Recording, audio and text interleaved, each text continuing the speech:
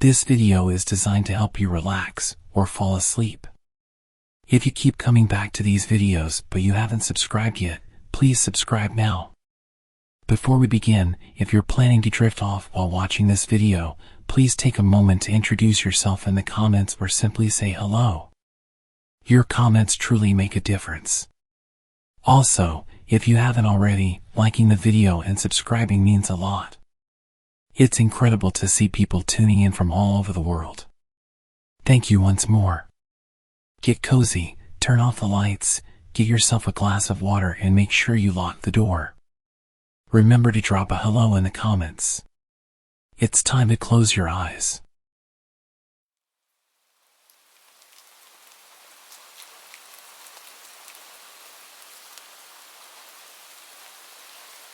This all happened just recently, in summer this year. I'd been living with my parents until I had a good enough job to move out. About 9 months ago, I was finally ready to leave the nest. The place I found wasn't the nicest neighborhood, but it wasn't too bad. Some of my neighbors actually came over to welcome me and gave me some food. There was one neighbor though, the guy who lived to the right of me, who wasn't exactly welcoming, but immediately comfortable with me like we'd known each other for a long time. He'd see me leaving for work in the morning and run out of his house to tell me random stories, like how the last neighbor used to always turn the bathroom light on at 3 a.m. and leave it on all night.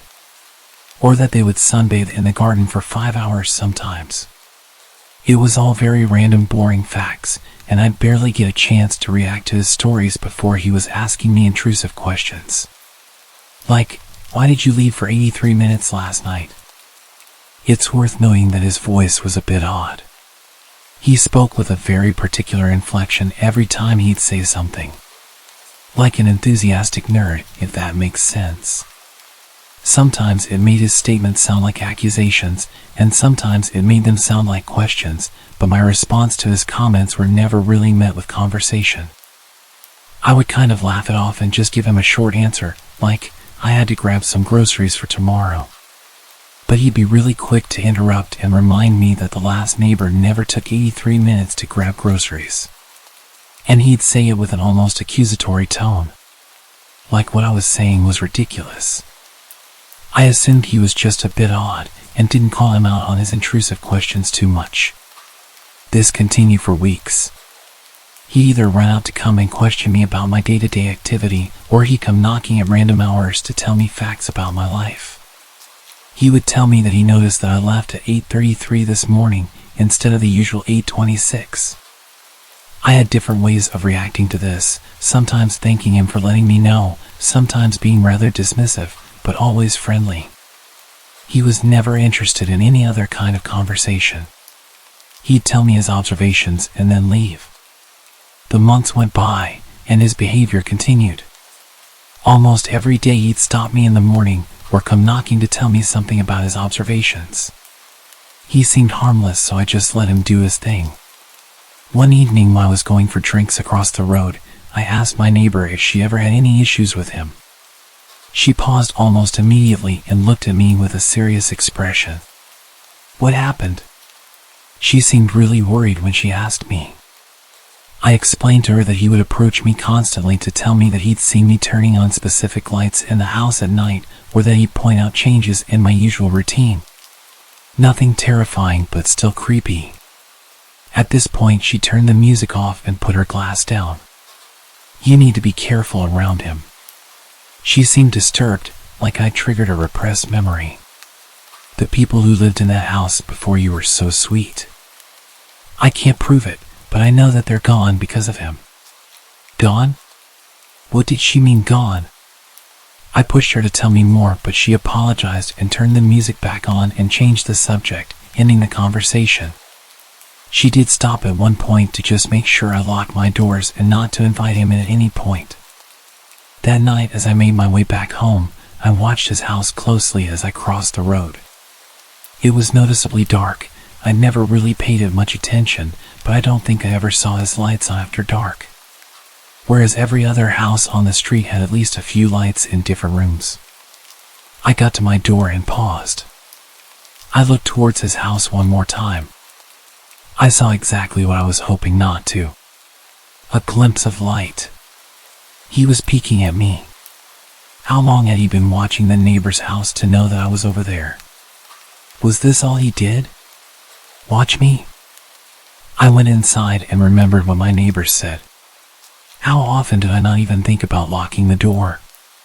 Honestly, I think most nights I wouldn't even check. I clicked the lock and made my way to the back door. I took the key from the side and made sure it was locked. I put the key back in its usual place and made my way upstairs. As I dressed down into my underwear and made my way under my covers, I reached over it and turned off the lamp. It had been a long night, so I started to drift off quite fast.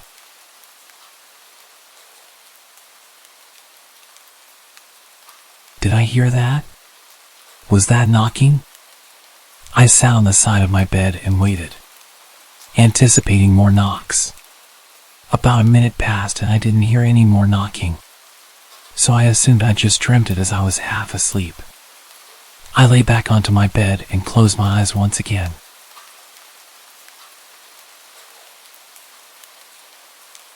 No, I definitely heard something. I was in a weird state of being half asleep and a little bit tipsy, so I threw the light on and made my way to the window. I couldn't see anything or anyone outside. The sound of me opening my window was loud enough for any visitor to hear. I called out into the darkness, asking if anyone was there. At this point, any normal person would step into view and show themselves, but nobody reacted. Nothing. I know that someone was knocking. I threw on my dressing gown and made my way downstairs. I went straight to the front door. It had shaded glass that let me see partially through it. There was clearly a figure standing in front of the door. I was freaking out, but I was also angry. I didn't even consider the danger. I started fumbling with the lock and threw the door open. You left your house for 157 minutes. What the hell? I snapped. This was the latest he ever visited. Everything about his behavior had really annoyed me. The fact that I called out of the window and he didn't respond and instead stood with his nose practically touching my front door. Why did you feel the need to tell me that? At this late in the night. I was falling asleep. You've been out very late. I know that. I'm an adult. I'm allowed to go out late. I realized I was reacting to his accusatory tone. Is that all? You wanted to tell me I'd been out late? He started to just walk away, back to his house. I yelled to him that I didn't want him to knock on my door again. He didn't react, just kept walking towards his house and went inside. I'd tolerated his weirdness for long enough. I convinced myself I wouldn't let him commentate my life schedule anymore, and that next time he talks to me I was going to tell him I don't care and just keep walking. I closed the door and went straight back to bed, still frustrated with how intrusive and weird he was. I closed my eyes and imagined what I would say to him the next time I saw him. I felt really tired and had no problems getting back to sleep.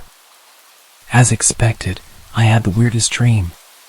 Whenever I had a few drinks, I'd always have such vivid dreams. I could hear that damn gentle knocking. I didn't jolt awake this time. I almost convinced my subconscious dream state to ignore the imaginary knocking. But I was fully aware of every creepy little thing that was happening. I started wondering if I'd locked the door. I knew I'd locked it earlier, but did I lock it after I opened it again to confront him? I couldn't remember. I hated how realistic my dreams were. Of all the scenarios I could think about, did I really have to imagine him breaking into my house and walking up my stairs? I feel like I'd never been so consciously aware during any of my dreams. I was dreaming that I was locked in place, sleeping on my side, with my back to the door. His breathing sounded so real. If it wasn't for the alcohol in my system, I would have definitely woken up. This was by far the creepiest dream I ever had. I dreamt that he was climbing into bed with me, wrapping his arm around my waist and playing with my hair.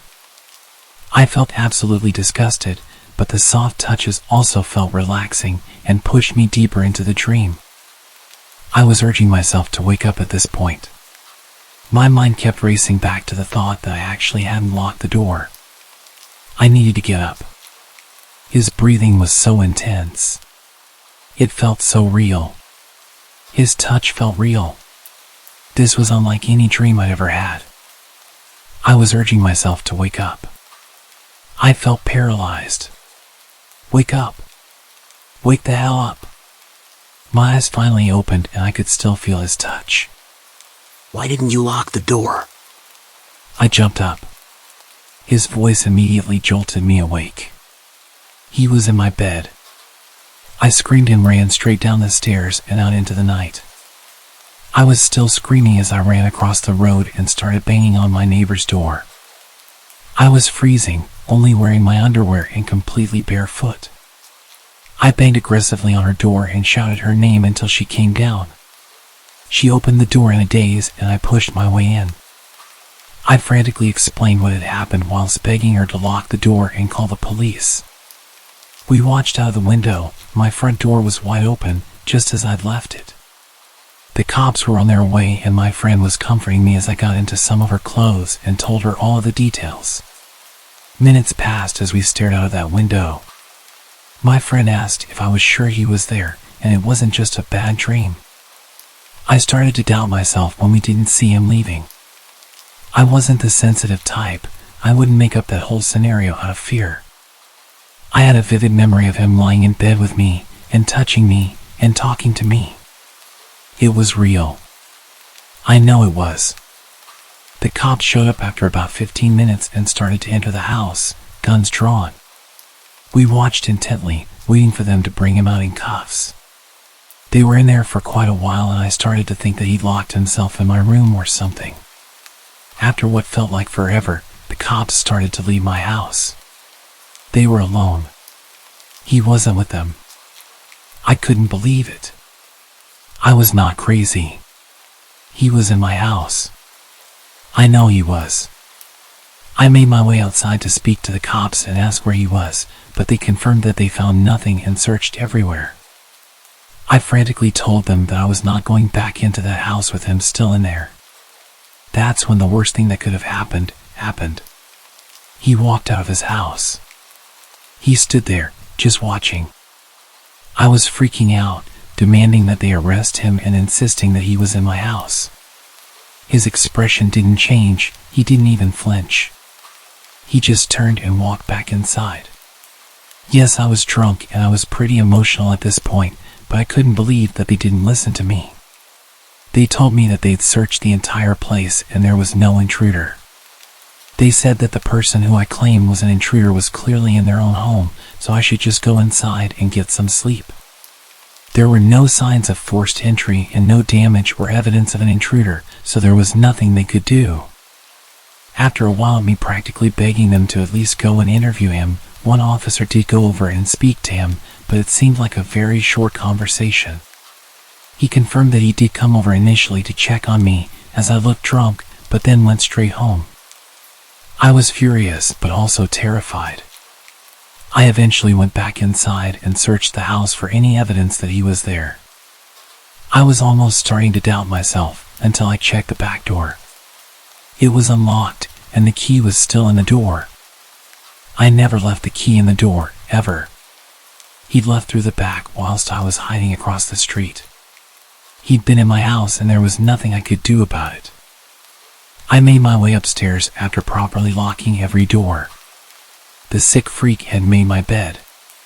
It was perfectly tidy and the covers and pillows were placed perfectly. He didn't even rush out after I woke up. He just tidied my bed and then left through the back door. I climbed in and tried to fall asleep, but there was an overwhelming musky smell. His unwashed body had tainted my covers and his odor lingered all over my room. It took me hours to replace all of my bedding and finally get to sleep.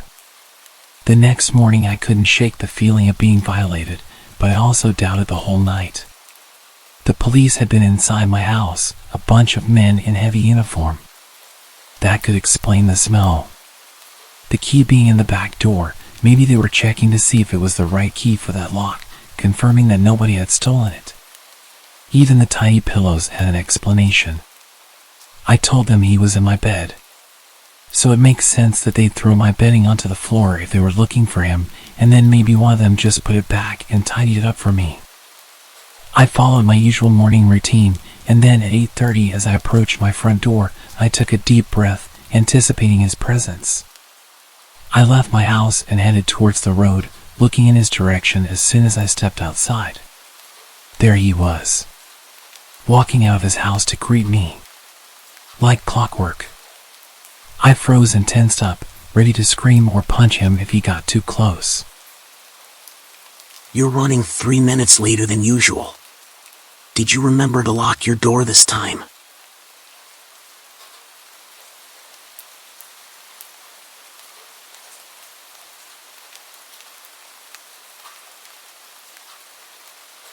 When I was 12, we had this neighbor. She was an elderly woman, but she was surprisingly active. We'd always see her around, carrying weeks' worth of groceries up the hill like it was no big deal. She was outside doing her gardening almost every day. She was a tough old lady. The unfortunate thing was that she was the opposite of friendly. If you said hello to her, she'd tell you to run into the road. She hated people and was a very bad neighbor. She would complain about every little thing and show up late at night to tell you that you're too loud and threaten to call the cops. Our family got into quite a few arguments with her. Whenever she would come over to complain, she would aggressively insult all of us. My parents got sick of this and just started insulting her back, telling her she was old and miserable and she would die alone. I didn't like it, but I figured it was just adults letting off some steam. I'm sure I even caught her smiling on her way back home after shouting with my parents. She had quite a reputation around town for being a witch. There were all sorts of rumors about her being hundreds of years old and having the stamina and strength of a 20-year-old man. They were not wrong about that. People would say that they'd seen her performing rituals through her window and that she kidnapped children and ate them. It was all silly stuff, but at the time I found it fun to believe. Anyway, the real scary part happened when I was home alone playing on my Nintendo. I could hear an odd sound outside my window, like an animal scratching at a door. I paused my game and went to check it out. I couldn't believe my eyes when I saw it. She was in our backyard, clawing at a window with a screwdriver, trying to get into the house. I opened the window and told her that I'd called the cops. She didn't hesitate to run back home. It was still so strange seeing this old woman running back at such speed. I actually did call the cops and told them what had happened. They told me they were on the way over and that I should go upstairs and lock myself in the bathroom. Within a few minutes I could smell something that made me panic. It was smoke. I immediately assumed she'd set the house on fire. I ran to open the bathroom window and that's when I realized what had happened. The smoke wasn't coming from my house. It was coming from next door. For whatever reason, her house had set on fire and she was still inside. Before the fire department could arrive, the whole place had gone up in flames. They announced that she died in that fire and we even went to her funeral. There weren't many people there. The last scary thing about all of this was that it only fueled the stories about her being a witch, and that after I caught her trying to kidnap me, she had to burn it all down and move elsewhere to conceal her identity. I don't know what to believe, but I do enjoy telling this story every Halloween.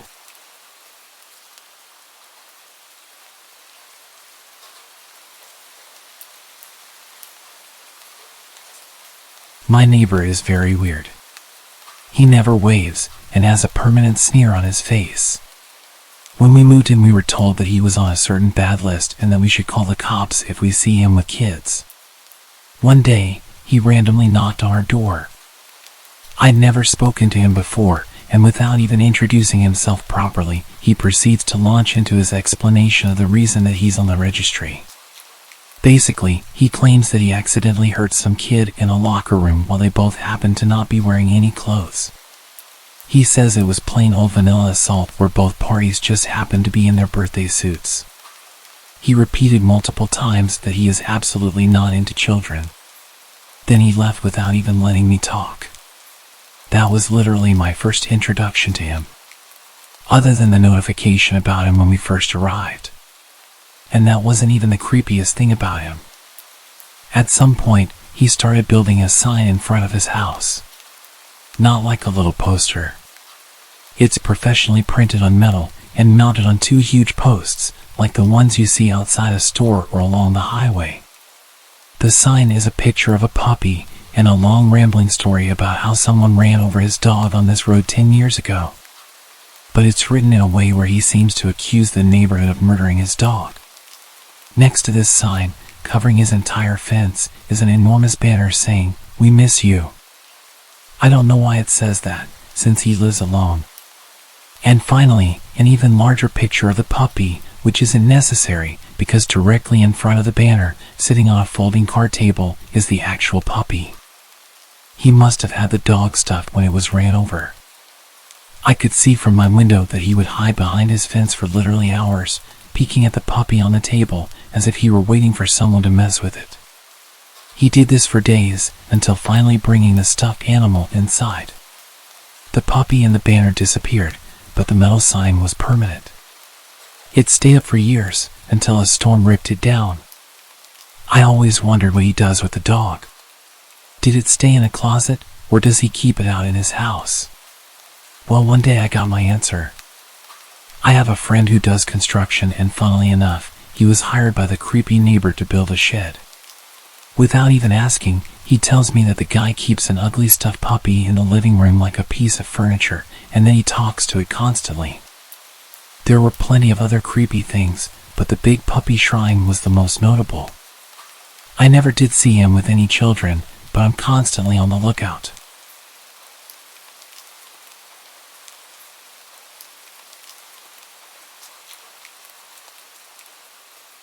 This happened about 20 years ago, and I don't think I will ever forget it.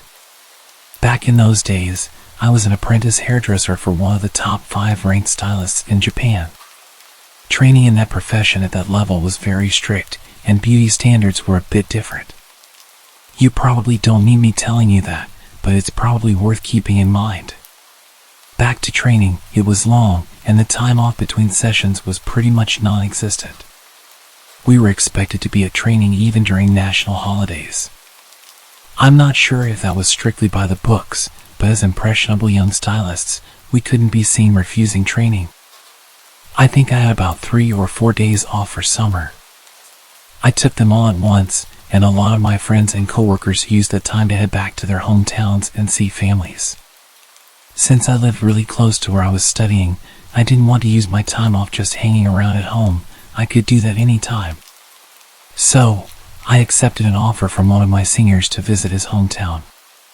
It was really late by the time I finished work, and we managed to get to my senior's hometown at around 2 a.m. The satellite navigation system told me that we were about 15 minutes away from arrival. The roads were dark and empty. We were the only ones on the road that late. He lived in the middle of nowhere, so that could have been a reason. I remember seeing empty fields on either side of the road. I kind of regretted coming already. I mean, what the hell were we going to do here? He should have probably mentioned that he lived in the rural countryside. I just watched the road and tried to stay awake. I should say that I was driving. I felt like driving since I didn't get to drive much. I might have changed my mind if I had known it was going to be that far to get to his family home. Then suddenly, something appeared out of the darkness in front of the car. A woman with no clothes came running down the opposite lane of the road towards us. I slammed on the brakes because I thought that I just witnessed the paranormal. She ran past us. I looked in the rearview mirror to see a woman between the ages of about 18 to 20 years old. She kept running, then she turned around and ran towards our car. I looked at my friend, and he had a look of disbelief on his face, and I guessed that I didn't have that much of a different look. I think the reality of the situation was we both didn't know what to do. I said to him, "Is that a ghost?" "I don't know. Shall we just keep going?" he replied. We slowly pulled away. I was very skeptical because I thought she looked so real. I made sure I kept to a low speed, and I kept checking the mirrors. The woman got closer, and I stopped the car and said to him, "That's not a ghost. Come on, we have to stop and see if she's okay." He agreed and said he would call out to her. It was so creepy to see someone running around in the middle of nowhere, even creepier if you haven't been to that place before. She kept on running past our car, so I tried to match her speed as my friend rolled down the window and tried to speak to her. "Hey, you shouldn't be running around on the roads like that, this late at night. Maybe you should head home," he said something like that. It wasn't very well put together or that sympathetic, I remember that much. She didn't even turn to face the car, she just said, "Hey, don't worry, I'm fine." It feels so good. I could see her a little closer now and guessed her age to be around 18 or 19 years old. Why are you like this? Have you been kidnapped? Has someone done something to you? It's really dangerous to be out here with no clothes and alone. We have to get you home, I said to her. She stopped running and looked down at the floor as if in thought, and then replied, "I ran away from home. I don't even know where home is." I noticed at that point that she was actually wearing socks and shoes, so at least her feet weren't too bad. She stood there with her hands behind her back, looking completely lost and confused. It was very odd. I couldn't leave her out here. I told my friend in a hushed voice that we had to help her, and he sighed but then nodded. We decided to take her to the nearest police station. I had a dress that belonged to one of my female colleagues at work in the back of my car. Long story short, I told the woman to throw it on, and she reluctantly agreed. Once she was dressed and in the back seat, I turned to her and said, "Right, if you can't remember where home is, I can take you to the police, and we can figure it out from there, okay?" To that, she responded with something outrageous. "I hate the police. They're always on my dad's side. Please, can you just take me to a hotel? Hotels are safer than police for sure. You can stay there with me.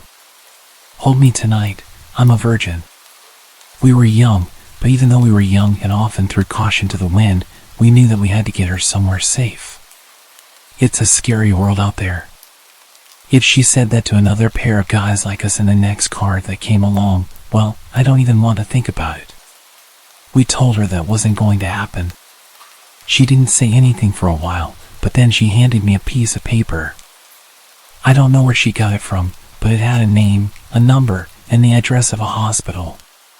My friend saw the address and said, "Oh, I know that place." It was a psychiatric hospital. We called the number, and a voice that said it was the security department answered. I explained to the security guard what happened, and after we hung up, we got a call from the woman's mother.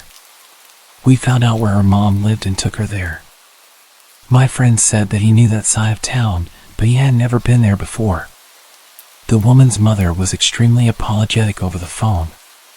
My friend spoke to her, and he said that he could tell that she was definitely genuine and sorry for the inconvenience. I felt sorry for her. It wasn't her fault. When we got to the house, we heard more about the situation from her mother. The woman we found out in the middle of nowhere had only just turned 18. She had been assaulted by her biological father when she was 16. A few days after he did what he did, she stabbed him in the neck with a box cutter knife. She was admitted to a mental asylum because of this attack. No one seems to know how she keeps getting out, but the mother said to us that this was the third time she'd successfully broken free. What a sensational story, I remember thinking. We drove the mother and daughter to the hospital at the mother's request. I could see how mentally tired she was by all of what had been going on. She was so polite and grateful. She really impressed me. I mean, with all that happened, she seemed to be incredibly in control of her own emotions. The girl didn't seem to say much. She seemed to like the dress we gave her. The mother apologized for not washing it before returning it, and we both agreed that no apology was necessary. Obviously, she got dressed into clothes of her own. She disappeared upstairs to change, and then she came back, and we took off. She didn't say much when we were driving. She was taking being returned to the asylum a lot better than expected. I thought that she would be going kicking and screaming. Her mother spoke with her in the back as we drove. She said, "You didn't get injured or anything when you were out, did you?" "No, I'm fine," the daughter responded. "Oh, that's great. I'm relieved," the mother told her. We left them at the hospital and told them that we couldn't stay because we were already really late getting to my friend's parents' home. My friend's parents were really worried by the time we got there. I think that we both wanted to tell them everything about the situation, but we were too tired to go through it all again. At that point, I just wanted to go to sleep. I stayed with him and his family for 3 days. It was actually a really great time and just what I needed, a break from studies in the city. It was certainly going to be a trip I would never forget. We said our goodbyes to the family, and his little sister asked us for a ride to the station. I said that it wouldn't be a problem. Just before we dropped her off at the station, she said something that scared the hell out of me. "Hey big bro, why does your friend have a box cutter stabbed in the back seat?"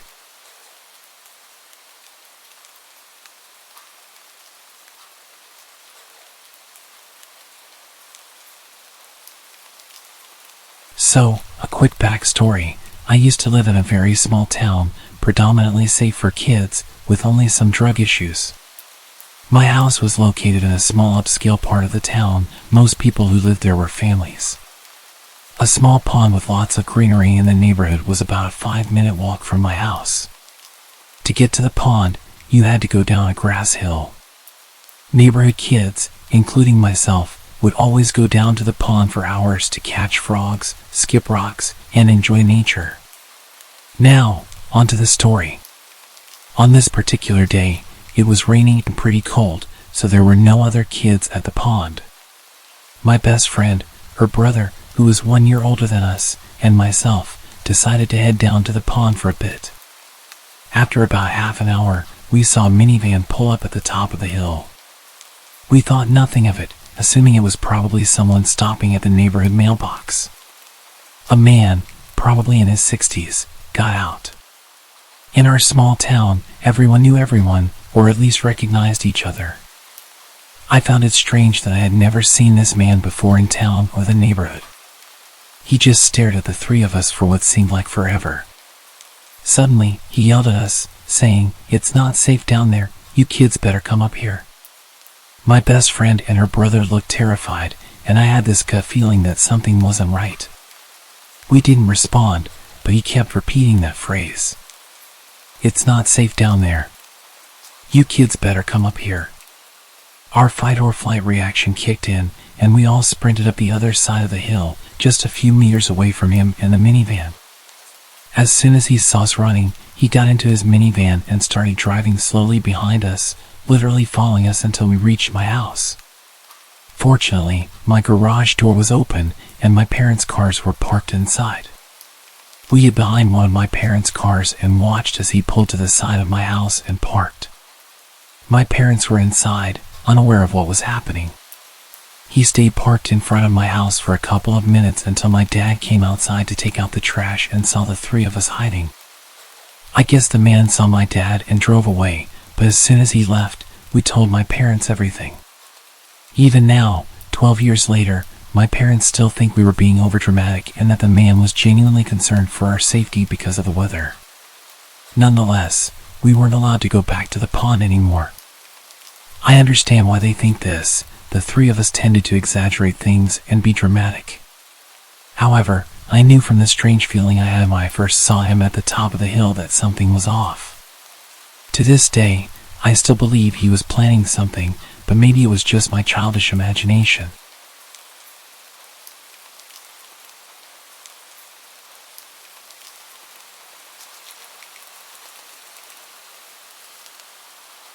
I used to work in a hole-in-the-wall gas station in the sticks of North Carolina. I was freshly 18, had a new car, a rundown Chevy, but it got me from point A to point B, and was newly promoted to assistant manager, so I was working many late nights by myself. Truthfully, I loved working alone. My boss was super laid back, and his philosophy was, as long as the work gets done, do whatever you please. We even had a shotgun behind the counter, which he taught me to shoot on my first day there. So even though I would be there late, I always felt safe. On this particular night, it was extremely dead, so with my boss's permission, I closed the store early and hopped in my car. It was probably 11:30 to 12 a.m. at this point. Other than being able to get out of work early, this was my usual routine. Nothing seemed out of the ordinary. I texted my roommate to let her know I was getting home early. We always looked out for each other like that, lit up a cigarette, and then started on my way home. For those of you who don't know North Carolina very well, I'm going to provide a little bit of detail regarding the terrain. From where I worked at the gas station to where I lived, I had to drive down the back roads. These roads consisted of very dense woods on both sides. Sometimes, the woods would seem so thick that you really couldn't tell where you were, especially at night. This could be intimidating to those who don't know the area, but honestly, I was more worried about deer jumping out in front of me, which was a common occurrence in this area. I'm driving down the road, blaring Nirvana, my favorite band at the time, and just being a typical 18-year-old grunge kid who had newly discovered the freedom of being an adult and getting off work. When all of a sudden, I see something in the middle of the road, probably 75 to 100 feet ahead. At first, I thought it was a deer, but it looked too small. So I started to gradually slow down, ultimately coming to a stop. I have to wear glasses when I drive. I mainly need them at night, but my eyesight isn't terrible enough for me to make it a habit. I grabbed my glasses and put them on. Now being able to see much more clearly, I almost shat myself at what I saw. It was a woman. An older woman, wearing what looked like a nightgown of some kind. Her hair was in disarray, she had her hands behind her back, and she was just standing there, in the middle of the road, just staring at me in my car. Let me remind you, we are practically in the middle of nowhere. There are trees as far as my headlights can shine, and it's midnight. I'm naturally paranoid, so all sorts of questions were running through my head. Who is this woman? Where did she come from? It's midnight. Are my doors locked? Why is she out here at midnight? Should I honk my horn at her? Should I call the police? What if she has Alzheimer's and doesn't know where she is? Or what if she's an escape patient? Even though the closest mental facility was 3 to 4 cities away, I didn't exclude that possibility. I thought about calling the cops, but I got my phone and of course, there was no cell service. This encounter went on for a while, just sitting in the middle of the road, mentally questioning what was happening. It's now way past midnight, she's still standing there, just staring at me with this zoned-out look, hands behind her back as if she's observing me. I'm starting to get tired of this, considering that I had to be up early for work the next morning. So I honked my horn at her. I didn't expect what happened next. This woman's face turns from being spaced out to complete rage. And she raised her arms up. It looked like she was holding something in her hand. She lets out this horrid animalistic scream and charges at my car. As she ran closer, I realized she was holding something sharp. It looked like a kitchen knife or a piece of jagged glass. During this moment of horror, I had a brief flashback to my stepdad giving me advice when I first got my license. If an animal ever runs out in front of you, turn it into a speed bump. I love animals, so I couldn't bear to hear that. But this time, I was taking my stepdad's advice. I was going to turn this psycho into a speed bump. Serve the Servants, by Nirvana, started playing on the radio. I mention this because the song has much to do with the aura of the moment. As if it was in sync with this instance in time, the intensity of the song enabled me to let out the most intimidating primal scream that I could. Loud enough for her to hear it. The window was open because I had been smoking, and I hit the gas. She was running towards my car like she was going to jump on my hood. I guess she realized I had the utmost intent to hit her, in which at this point, the woman zigzags away from my car and runs off into the woods. Still in fight mode, I didn't question where this woman went. I was just glad that she was gone, so I accelerated on the gas and sped the entire way home. I got home at almost 1:30 a.m. My roommate was still awake, waiting up for me the entire time. She was extremely worried because it was way past the time I said I was going to be home. She had been texting and calling me. When I pulled up to her house, I got all of her texts and missed calls at once, so I started to explain to her what happened. My body went from fight mode to panic as I was recounting everything that happened. My roommate's mother was a 911 operator who also happened to be working that night. So she decided to text her mom to see if there were any silver alerts in the area. Immediately, her mom texted back and said there wasn't. That alone gave me goosebumps to the core of my being. There was no explanation as to where this lady came from.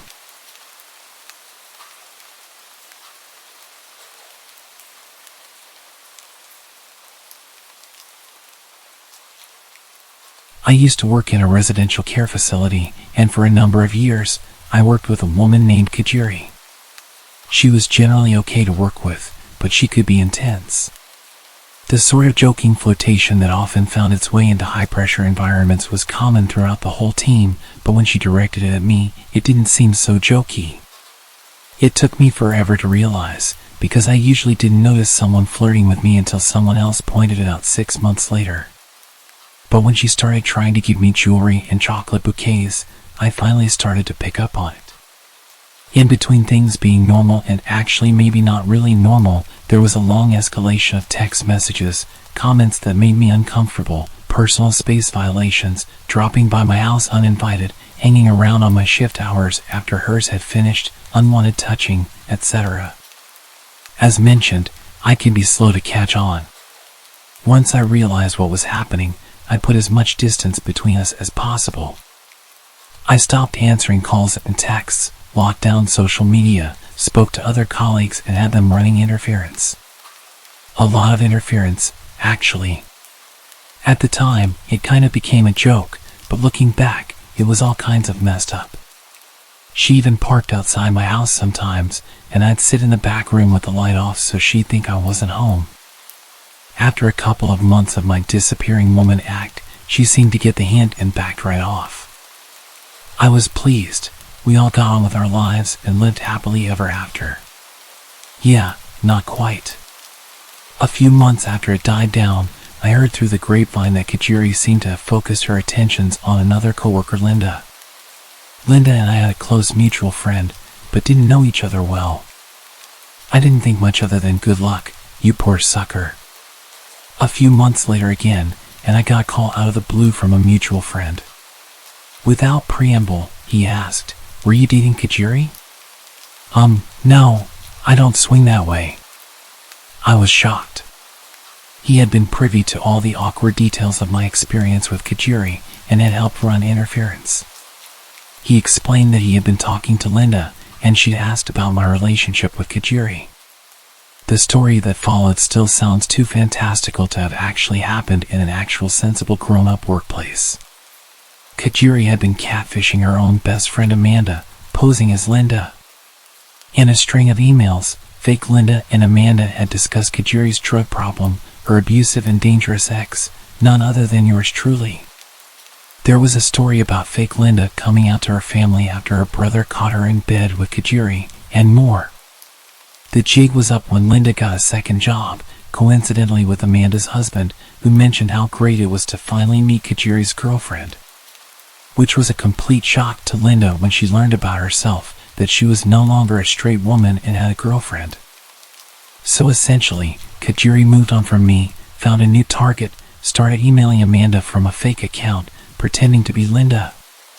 She told all these stories about being with Kajiri, about how I was an abusive ex, and how Linda was caught by her family being with a woman and all the drama that it caused.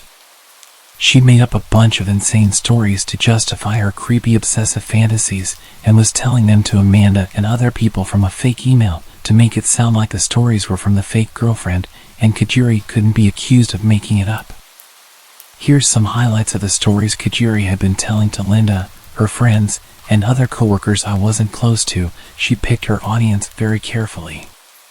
That Linda and I had physically fought at work over Kajiri. That I had an orgy in the staff office on a night shift with Kajiri and 2 male coworkers.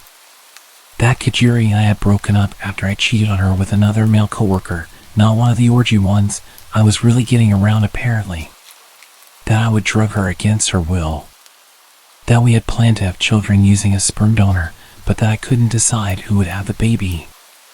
This woman had been living out a full-on soap opera and using her coworkers and friends as characters.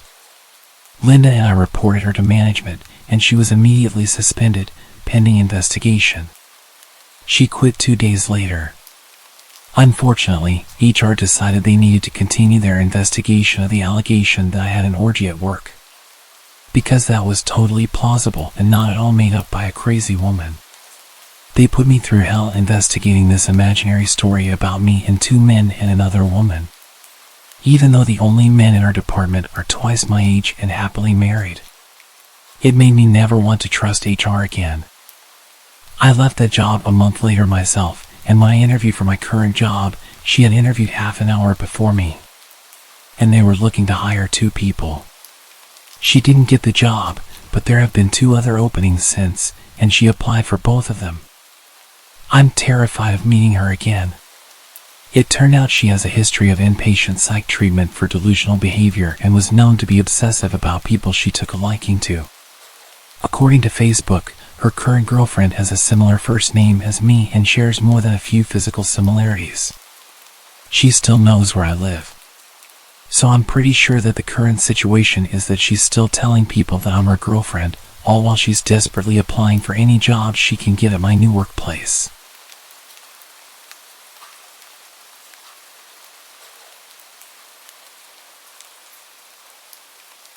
Okay, so I wasn't conventionally, nor classically pretty. I was the duff in any friend group I found myself in. I never worried about being hit on, disrespected, or kidnapped. Safety concerns were never an issue for me when going out because I was never the one anyone wanted to get to know or be around. I was just too plain. It was always me who had to look out for my friends, male and female alike. I used to go to a local bar almost daily. I didn't drink alcohol there. I just ordered a regular Coke and waited for my ride home. It was my usual hangout spot after work, so I sat, chilled, and minded my own business. A few weeks ago, I had just finished work and was sitting at my regular spot, sipping my drink while working on a new pendant I was making. I had started wire wrapping crystals into jewelry.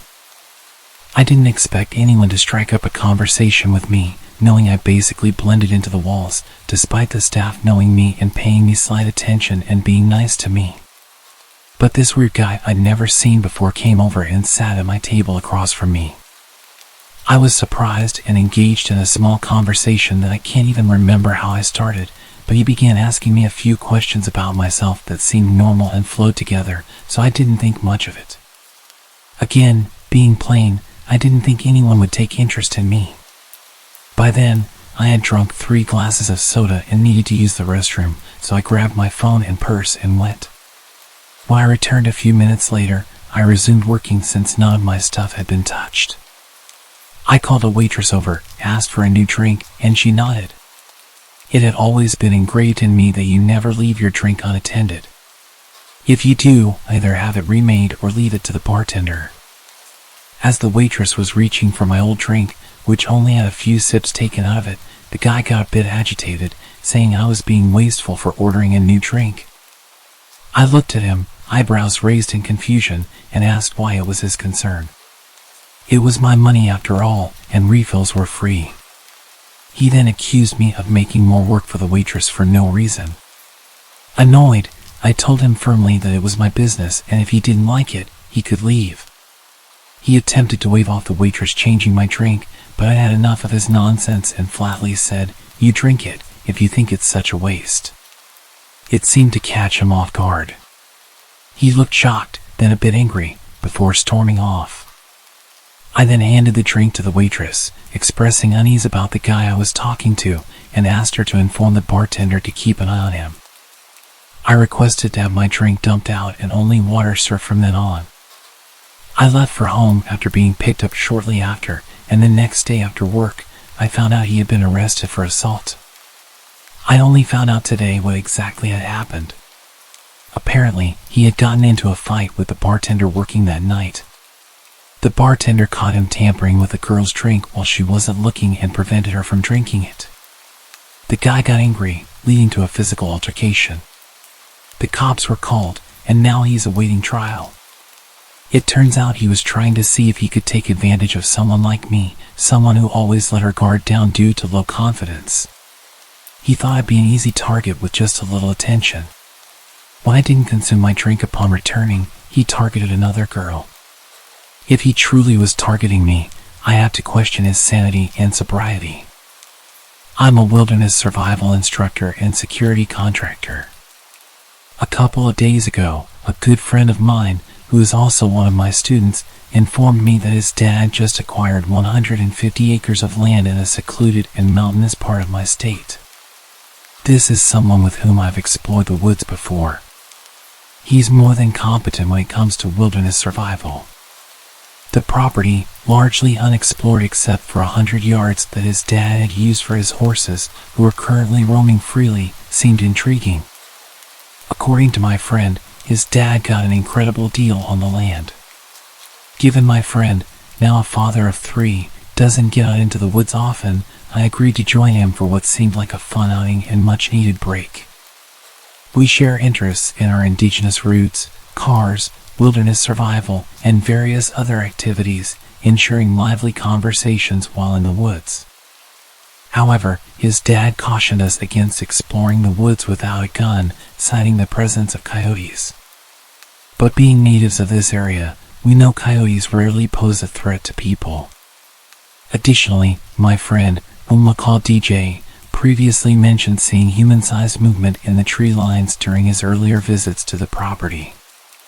Yet, due to his poor eyesight, he couldn't confirm what he had seen. For our exploration, I brought along my AR and a small flint napping kit, mainly for amusement. And off we went onto the property. Initially, we hiked across fields and creeks, multiple natural springs, and ponds, everything appearing normal and showcasing a beautiful landscape. But as we ventured into the unexplored forested section, the atmosphere changed dramatically. The forest exuded an eerie ambience reminiscent of the woods in the movie The Ritual. Gray and ominously quiet, except for the occasional creaking of the tall cedar trees. It felt like we were being observed from every angle. The air carried a putrid stench, akin to rotting flesh. Intrigued, we followed the smell and stumbled upon the remains of 3 to 4 cows. I took a video of them to show them to anyone who might know what could have done this. Examining the exposed skulls revealed no evidence of bullet wounds. Something had killed them, scattering their bones over a 30-yard area. Large and vague footprints surrounded the remains. Pressing deeper into the woods, accompanied only by silence, the smell of death, and the sound of our own heartbeats, we noticed various tracks along the stream. There were large coyote prints and something else, also large, intentionally avoiding the sand. Continuing, we encountered trees bent over and pinned behind others while still alive. An occurrence impossible in nature. Further along, we discovered what resembled a primitive tool made of bone, possibly a scooping tool or knife. It disturbed us because although rudimentary, it appeared more primitive than anything a human would make, yet clearly shaped intentionally. Our hike led us to a clearing with a pond encircled by large circular tracks. On the opposite side of the pond stood a peculiar little tree structure, an A-frame with rocks propped against it. However, it lacked stability, and the arrangement of rocks seemed oddly deliberate. Notably, there were no signs of campfires or camping debris nearby. This wasn't a location easily accessible from a house. I extensively photographed and filmed this strange hut-like structure. As dusk approached, we decided it was time to head back. I had a flashlight attached to my AR, but relying on that in the dark, when there's something out there capable of killing cows and making tools out of their bones, didn't seem wise. We retraced our steps out of the forest, reaching our trucks just before it became too dark. While leaving, We noticed an unidentified figure atop one of the hills, but chose not to investigate further. It's worth mentioning that the previous owner commenced construction on the property, abruptly stopped, and vacated the premises. We're planning on going back there again this weekend, but this time with a few more people and all of our camping gear.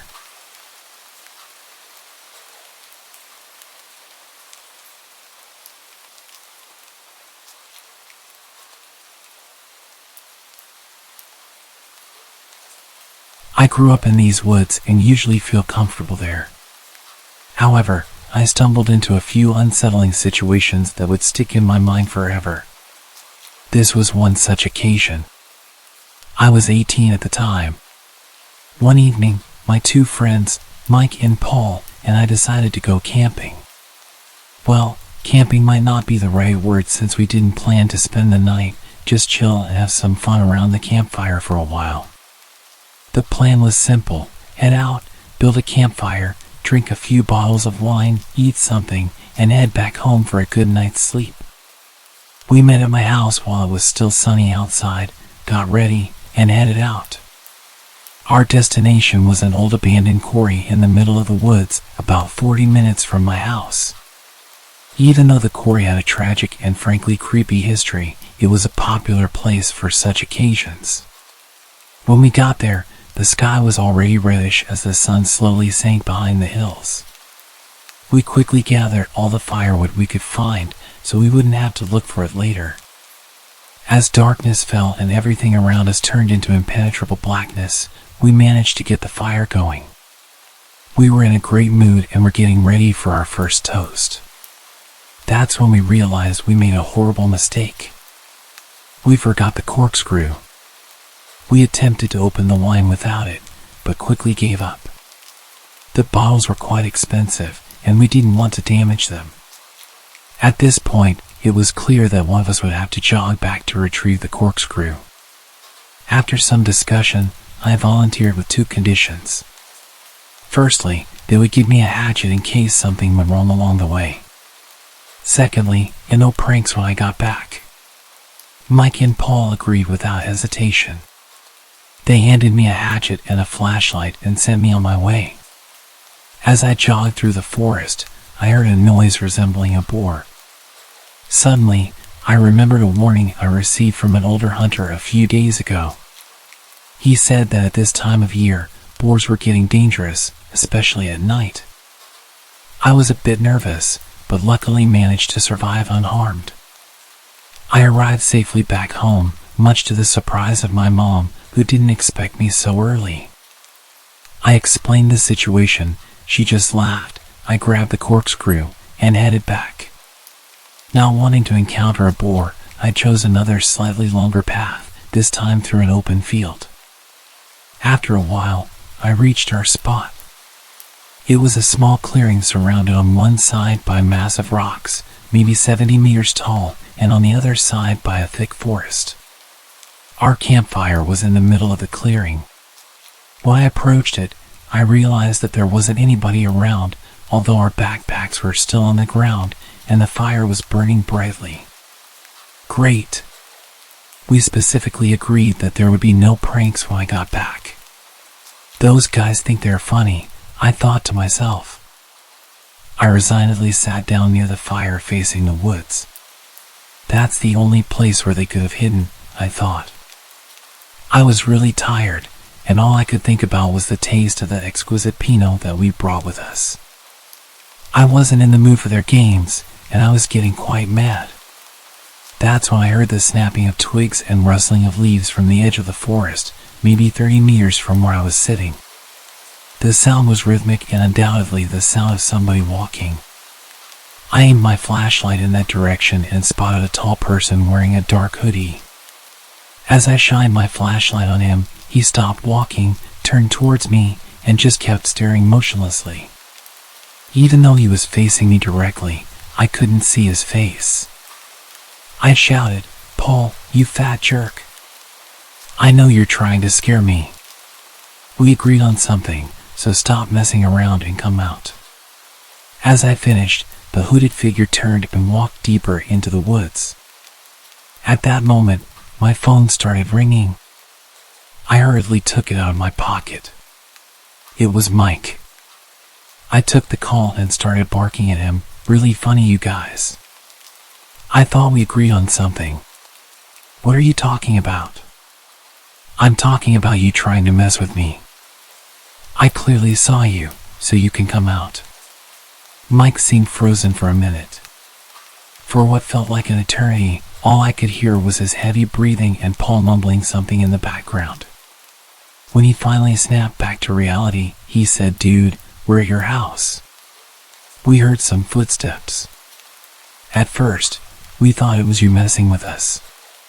But then we got scared and decided to look for you. I forgot my phone at your house, so we couldn't even call you. Just get out of there, and we'll come back for our stuff together. Nonsense. That's just another of your stupid pranks, and I'm not buying it. Hold on a second. There was some incoherent mumbling for a while. Hey, what's going on? My mom's voice suddenly came from the phone. My head spun, and my heart skipped a beat as I realized they weren't kidding. Suddenly, a wave of fear ran through my body. However, I managed to convince my mom that everything was fine and that she shouldn't worry. She gave the phone back to Mike. Just leave everything and come back. We're heading over right now. We'll meet you halfway there. I'm not going anywhere alone again. You better get here quick. I'm waiting for you. I hung up. I didn't want to make any more noise than I already did. I quickly turned off my flashlight and backed off from the light of the fire.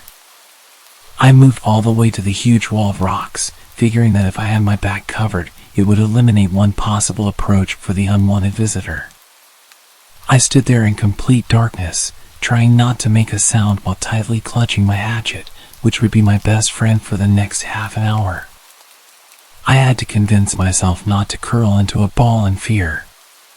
Even my own body started to betray me as my hearing worsened due to my wildly beating heart. I tried to calm myself, but in the worst-case scenario, every bit of adrenaline would help. After what seemed like an eternity, I spotted 2 weak light beams coming from the forest. I heard Paul shout my name. I'd never been so relieved. I finally ran out of my hiding spot to greet my friends. For quite some time, we just stood there, laughing from relief. We even got a bit cocky and considered staying. After all, there was just one, supposedly, creep lurking between the trees, and there were 3 of us. Funny. Minutes earlier, I was terrified, and suddenly I was full of tough bravado, thinking, what could possibly happen? In the end, good judgment prevailed, and we decided to leave. We packed our things, extinguished the fire, and left. We took our wine bottles to enjoy somewhere else. Somewhere well-lit and safe.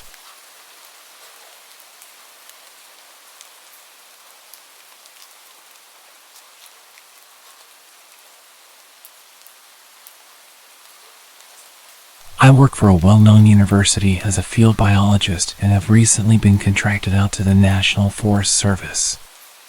My first assignment has been in the Potomac district of the Monongahela National Forest. Basically, I receive GPS coordinates and I either drive or hike to the designated spot and do what they want. This could be setting up trail cameras or counters, monitoring equipment, trail surveys and the like, and then recording the data 24 hours after placement. No big deal. I thought it odd that they specifically requested I place the cameras only 3 feet off the ground and some of the infrared cameras in the trees at specified heights. Some of these locations are on designated trails, but some are way off the trail in places that humans would never go. Sometimes, there isn't a hotel or lodging close enough. These are the remote mountains in West Virginia, and the Forest Service has outfitted me in some pretty dank camping gear on the occasions I might have to camp. I am an experienced hiker and camper and have spent many nights alone out in the field due to my career choice. I am a woman, about 5 feet 6 inches and 130 pounds, but not really afraid of anything. Again, the Forest Service has outfitted me well, and I wear an emergency beacon that will send every law enforcement officer in the area to my location in no time. So I have been assigned to this district for a few months now and have really enjoyed my work. West Virginia is very remote and unspoiled, and that's why I enjoy my work. I get to see things most people would never see in their lives, and I have had so many positive and almost spiritual moments up until a few nights ago. I was working up near Spruce Knob, which is the highest point in West Virginia. It's essentially a complex system of trails, wilderness areas, camping, that kind of thing. It has also been snowing with howling winds and ice storms. I was camping up there to complete my work, and while the conditions were rough, I was almost enjoying it. My first night in the woods was pretty peaceful. I made dinner, set up camp, and drank some whiskey and smoked some really good bud. I snuggled down in my sleeping bag and slept like a rock. It was very cold, but I wore this turtle fur face mask thing and didn't feel the cold too much. I woke up at dawn and went about building my fire back up, and I was starting some coffee when I noticed all this churned up snow around my campsite. Not tracks, just churned up snow like someone or something had kicked it all around. Weird, but whatever. I had a 15-mile hike to set some cameras and didn't have time to really wonder about it. I set off on my hike, did what I had to do, and started back to camp.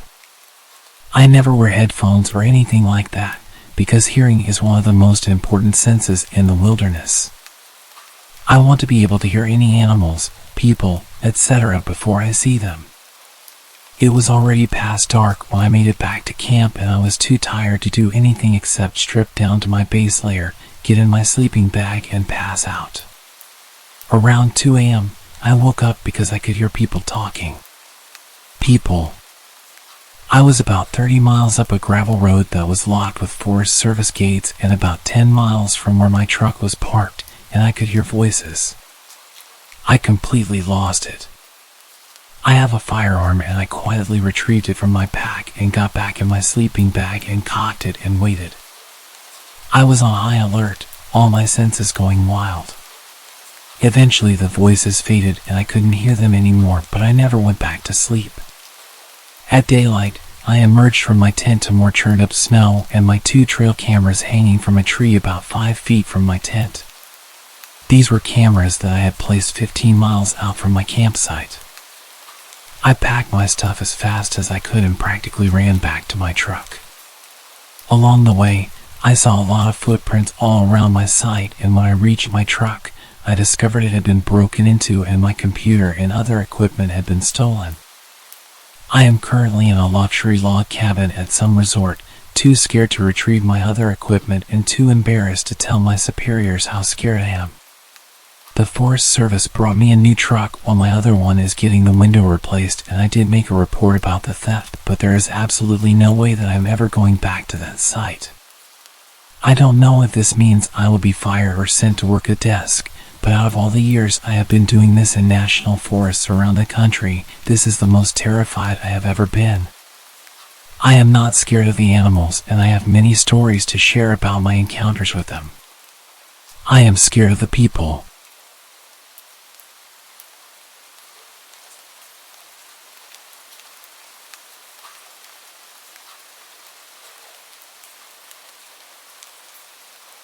I've held this story in for the last 6 years because it sounds crazy, and I got told not to talk about it. I went camping 6 years ago with a now ex-boyfriend. The campsite we picked was beautiful. We were able to drive in through some rough trails. The spot we picked was next to some hiking trails that weren't very far from some natural hot springs and a huge waterfall. We were in the middle of nowhere, absolutely no one was around. We set up camp next to the car, went hiking, soaked in the hot springs, came back, and had dinner. It was all very normal. Until we woke up the next day. I need to give some context as to how we slept that night so you can understand my confusion. Before we went to sleep, I put our food cooler in a stereo that we brought in the car and locked it. I put the keys in the front pocket of my backpack and placed the backpack next to my sleeping bag on the far side of the tent, away from the door of the tent. My boyfriend at the time slept nearest the door of the tent with a gun next to him. When we woke up the next morning, I felt fine. I had slept hard, and from inside the tent, everything seemed normal. When we got out, our campsite was absolute chaos. The fire pit we had made was ruined. The cooler had been thrown, and food was scattered all over the place. The stereo was smashed to pieces, lying next to a tree. All of the car doors were open, including the trunk. We stood there for a minute in silence, just taking everything in. The woods felt strange. It was quiet and not the beautiful campsite that I saw yesterday. Everything about those woods felt wrong. My ex accused me of not locking the car and said that an animal got into our stuff. I promised that I had locked it and went into the tent to grab the keys from my backpack, but they weren't there. I found them later on the ground right next to the car. We quickly threw everything in the trunk and left. My boyfriend was quiet and wouldn't talk to me about what had just happened. He finally spoke up when we were almost home and told me that he had a dream about something kneeling over him in the tent, holding his gun, and just staring at him. When I tried to ask him more questions, he got quiet again and said he didn't want to talk about it and that I shouldn't talk about it anymore either. I've tried to forget about it, but I just can't. Something really wrong happened to us in the woods that night.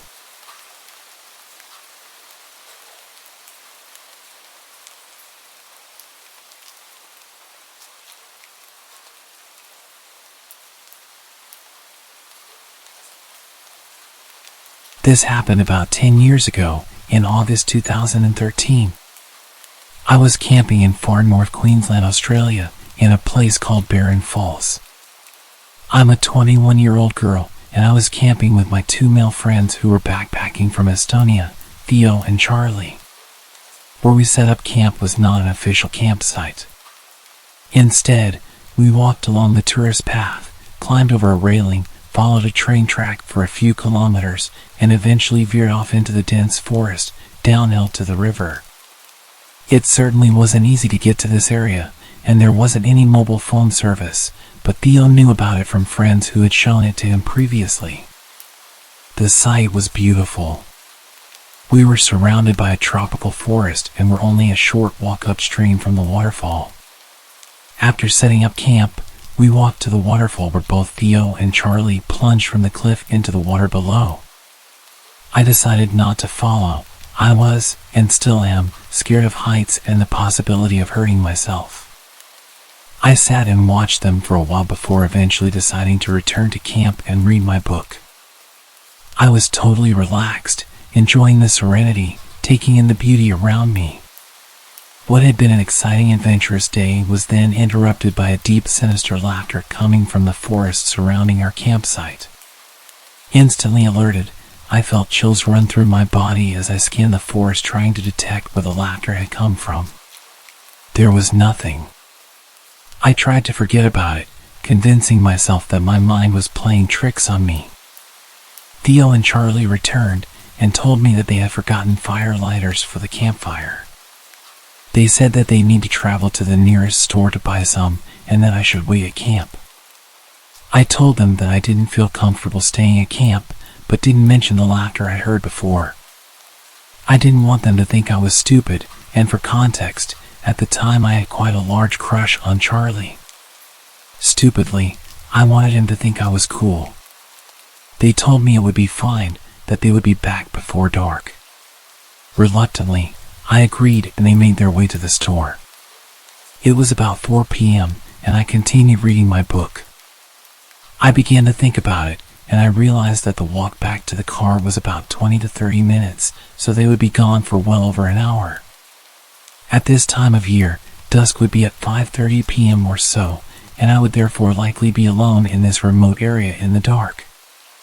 I distracted myself with my book, but as dusk began to settle, I struggled to read the pages, and fear began to set in. After about an hour, I started to hear footsteps in the forest.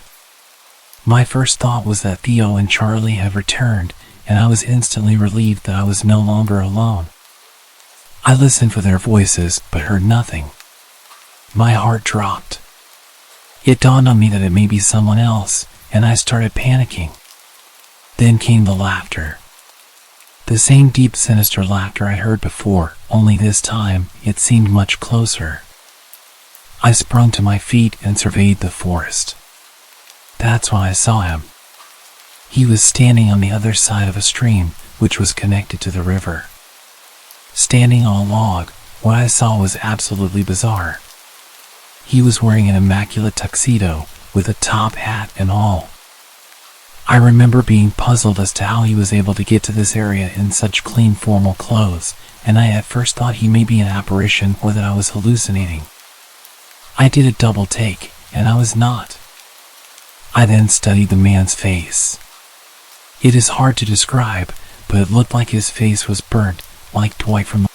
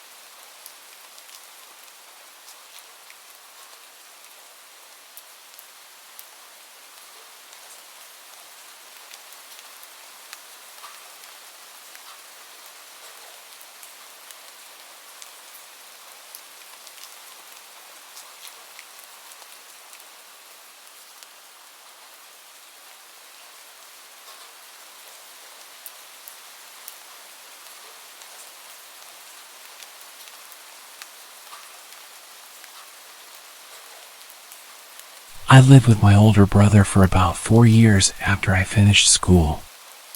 We shared rent on an apartment together since neither of us could afford anything on our own. But during the 4th year, my brother started making better money, and he planned to move out once the lease came to an end. I wasn't making a lot, so I knew I couldn't afford to pay for the apartment alone. I looked around online for a roommate for a few months, but decided to move out as well and find a cheaper place. I searched until the last month of our lease at the apartment. My brother had basically moved everything out already, and there was a lot of pressure on me to find somewhere quick. But with my extremely low budget, it was hard. Eventually, I stumbled across a listing posted by a homeowner renting out a room in their house. The man's name was Evan. I sent him a text to let him know I was interested, then kept searching. He responded within a few minutes. We scheduled a time to call later in the day, and when we did, he explained all the details. He said he lived alone in the house and was renting out his spare bedroom, but I'd be able to use all the other rooms in the house. It sounded great to me, so I agreed to it. A couple of weeks later, I packed everything in a U-Haul and drove down to the house. Between this time, we'd been texting and calling, and he sent me a bunch of pictures, but I hadn't had the chance to view it in person yet. I got there around noon, parking in the driveway. The house was definitely small, but it looked nice from the outside. Evan was standing in the garage, waving me over. He gave me a quick tour, then helped me unload all of my stuff into my room. Evan seemed like a regular man in his mid-30s, which was almost 10 years older than myself, but I didn't really mind.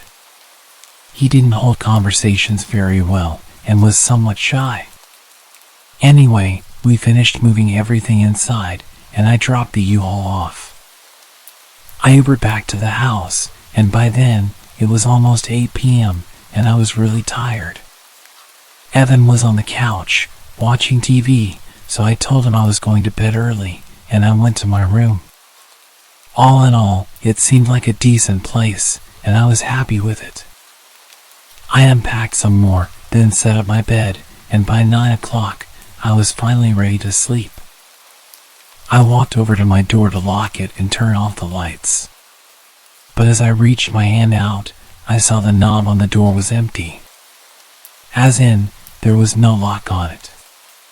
Confused, I opened the door. The lock was on the outside of the door. I stepped into the living room and asked Evan why the bedroom door locked from the outside. He looked confused and said he never noticed that, but he would switch it around tomorrow. I shrugged and said okay, then went back to my room. I was tired and not too worried about it, but it was definitely an odd find. I got in bed and fell asleep. In the middle of the night, I woke up.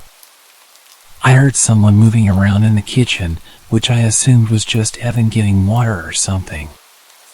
I closed my eyes again. A minute later, I heard him walking back down the hallway, but as he was passing my room, he stopped. I opened my eyes and looked at the door. He was standing out there quietly for maybe 15 seconds before I heard a click. He locked my door. My stomach dropped, and I felt my face go cold as Evan walked down to his room. As soon as I heard his bedroom door shut, I got up quietly and went over to the door. I tried the handle, and it wouldn't budge. I stood in shock for a few seconds, coming to the reality that this man I just met has now locked me in a room. My fear started to turn into anger, and I called out for Evan, telling him to open the door. It only took a second before I heard Evan run out of his room and over to my door. I heard him place his hand on the door, but he paused for a few seconds before he unlocked it. I swung the door open right away. What the hell was that? I confronted him. Evan was stumbling over his words, saying he just wanted to make sure he was safe because he didn't know me well enough. I understood that concern, but locking someone in a room was not a smart way to go about it. I told him that I was going to pack up and leave in the morning. I stayed up all night on the couch in the living room, waiting for the U-Haul store to open at 9 o'clock. I looked into the hallway, seeing Evan's bedroom door was still closed, hopefully meaning he was still asleep. Then I drove straight there and drove the U-Haul back to the house. When I went inside, Evan's bedroom door was open. "Evan?" I called out. I walked over to his room and peeked my head inside. His room was empty. I moved my eyes around the room in disbelief, seeing as things were only getting weirder. I backed out and got straight to moving my stuff. I powered through 2 hours of moving boxes and taking apart my bed. I only had 2 boxes left, and I ran inside and picked up another, then rushed to the front door until Evan appeared in the doorway. "Move," I said.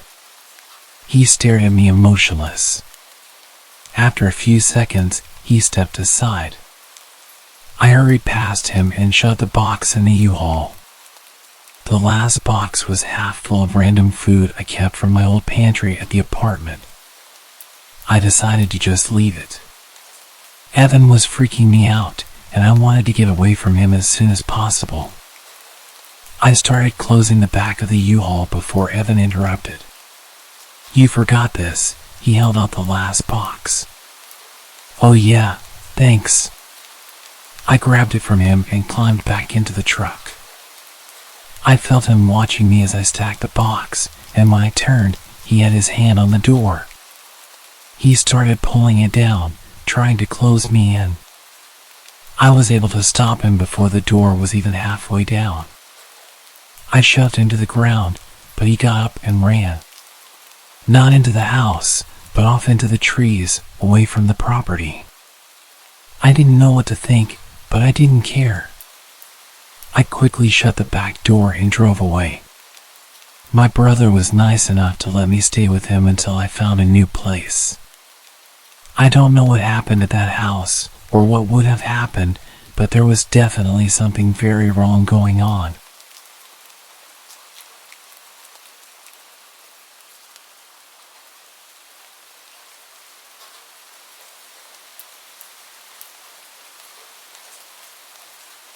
This all happened roughly around 4 years ago, but the experience has haunted me almost every single day since it happened. I'll start off by saying that at the time I was pretty young. I was single and very keen to have my first experience with someone. I spent a while looking through dating apps, talking to a few people, until I finally came across a guy who seemed interesting. We had a lot of things in common, so I thought it would be a good idea to meet up with him, since we had been talking for almost a month. Now, even though I was only young, I wasn't naive or stupid. I was, and still am, a very cautious and paranoid person. But for some reason, I made what possibly could have been one of the worst decisions of my life. I invited him to come spend the night at my place. My parents were away for the weekend and I had the place to myself, so it seemed like the perfect opportunity for him to come over. He lived around 3 hours away from my place, yet he was eager and almost desperate to visit. So he set off as soon as he finished work, which was around 11 a.m. The whole time he was driving to my place, I had the sickening sense of impending doom. Almost as if something was going to go very, very wrong. I almost texted him multiple times to tell him that I wasn't interested anymore, but I hesitated as he was only 10 minutes away by this point. I jumped up as I heard his car pull up, and I expected to be greeted by a smile once I opened the door. But he pushed his way through, and continued to stare at me blankly, all whilst my 2 French bulldogs snarled and growled at him, which they never do to anyone. Things instantly seemed extremely odd. He followed me quickly to my bedroom and didn't waste any time in aggressively undressing me. I hesitantly went along with it, as this was my first experience with someone. He was almost 6 years older than me, so I was pretty tense. Fast forward to a couple of hours later, he suddenly asked me if he could sleep in my room, which confused me as it was only 5 p.m. But I told him it was fine, and I would continue to watch movies by myself downstairs. After about an hour, I heard what sounded like furniture being moved around, and the sound of him talking. So I made my way upstairs and opened my door, only to find him crouching in the middle of my room and breathing extremely heavily. When I asked if he was okay, he motioned for me to get on the bed. He sat me on his lap and proceeded to place a blindfold over my eyes, putting his hands around my neck lightly. I was already feeling extremely uncomfortable, and it worsened as he tightened his grip around my throat. He asked, "Does anyone know I'm here? Do your friends know who I am and what I look like?" I instantly answered, saying that my sister and friends knew he was here. This was a complete lie because I don't have a sister, and my friends were unaware, but something inside of me forced me to say it. After minutes of awkward silence, he stood up to gather his things. I noticed that in his backpack, he had tape, rope, and handcuffs. At first, it didn't concern me as I knew he was into that stuff, but looking back, I think it was intended for something much worse. All of a sudden he said, "I think I'm going to head home. I have a long drive, and I'm rather tired." I didn't hesitate to let him out of my door because I was already extremely uncomfortable. As he left, he failed to even look at me or say goodbye. He raced off down the street as soon as he got into his car. I ran back to my room to see if he had left anything, because he'd left in a hurry. I found a note on my desk with the words, "Being nice is what saved you." At the time, I had no idea what the note meant. Now that I think about it, I seriously think that he had very ill intentions toward me. I'm still angry at myself for letting a stranger into my home, which was obviously a big mistake. I immediately blocked him on all of my social media. I am just so lucky that I made it out alive. All I know is that he is now somewhere back in America. I don't really know why he was living in the UK at the time that I met him, but all I can say now is that I am glad that he is many miles away from me.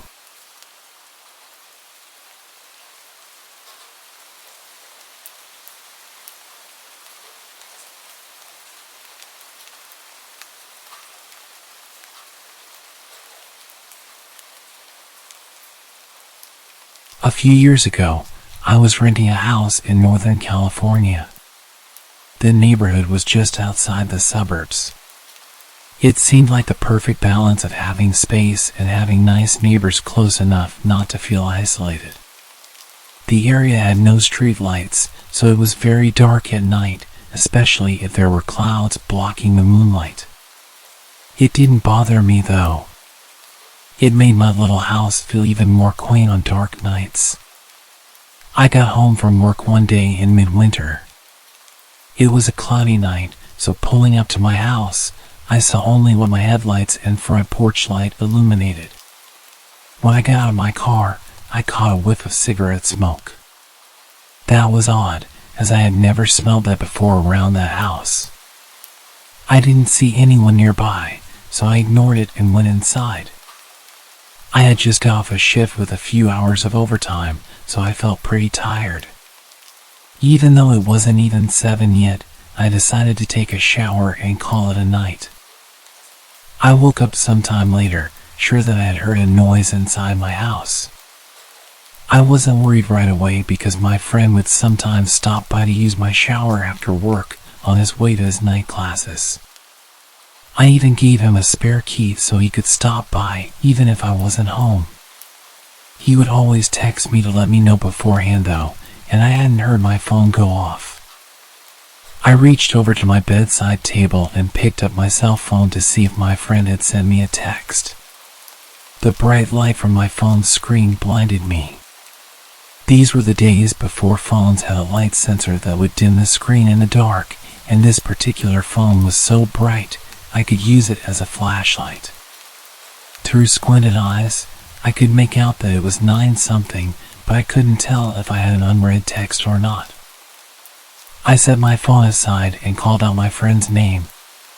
There were a couple of seconds of silence before I heard loud footsteps as someone started running through the bottom floor of my house. I leapt out of bed and ran to the closet. They were already up the stairs by the time I had opened the door and stepped inside. That house had 3 rooms upstairs, 2 bedrooms on either side of the hallway, the one I was in and a spare, and a bathroom at the end. The bedroom doors were both closed, but the bathroom door was cracked open. I heard whoever was in my house thunder down the hallway past my door and into the bathroom. Thank God he did. That gave me enough time to open the attic access in the ceiling of my closet and hoist myself up. I had just started to lift myself up when the person ran back out of the bathroom. My feet were barely inside of the attic when my bedroom door burst open. I heard footsteps run into my room and stop. When they didn't see me in that room, they ran back to the hallway and into the other room, which just had boxes stacked in a corner, some weights, and a table where I painted my miniature models. I guess they decided that if someone were hiding, it would be in the bedroom because they charged back into my room and turned on the light. A moment later, the closet door was ripped open. I was crouched in my attic just a foot or so away from the access, so I could try to stop them if they started to climb up.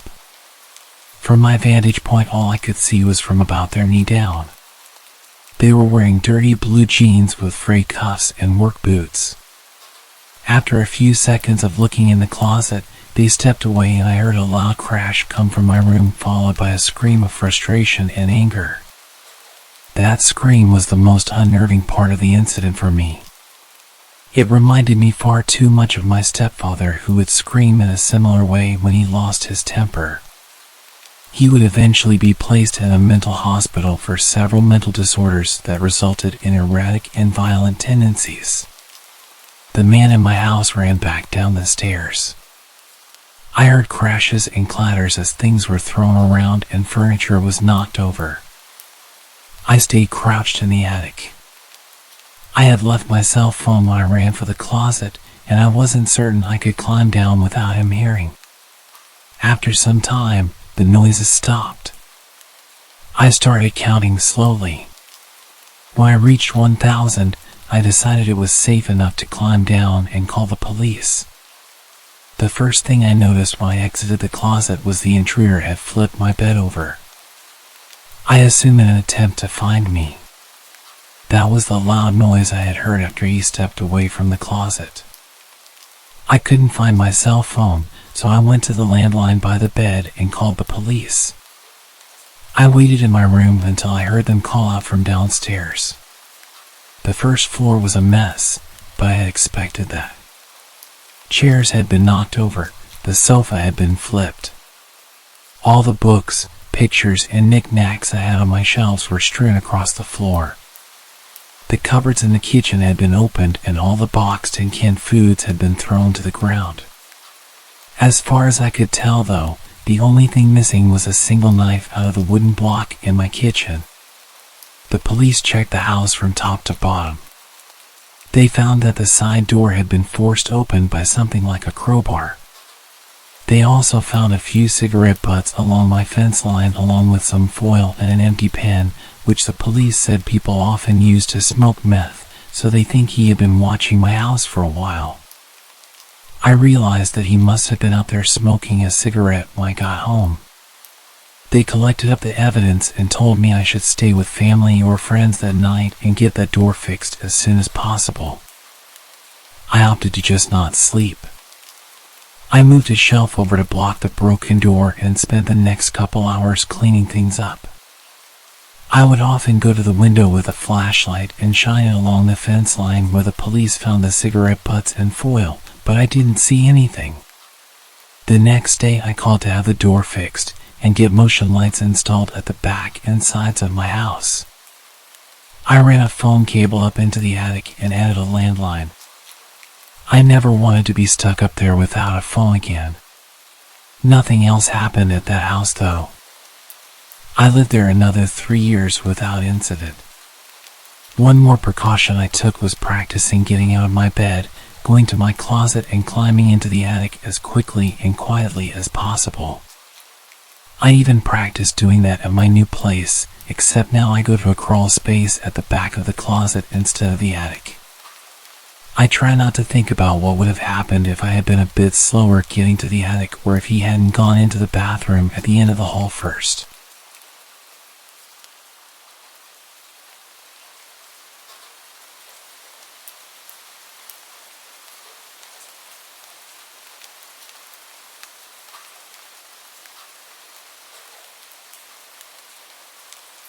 About 10 years ago, I lived on my own and didn't have much company.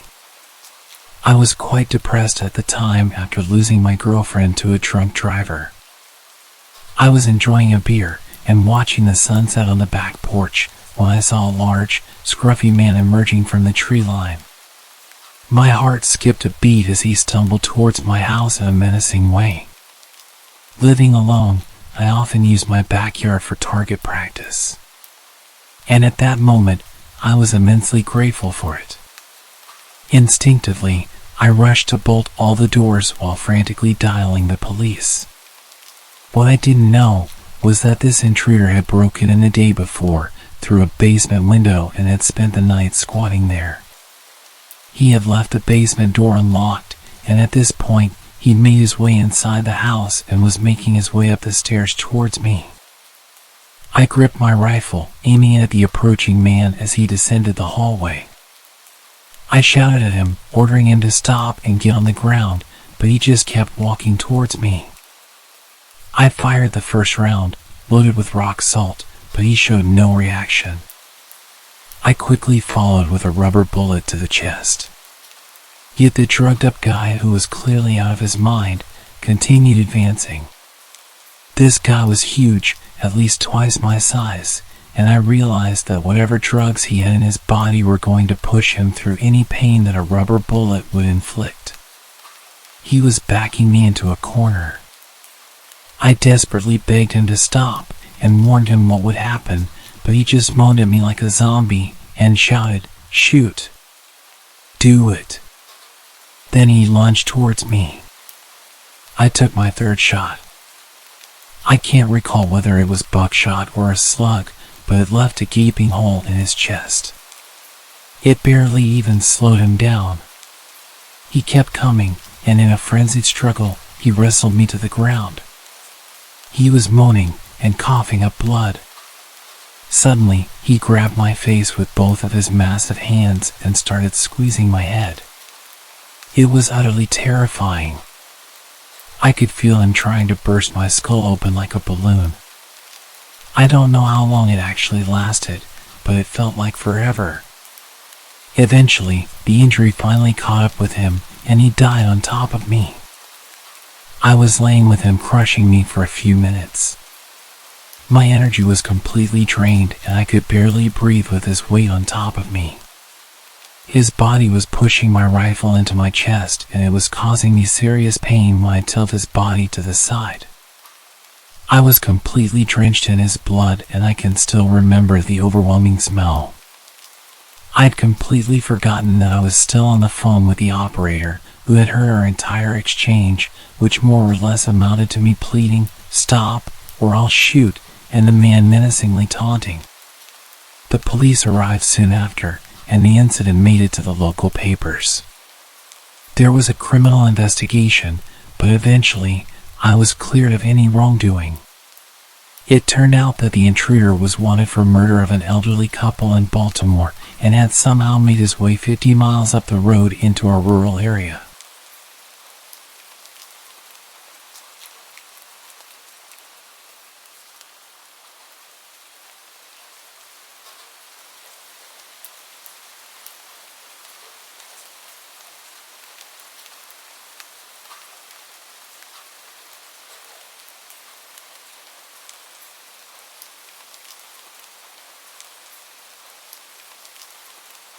My roommate was out of the house for the week, so I had the place to myself.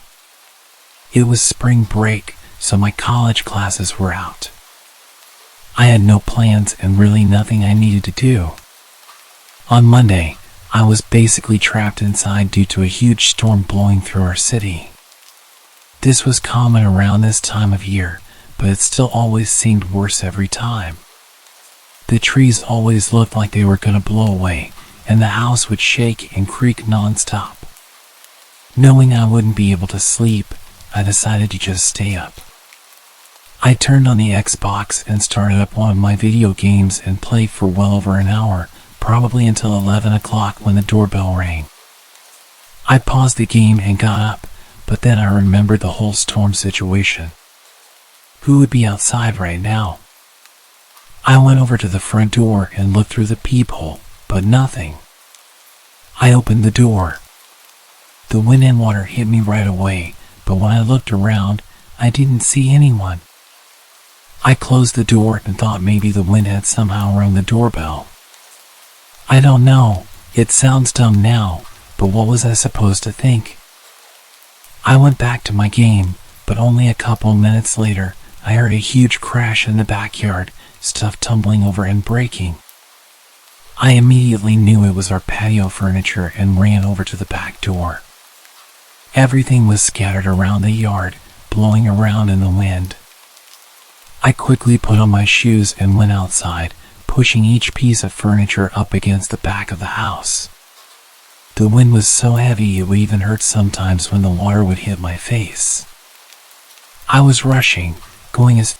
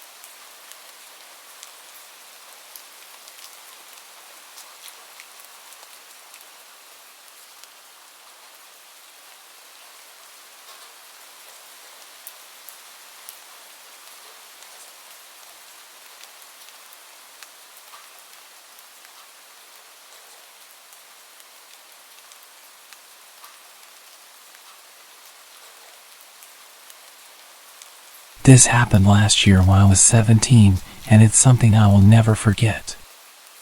I was home alone one weekend while my parents were at a work convention out of state. I was upstairs in my room playing Rocket League with two of my friends, talking to them on my headset when I heard a thump from downstairs. This wasn't unusual because I have two cats who often make a lot of noise while wrestling with each other. So, I resumed my game while turning down the TV slightly to check if the noise persisted. About 2 minutes later, I heard another thump, followed by what sounded like a grunt. I told my friends about the thumps, and they urged me to check it out, so I did. I began my walk downstairs, thinking my cats were wrestling rougher than usual. But as I got halfway down the stairs, I froze. I could hear what sounded like men whispering to each other coming from the living room. Crouching down to get a small peek into the living room, I saw 3 large men covered in all black, walking around. I can't describe the feeling in my chest when I saw this. Slowly crawling up the stairs from my crouched position, in typical horror movie fashion, the very last step made a very loud creak. The entire house was silent now, and I knew they heard it. Thinking on my feet, I ran quietly to my room, threw on my headset, and told my friends to call the cops and send them to my house. They sounded confused and asked what was going on, but I just urged them to hurry and threw my headset on my bed. As I got to my door to close it, I heard 2 sets of footsteps coming up the stairs. I knew if I locked myself in my room, they would know where I was. So I closed my door and snuck over to my parents' room, purposely leaving the door open so they wouldn't think to check it. About 5 seconds later, I heard a pair of heavy boots hit the wooden upstairs floor, accompanied by another set of footsteps. They got louder as they came down the hall and stopped by my door. I heard pounding on my bedroom door, followed by a deep voice saying, "Open up," before I rammed this door down. I got chills hearing this. I made a break for my parents' bedroom window and slid it open quietly, but I must not have been quiet enough because I heard heavy boots go further down the hallway. As I was halfway through the window, a man came into view from the doorway and yelled as he ran towards me. At this point, I jumped out the window, and the man grabbed my ankles, trying to lift me back up. Luckily, I wiggled my feet enough to slip out of my shoes and onto the small roof above my back door. The man followed me out the window as the other man came to the window. I panicked and jumped off the roof, landing awkwardly on my left ankle. The commotion upstairs caused the third man, still downstairs, to spot me through the porch window and run outside to chase me down. I made it to the backyard gate, limping on one foot, before the man grabbed me and pulled me back into the yard. I tried to yell, but the man covered my mouth as the other 2 men climbed down from the window. All 3 of the men grabbed me and tried pulling me back into the house. As they got me in the house, I heard the relieving sound of police sirens pulling up. The men looked at each other and said, "Shit," before pushing me to the ground and fleeing out the back door. Limping on my one leg to the front door, I yanked it open and yelled that the men were in the backyard. 3 officers ran into the backyard while 1 officer helped me over to one of the police cars. They only caught 1 of the men, while the other 2 escaped over the fence. They threw the man into the other car as the officers came to question me. Shortly after, my 2 friends, whom I was playing with, pulled into the driveway on their bikes and rushed over to me to see if I was all right. I told them I was okay and thanked them for calling the police, potentially saving my life. The man that was caught was charged with burglary and attempted kidnapping. It turns out the men broke in through the basement window. I was thankful to escape with my life and only a sprained ankle that night. My lesson to all is to always follow your gut and never ignore any sound you hear while home alone.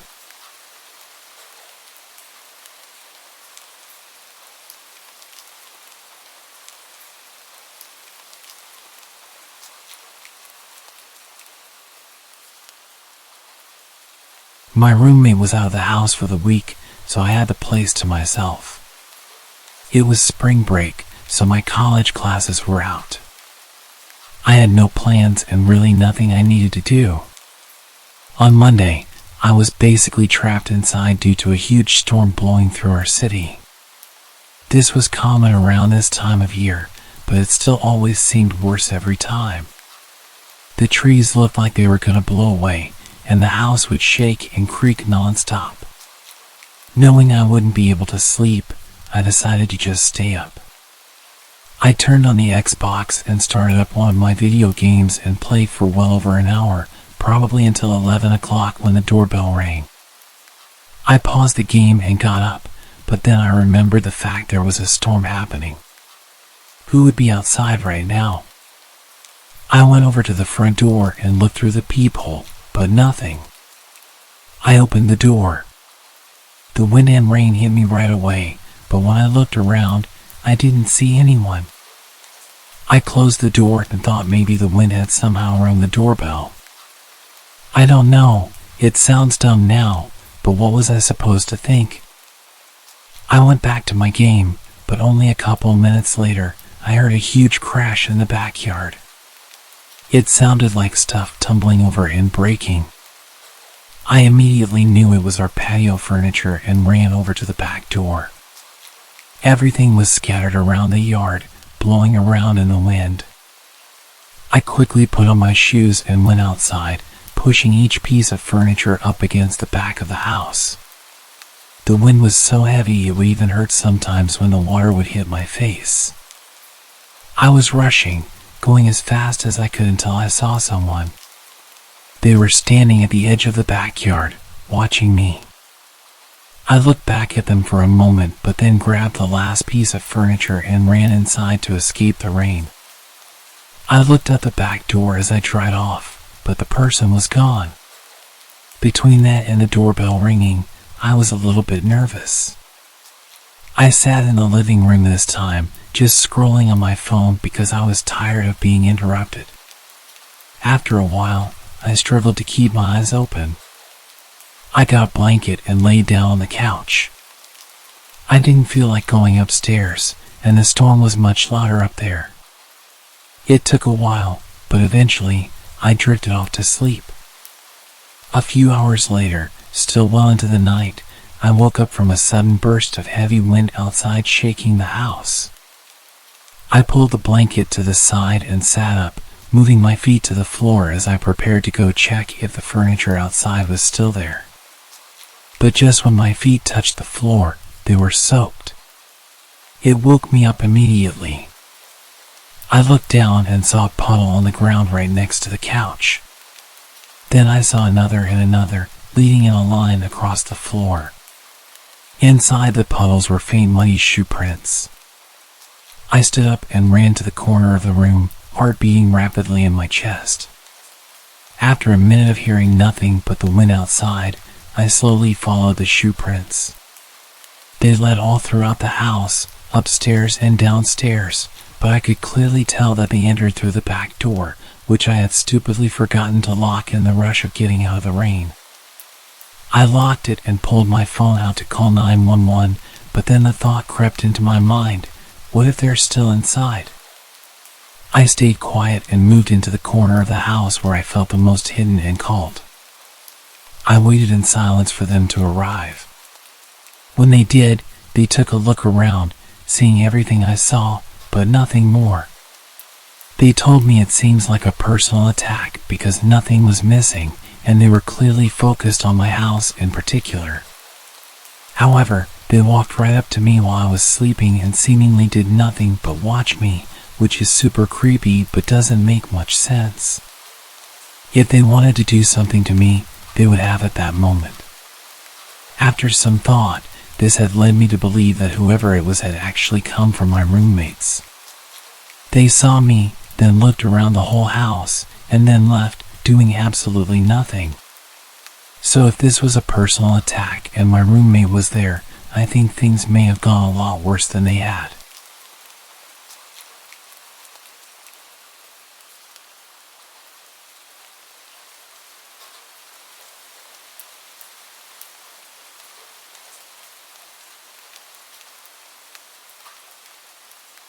I want to share a story about the time my family's house got broken into.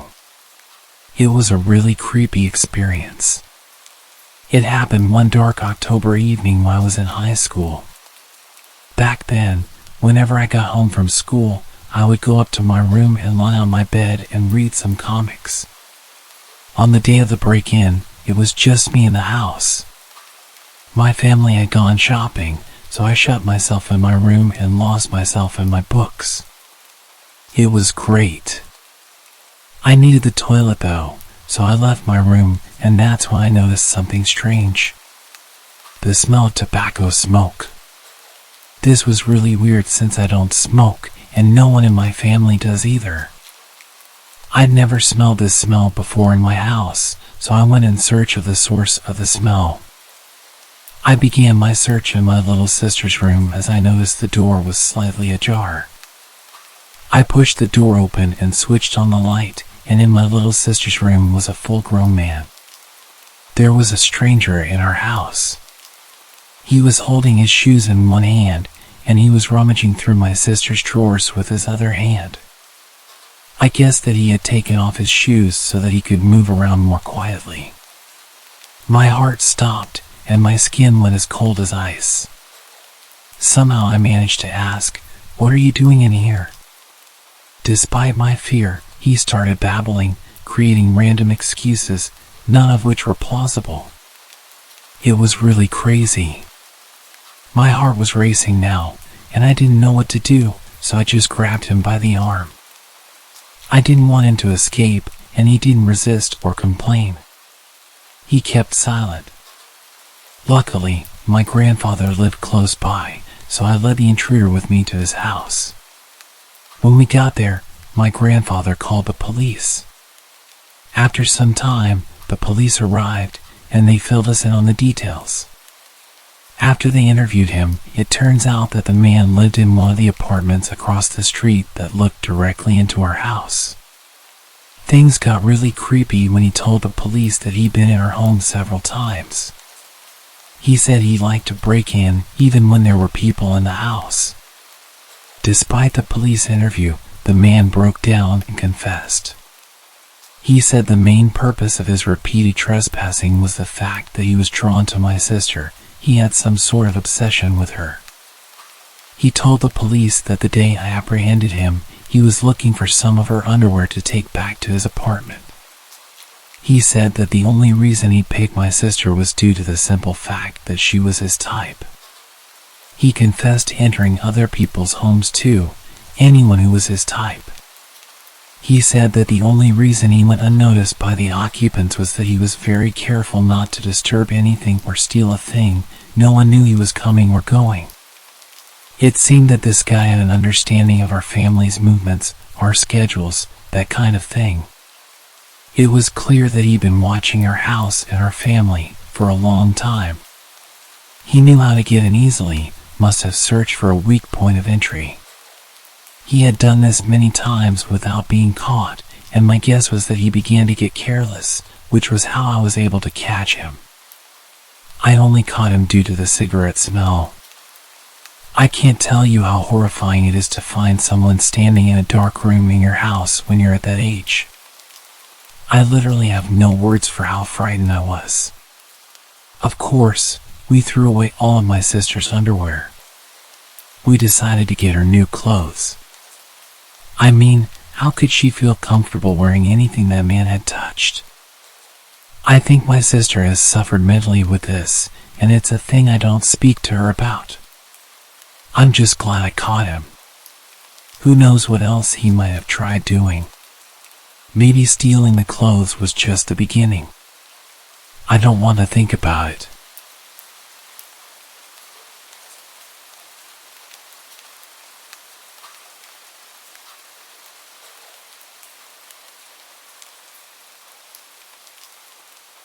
This happened yesterday while both of my parents were at work. For context, my dad's a mailman and my mom is an RV saleswoman. They're always on their feet, so neither can pick up their phone very quickly. I do have an older brother, but he's at college 2 hours away, so he doesn't matter in this story. I was sitting in the living room with my dog when I heard people talking in the hallway. This isn't unusual because I live in a third-floor apartment and there's a noisy family next door that brings over friends a lot. This was also a Saturday, so I wasn't expecting complete silence. I obviously just ignored the talking since it's not that loud, and I had headphones on. But my dog perked up and walked towards the door with an alert posture. The hair on his back was sticking up, which he never usually does. So I got concerned and took my headphones out. This is when I heard the voices from before, which were two adult men yelling very loudly in the apartment hallway. I got a bit freaked out, so I pushed my dog away from the door, made sure it was locked, and crept towards it to make sure they weren't near my place. When I looked out, I couldn't see either of them, and because the only blind spot in my peephole is directly to the right, I knew they were at my neighbor's. As I'm leaning against it, my whole front door starts shaking because the men are banging on the neighbor's door and still yelling things like, "We can hear you," and "Come out." But I didn't want to show that I was home. At this point, I grabbed my dog and pulled him into my room while I tried to call my dad, who luckily picked up after a few rings. He told me that I should just stay in my room and stay quiet, and that they would go away. I did stay in my room for the most part, but I called my best friend just to have someone on the phone because my dad couldn't stay talking to me. My room is the furthest from the door, so they definitely wouldn't have heard me whispering to my friend about the situation. After about 5 minutes, I stopped hearing the banging. I told my friend I was gonna check if I could hear anything. When I got out there, I didn't hear the banging anymore, so I moved closer to listen. I looked out of the peephole and I could see one of them pacing. I freaked out again and started creeping back to my room. That's when I heard one of them say, "Maybe we got the wrong house." This threw me into a full-blown panic attack. Since my identical apartment door is 5 feet away from my neighbor's and all the others are down a hallway, if they didn't even know the exact number and they obviously weren't scared to bang on an apartment door so aggressively, they would probably come to my door. So, again, I pulled my dog into my brother's room since it had a lock, and I camped in there. I waited for about 10 minutes before I heard the banging calm down again. I couldn't hear any talking from my position. I was texting my friend, who also lived in the complex, about what was happening. That's when the banging started again, but this time they moved to my door. They went through the same routine, but they were much more aggressive. I could hear them slamming, kicking, and hitting my door, all while yelling for some guy to come out. I called my brother later, and he told me there's no way he could have been involved in this, especially because he's 19, and those men had to have been at least 25. I called my dad again, and in his panic, he told me to go out of the room and tell them there's no guys in the apartment, that I'm just a girl. But I just told him I'm gonna call the cops. I know they weren't just looking to break down a door, and that they were targeting this guy who did them dirty. But I still didn't want to go out there because one, even if they're looking for someone else, I don't know if they have weapons, and in their enraged state, they might just cause harm.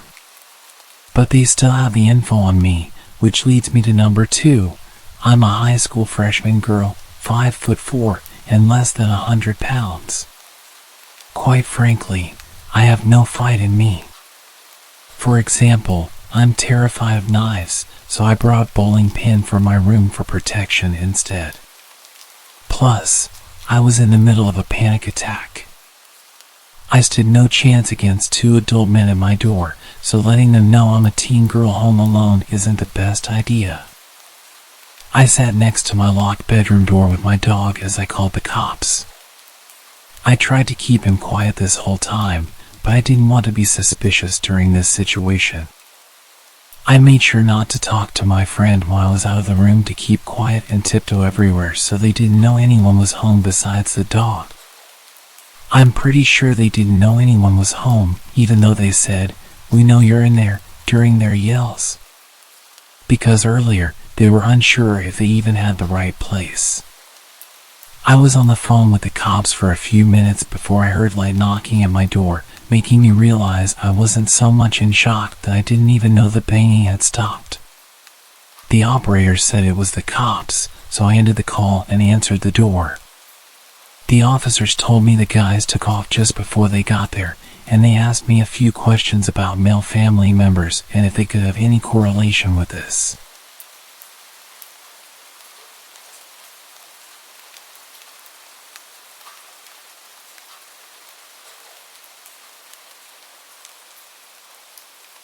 When I was 19, I was a Marine and had stupidly used my military perks to get a home loan and bought my first house. I moved a barracks room worth of stuff into this place that seemed to me like a palace. Of course, I went out and bought some bar stools, a futon to sleep on until I got a bed, and some used coffee tables for my TV. I also had my dog with me. As I unpacked my meager belongings in the living room, I noticed a car had pulled into my drive and blocked me in. I walked out, and there stood a man offering to sell me a home security system. The man was dressed in khakis and a polo with a name tag that I can't recall, and the car didn't have a logo on it. It should have been a red flag for me, but I figured that some people on the job didn't drive company vehicles. He gave me his card, but I don't even remember the name of the company he told me he was representing. Cue the friendly salesman, giving me his pitch about needing a system and all the perks that would come with being able to watch the exterior of my house at any time.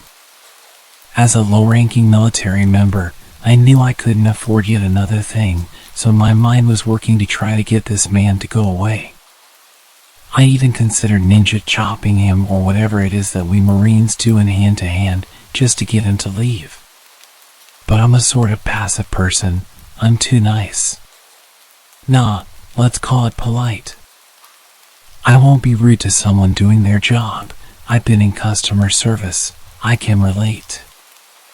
I tried politely declining his offer after he had tried to show me some stuff on his iPad, but you know how persistent these types are. I'll admit to my own stupidity when answering his questions, like giving out too much information. Do you live alone? No, I live here with my wife and our 3 large dogs. At least I had it in the large part. Her and her dogs hadn't actually moved in yet, and hers were just fat, though they were more vicious than my own good boy.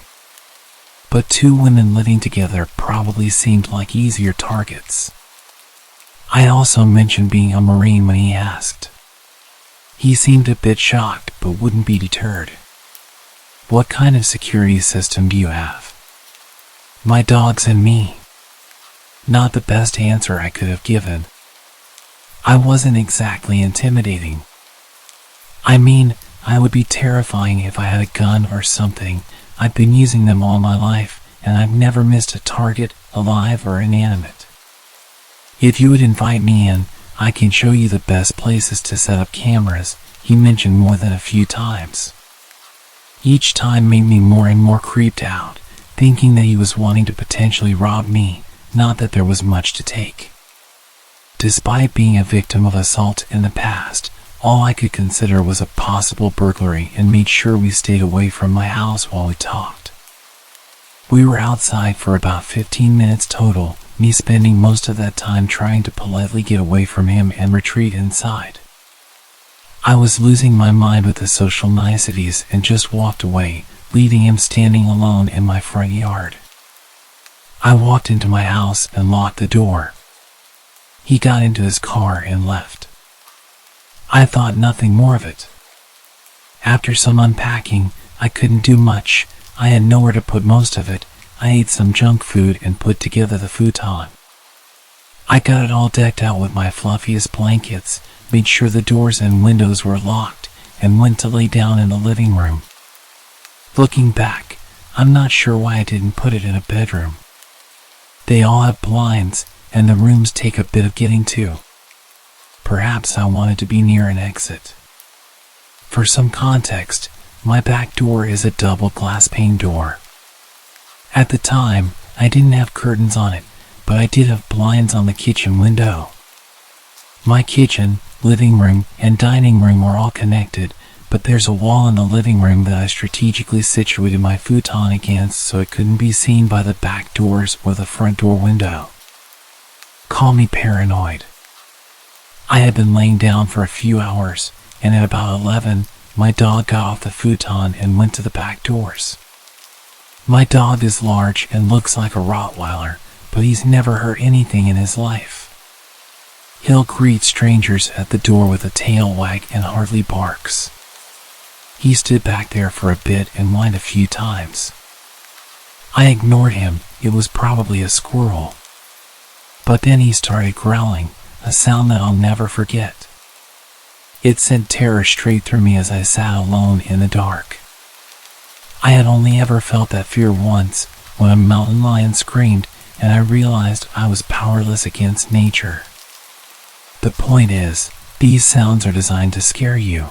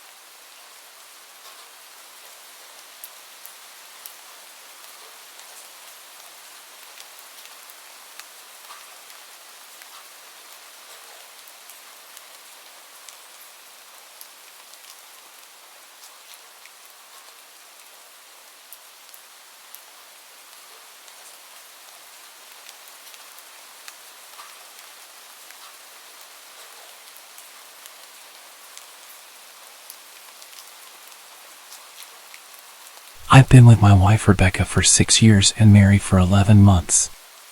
Our entire history together has been very normal and never once have I noticed any weird behaviors or red flags. I can't stress enough how out of character this whole thing has been. She doesn't even like watching horror movies. When we first started dating, she agreed to watch The Shining with me because she knew how much I loved horror. She was so scared that she didn't even make it through half of the movie before we had to turn it off. She isn't into anything creepy and has never been into pranks, and that's fine. But that's what was so strange about this. It's just so unlike her. I should also add that she never had any mental health issues, and as far as I'm aware it doesn't run in her family. I know some people are able to hide their mental health problems, but in the 6 years we've been together, I think I have seen some sort of sign. 2 months ago, I was in the kitchen making myself some coffee. I was running a bit late that morning and knew I wouldn't be able to grab some food on the way to work. I took a sip of my coffee as I hurried down the hall towards the front door when I happened to notice Rebecca peeking at me from around the corner ahead of me. I could only see her eyes and a strand of her long dark hair hanging against the wall. The rest of her body was concealed behind the corner. I nearly spilled my coffee when I saw her. "What the hell, Rebecca?" I said, wiping a few drops of coffee from my pants. "You scared the hell out of me." She immediately popped out of view like a little kid that had been caught. I heard her scurry off towards the living room, and by the time I got to the front door, she was out of sight. It was really weird, and just totally out of character for her, like I said. But I also found it kind of funny that she was being more playful and a little less serious. I shouted that I loved her and called her crazy. As I shut the door behind me, I heard her laughing. Her behavior was a bit odd, but it certainly wasn't something to call a priest over. I forgot about it by lunch, and by the time I got home, she was her usual self. I didn't bring it up, and life went on. The next incident happened 3 days later. It was around 2 a.m. and I had woken up to get a drink. I was standing at the kitchen island, glass of orange juice in my hand, when I felt a strong feeling that I was being watched. For whatever reason, I looked down at the floor and saw my wife's smiling face staring back. She was peeking at me from the other side of the island, staring up at me with wide, unblinking eyes, and grinning like the Cheshire Cat. I screamed, I'll admit it. Not out of irritation, but fear. For some reason at that moment I was scared. At the sound of my scream, she scurried backwards out of my view, her hands and feet smacking the tile floor as she hurried out of the kitchen on all fours. I didn't run after her, or even shout. I just stood there frozen in shock, wondering what the hell had possessed her to do that. It took me a little longer than I'd like to admit to go back upstairs, but I eventually did. When I got to our bedroom, Rebecca was lying on her side asleep. Or at least pretending to. I stood there for a while, watching her breathing, to be sure she really was asleep. I had the feeling she might jump out at me the moment I got into bed. I climbed in, and she didn't even move. Her breathing was soft, and I was starting to wonder if I dreamt the whole thing. The next morning, I waited for her to come down for coffee, and after handing her a mug and kissing her cheek, I decided to ask her about it. What was that about last night? I was keeping my tone light so I didn't offend or embarrass her. She frowned over her cup of coffee, shaking her head like she had no clue what I was referring to. "You were peeking at me again. From over there," I said, pointing to the spot on the floor by the kitchen island. She followed my gaze, and when she looked back at me, she burst out laughing. She laughed so hard that I couldn't help joining in. "You creep me out sometimes, you know that?" She laughed at what I had said and wrapped her arms around my neck. "You creep me out all the time, so I guess we're even." We said our goodbyes and left for work. As I drove, I kept thinking about how creepy it had been seeing her grinning at me from behind the island like that.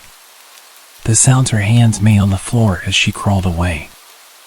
I told myself she was just trying to be silly. Just trying to join me in my love of all things horror. It's not like I was afraid of her. But it still didn't sit right. I started seeing her peeking at me more and more. Sometimes she'd be peeking out from behind the couch or living room curtains. Once she even managed to get inside her grandmother's old trunk that sits at the foot of our bed. I might not have even known she was there if the trunk's old hinges had not given her away. She had the lid propped up just enough so that only half of her face peeked out. She'd been grinning like an excited toddler. It was unnerving. I didn't even know what to say to her. All I could do was stare. When I finally found my voice, I asked her why on earth was she doing this. She didn't answer, but she had slowly closed the lid, shutting herself inside the trunk. I just walked away, feeling disturbed. I didn't understand why she was doing it, but it clearly made her happy. I just hoped she would tire of the game quickly. Rebecca didn't peek at me for the next 2 weeks. I started to think she was done with her weird prank, and I was relieved. We were watching a show on Netflix one night, and I jokingly said that I hadn't seen her peeking at me lately and that she must have given up on her game. She looked up at me with a small smile and said, "Maybe I've just gotten better at it." I didn't say anything, but I wondered whether or not she was joking. For the next few days, I couldn't stop thinking about what she'd said. Was she still peeking at me while I wasn't looking and I just hadn't noticed? And if so, what the hell was she getting out of this? I started to feel paranoid, constantly checking whether she was watching from around the corner or behind a door.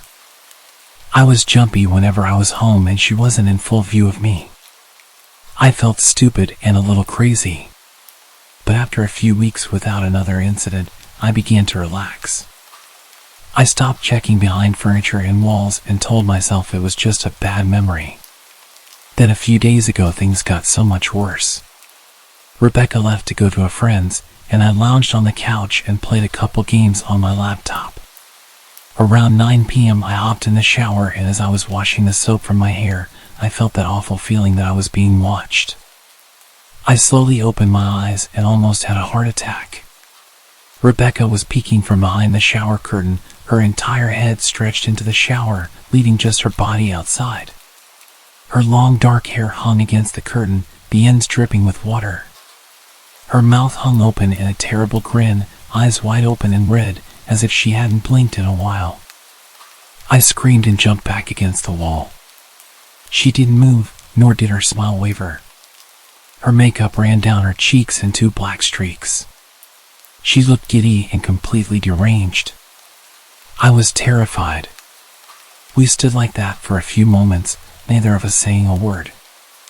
Finally, after what felt like forever, she slowly pulled her head back out of the shower, and I watched her blurry figure through the curtain as she moved backwards towards the bathroom door. A second later, the bathroom door slammed shut, hard enough to rattle the mirror. I screamed again and jumped out of the shower to lock the door. I stayed inside the bathroom for over an hour. Maybe I overreacted, but joke or not, I wasn't going to put up with the craziness anymore. That's what I kept telling myself as I paced in my bathroom, stopping to listen at the door every few minutes. Suddenly I heard a muffled sound, and I pressed my ear against the bathroom door, straining to listen. I couldn't hear anything, but I envisioned Rebecca standing on the other side of the door, giggling at her joke. I felt a surge of anger. I was beyond annoyed at being made to feel scared in my own house and having to hide in the bathroom for an hour. All for what? If it was a joke, it was an awful one. What the hell, Rebecca? I snapped. This is getting really annoying. I waited for her to apologize or to call me a jerk. But instead, I heard a faint moan. So quiet, I wondered if I heard it at all. And then complete silence. Rebecca? I called out, not able to even hide the shakiness in my voice. I got no response. Just my own heavy breathing. I swear to God, just stop it. I yelled at her, pounding my fist on the door. I waited for her to cuss me out, something I would expect from me talking to her like that. I never screamed at her before. But there was nothing. Just the occasional drip from the shower head. I won't deny that I was scared. Too afraid to open the damn door and face my own wife. I waited another 30 minutes or so, which feels like a lifetime when you're scared. Finally, I decided I wasn't going to spend the night hiding in my bathroom, so I got down on my knees and peered under the door. I almost expected to see her face peeking back at me, but thankfully she was gone. I could see straight down the hallway to the top of the stairs, but no Rebecca. I didn't know if I should be happy about that or not. I looked for a few minutes, waiting to see her head pop up over the top step, but it never came. I stood up, my hand hovering over the door, and prepared myself to open it. I slowly turned the lock with shaky fingers and was about to yank it open when I heard a sound that still makes me feel nauseous when I think about it. A moan. Louder than before. But this time I was able to tell just where it was coming from. I turned my head to the closet door as if in slow motion and locked eyes with my wife, who was peeking out at me from the slight gap. Her eyes were still wide as ever, and her mouth was hanging open in the most grotesque gaping smile. I didn't even scream. I was too scared for even that. Her hands were clasped to her chest, body trembling with sheer delight, as if she could barely contain her excitement. A short raspy moan bubbled up from her throat, deep and raw, sending a shiver through my entire body. Somehow I found the ability to pull the bathroom door open and ran as fast as I could all the way down the steps, snagging my keys and phone from the table in the living room before running outside to my car. I could hear her shrill laughter behind me, but I didn't hear her getting closer. I didn't bother shutting the front door. I drove away from the house faster than I legally should have, shivering the entire time, either from fear or the cold. Maybe a little of both. I hadn't grabbed a coat or even a pair of shoes. I was still in my boxers and my hair was still damp. I drove straight to my brother Chris's house about 40 minutes away, ignoring any and every call and text I got. I didn't check my phone until I was safely parked in my brother's driveway. Rebecca had called 4 times and sent a flurry of texts, all wondering where I'd gone and why I left like that. I threw my phone at the dash. I was furious at her nonchalant attitude. My brother and his wife were surprised to see me show up, especially dressed in just a pair of boxers, but told me to stay as long as I needed. Chris lent me some clothes and asked me what happened. I told him we had a fight, but didn't get into the details. I didn't want him to think I was overreacting, leaving my wife over a prank, even if it was a strange one. I mean, hadn't I encouraged her for years to lighten up instead of being so serious all the time?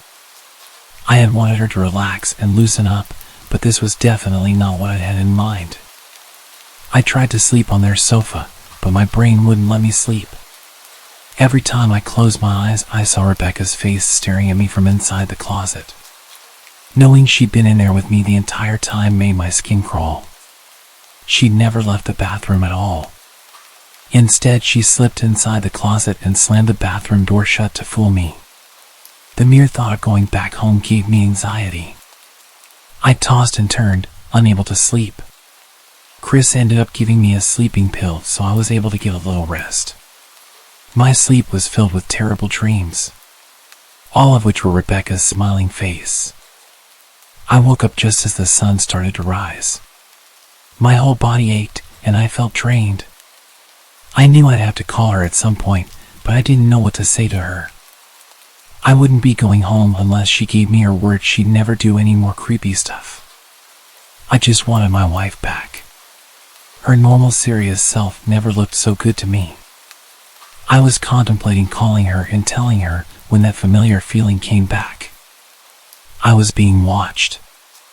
I was staring at the ceiling, my heart in my throat. I didn't want to look away, but the longer I ignored the feeling, the worse it got.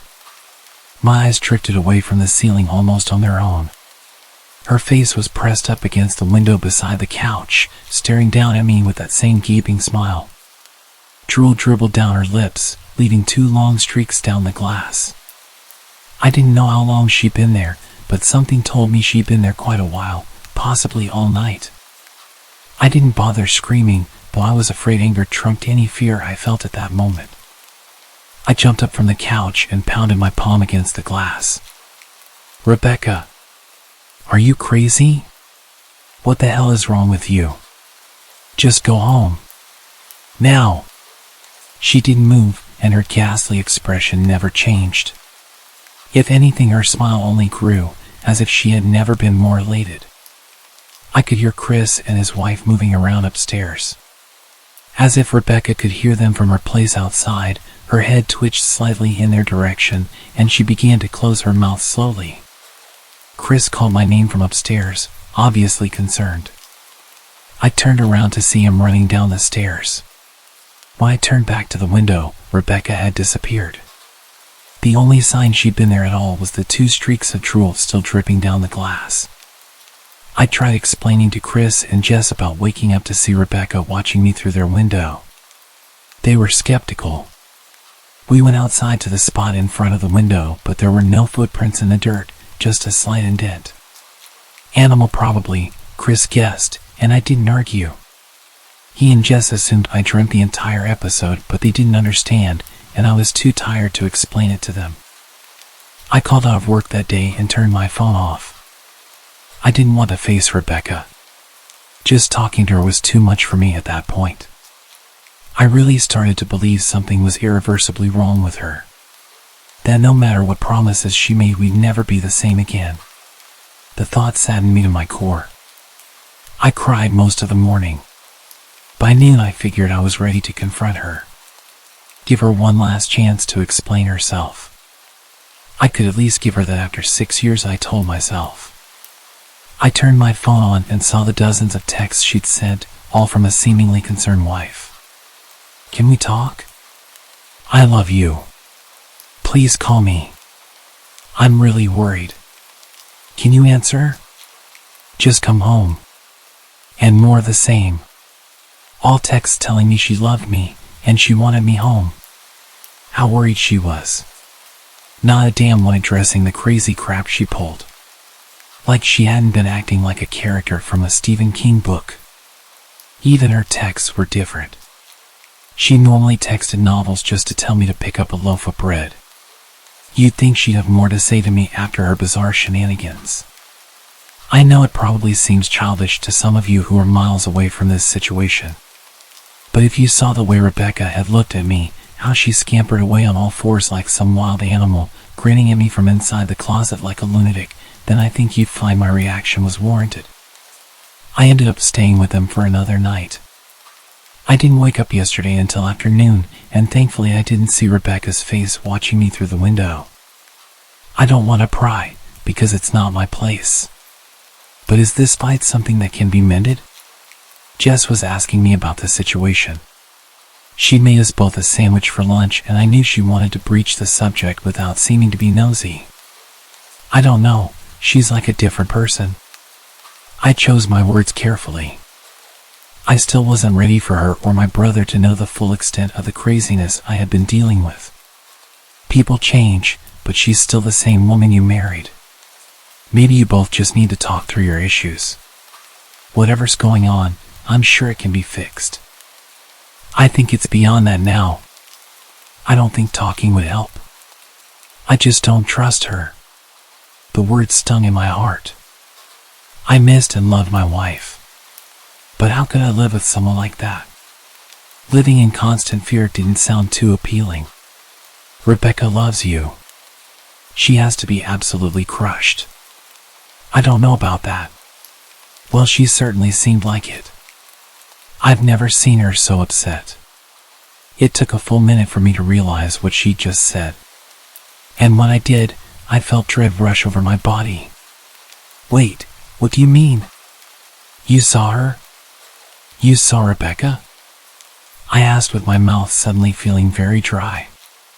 Jess nodded casually as if that fact wasn't nightmare fuel. Maybe for her it wasn't, but for me it was. She stopped by this morning just after Chris left for work. I didn't see her car though. Maybe she took an Uber or something. What did she say? Did she come inside? Sweat started to break out on my forehead. I began looking around, examining corners as though a predator lurked behind them. No, she just asked if you were awake yet, and I said that you weren't. I asked if she wanted me to wake you, but she said no. Just said to let you sleep. That's all. She didn't say anything else? No, she looked awful though. Like she hadn't slept in days. I think you should call her. I got from the table and thanked Jess for lunch.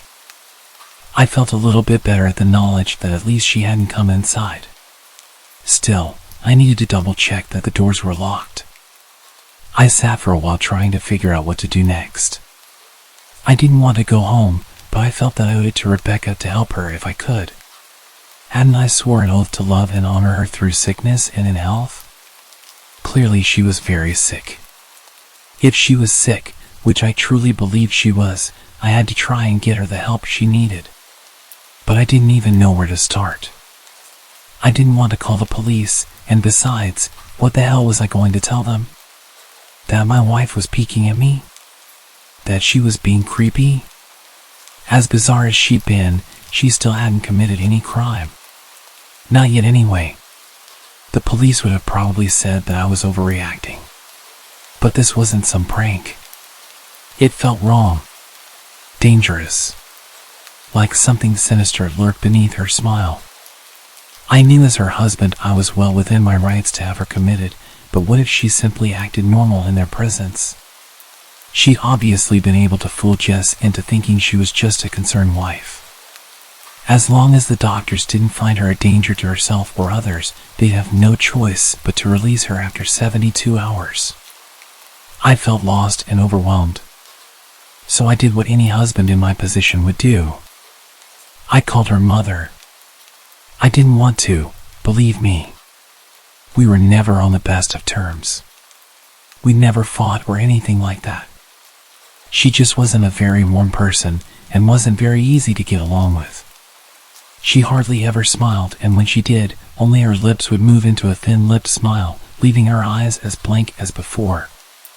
She gave off this aura that felt like she was permanently on the offensive. I'd only met her twice, and both times were very short. I got the impression she didn't approve of me for her daughter. Rebecca always ushered us out quickly, as she didn't want me to feel uncomfortable, which I was grateful for. Being in her mother's company felt almost unbearable. Like walking on glass. I was glad when we moved 3 states away so we didn't have to see her often. I was happy to avoid the woman, but I needed her help. I really didn't want to talk to her, but I had to talk to someone. She was the only person who might know Rebecca better than me. I took a deep breath and picked up the phone.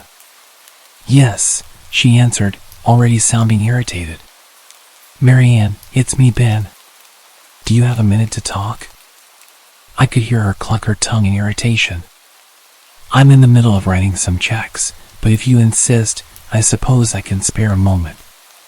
What is it that you want to discuss? It's about Rebecca. She's been acting strange. And I was wondering if you had any idea whether there was something. She interrupted me abruptly. It's a bit difficult to follow your rambling, Benjamin. What is that you want from me? I could almost see her standing there in her thin sweater and slacks, tapping her fingernails impatiently on the table. I wanted to know if you ever noticed any odd behavior? Or possibly any mental health issues? There was a long, uncomfortable pause, maybe because she was just thinking, or something else.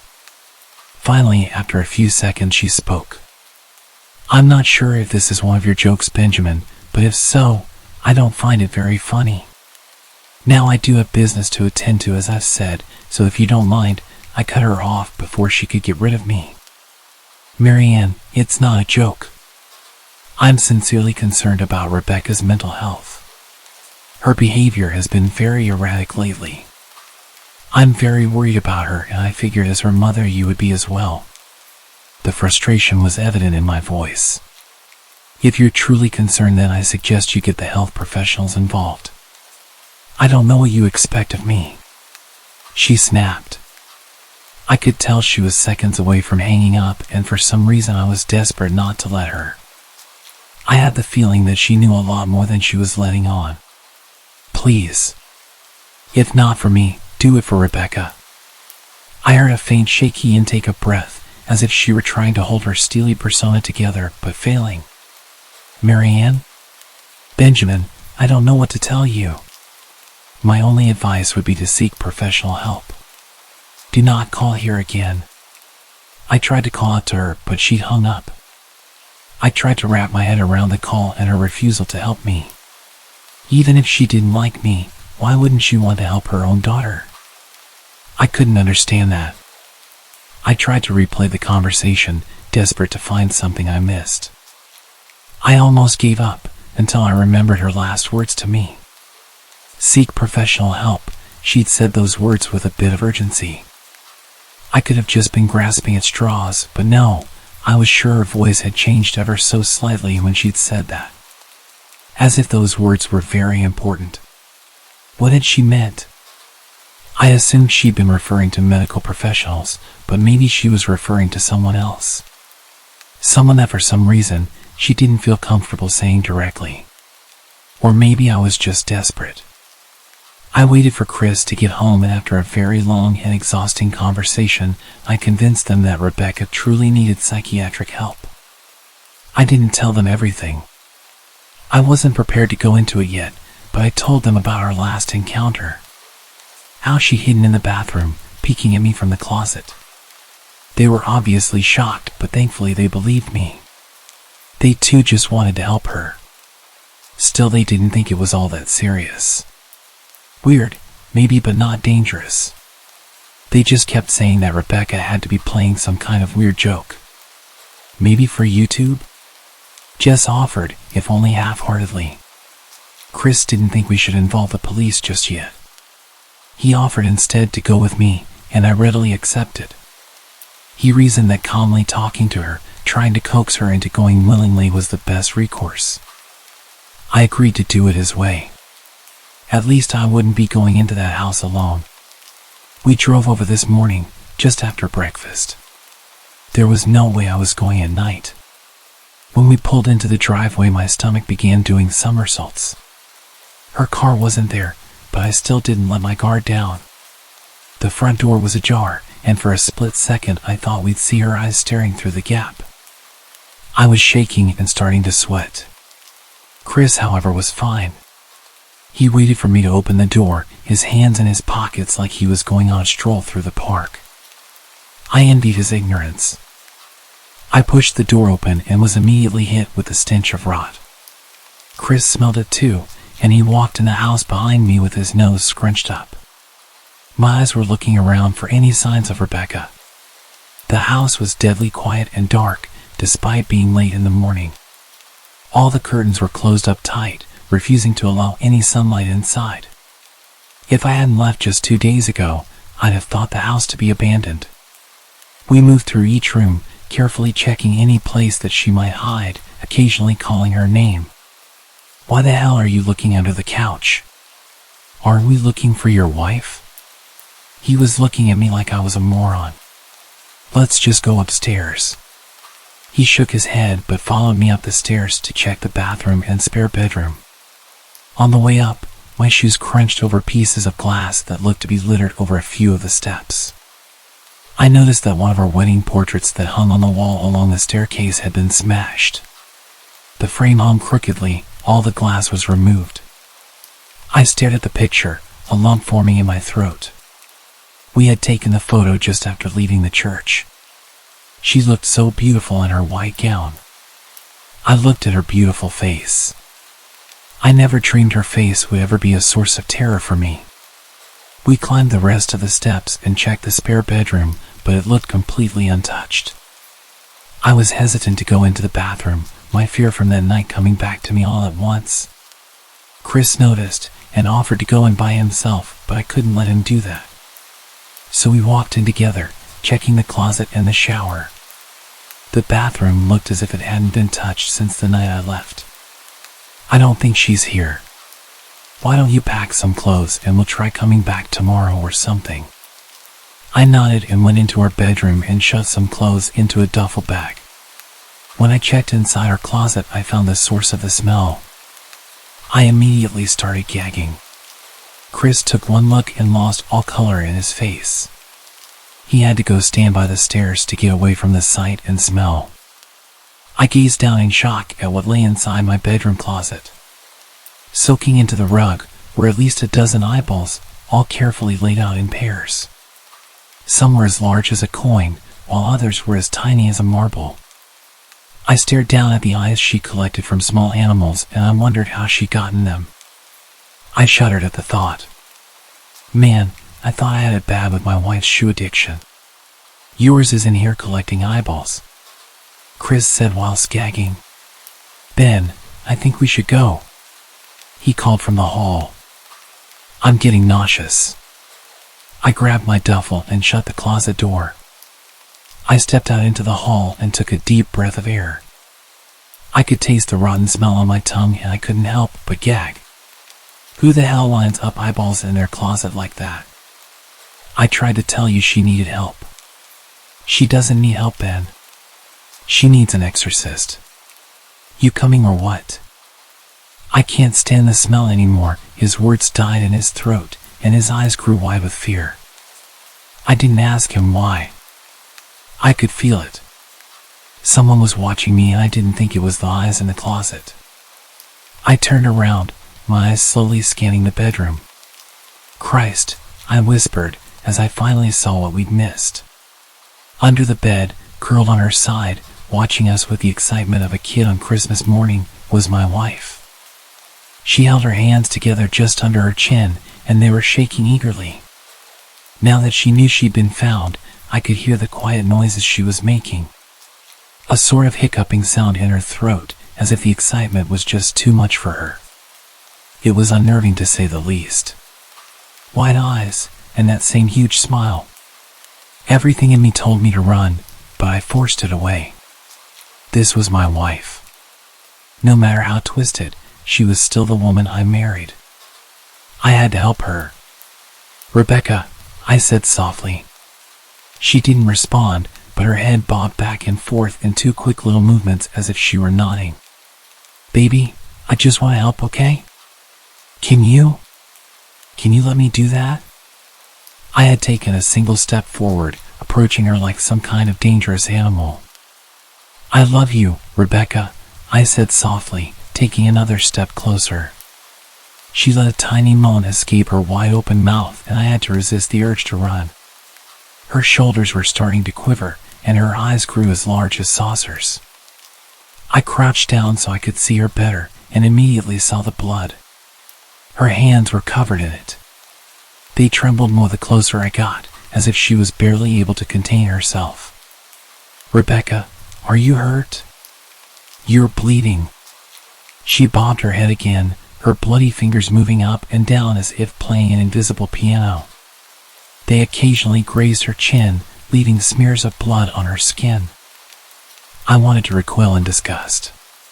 The smell that was coming off of her was revolting. I could feel the vomit trying to climb up my throat. Her lips were dry and stretched thin, blood seeping between the cracks. I knew she wouldn't come on her own, but I didn't want to leave her in the state she was in. I scooted closer and reached out to her. The excited hiccuping sounds got louder and her hands shook, fingers flexing. It was then that I could see the blood oozing from in between her fingers. Oh my God, you're bleeding. Instinctively I reached out to take her hand, but before I could even touch her, her hand sprang out towards me. A sharp pain shot through my arm, and I fell back on my ass. My arm burned, and I could see the blood dripping down onto the carpet. I looked back at her in shock and saw her grinning madly, her fingers clutching a large shard of glass. You all right in there? Chris asked from behind me. I turned my head slightly and nodded to him, cradling my arm to my chest. When I turned back to face Rebecca, I saw that her focus had shifted. She wasn't looking at me anymore. And she wasn't smiling anymore either. She was staring past me, her eyes glaring at Chris the way a hungry lion might stare at an antelope. Her mouth was still hanging open, but it was twisted into a snarl. I got to my feet and began walking backwards down the hall, afraid to take my eyes off her. Are you bleeding? The moment the words left his mouth, Rebecca started fast scooting out from under the bed, the glass shard still in her fist. Chris, run, go! He must have been too afraid to move, because a second later I felt my back bump into him. He was still standing at the top of the stairs, staring at the horror that was my wife. Rebecca had crawled completely out from under the bed and stood in the bedroom doorway, her face twisted in rage. Her whole body was visibly tense. Blood ran down her fingers and onto the floor. Jesus, Rebecca. My brother tried talking to her, but I reached back and pushed him towards the steps. Move your ass, I said as quietly but firmly as I could. Rebecca bobbed her head in sharp motions and began to grin, stretching her mouth open wider and wider so that her chin seemed to touch her chest. I heard Chris mutter a prayer, and then he was running down the stairs. I stood at the top of the steps, stuck between self-preservation and the love for a woman who clearly needed serious help. "I only want to help," I said whilst holding back tears. Her eyes focused on me once again as she slowly lifted the glass, holding it out in front of her. And then she started sprinting towards me, grinning with utter excitement. Thankfully, my body took over and I flew down the stairs, skipping 2 or 3 steps until the bottom.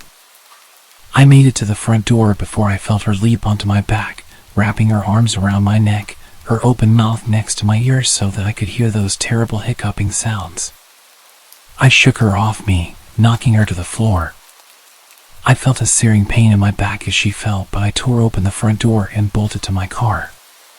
Chris was standing in the front yard, talking on the phone with the police. I didn't say a word, I just ran to my car and jumped in. Chris took the hint and followed me, still on the line with the cops. I watched the rearview mirror, sure I'd see her there, running after us. But I never did. I went straight to the emergency room and got 11 stitches in my arm and 3 on my back. The police asked a lot of questions and went back to the house to do a search, but of course, she wasn't there. They advised me to stay with a friend or relative for a while and to file a restraining order as soon as I could, but none of those things would matter. I dropped Chris off at home and went to a motel an hour away. I wanted to put as much distance between me and Rebecca as I could. This is where I've been for the last 4 hours. I thought maybe the police would find her, maybe they'd get her the help she desperately needs. But now I don't think so. Because 40 minutes ago I got a text from an unknown number. Just 3 words. "I found you." And a picture attached. The picture was dark and grainy, but I instantly knew what it was. There was no mistaking my wife's eye. I started typing this out immediately after. I don't know what to do. I'm alone and scared, and I can't help but feel that I'm being watched. About 13 years ago, when I was 18 and had just gotten my first computer, I spent a lot of time exploring some pretty disturbing websites. It was different back then. There wasn't much stopping you from ending up on gore websites. It was quite common to be scrolling through forums and suddenly see a video of someone being beheaded or accidentally watching an execution. Admittedly, I sometimes went out of my way to watch this kind of stuff too. Morbid curiosity, I guess. So, as I ventured down the rabbit hole of the dark web one night, I came across a website that claimed to be an interactive adventure. I loved interactive adventure storybooks and thought a digital version could be even better. Upon entering the site, I was immediately struck by its unusual format. Instead of traditional storytelling choices, it presented a series of hyper-realistic photos showcasing various choices. The story started outside what looked like an abandoned factory. You always had 2 choices. The first one was pretty simple. You had to choose which door to go into. One door had a no entry sign on it, and the other had a big stop sign. I chose the second one because I figured that'd lead to the more interesting story. Each choice led to a set of photos that portrayed the consequences of your choice. For the first few clicks, it was just navigating the factory. There were all sorts of tools and creepy props all over the place. It looked like a slaughterhouse with what looked like body parts of pigs or some other animal hanging on hooks. The level of realism was shocking, especially back then when the public or some cheap website wouldn't have the funding to make such realistic scenes. The next image had a picture of the woman with her hands clearly chopped off, with only bleeding stumps remaining on her arms. I couldn't believe this game was free. It was so convincing. The 2 choices now were just save or end. I was not about to end my little journey here, so I clicked save. Again, the website took a few minutes to load and I sat patiently waiting for the next part of the story. I was so numb to gore and this kind of thing after spending enough time on the internet, so I wasn't particularly shocked at the bloody details, just in love with the creativity of this game. The page refreshed and it was an image of the woman again, but this time her hands were bandaged and she's staring right at the camera, absolute terror in her eyes. I thought it was weird that I didn't get to make a choice, but I assumed when you save the game it kind of does a soft reset so that people who made other choices would all lead to that part anyway. I played similar games before, so I knew that often, no matter which choices you make, the game will force you down the path it had planned anyway. Another choice appeared. Man or child. I was a sick little teenager, but I didn't want to see a child getting tortured, even if it was just a game, so I chose the man. A few minutes passed again, and then a man appeared in the chair. This time I had the choice between a rope and a baseball bat. I chose the rope, wondering how creative they could get with something so simple. Once again, a short delay between the next image loading, and I maybe started to get a bit bored at this point, but I waited. The next page loaded. The man had the rope around his neck. He was stood on the chair, and the rope was attached to a metal beam above. It was crazy how brutal this website was, but part of me loved the intensity. I'd hit another checkpoint asking to save or end. It was at that moment my mom knocked on my bedroom door, and I panicked and quickly pressed end. The page went blank just as she walked in. This is where it got seriously creepy. I immediately felt my stomach turn and my heart drop. The picture had loaded. The man who'd been holding the camera the whole time was now looking into a mirror, dressed in some butcher overalls, covered in blood. Leaning against the mirror was the man with the broken neck. His face had some disturbingly realistic details, like his eyes bulging and his face seriously discolored.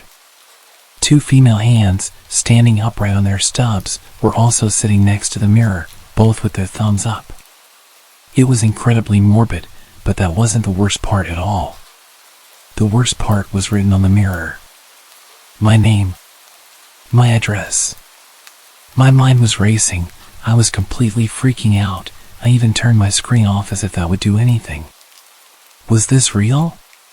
Did I just determine the fates of these people? What the hell was going on? How did they have my details? I felt sick. I turned the screen back on and saw the two choices. It said, continue, with yes or no as the options. I immediately clicked no. I was done. I was genuinely so scared. The page started loading again, this time quite a lot faster than usual. The new page was just a zoomed-in image of my name and address, with the option to continue being repeated back at me. This time with save or end as the options. Is that what save meant? Save the woman? And end? Did I choose to end the man? I was drenched in sweat at this point and really panicking. Was this a threat? I have to continue or they'll come for me. Am I choosing to save myself or end myself? I hated everything about this moment. I clicked end and immediately turned the computer off. As you can tell from the fact that I'm telling this story, they never came for me. We did move house a few weeks later for unrelated reasons, so maybe that's why. But I lived in complete fear for at least 3 years after this. Did I really do those things? Was it just a creative game with some clever tricks? It would explain the long loading pages. I don't like to think about it. Well, at least I didn't choose the child.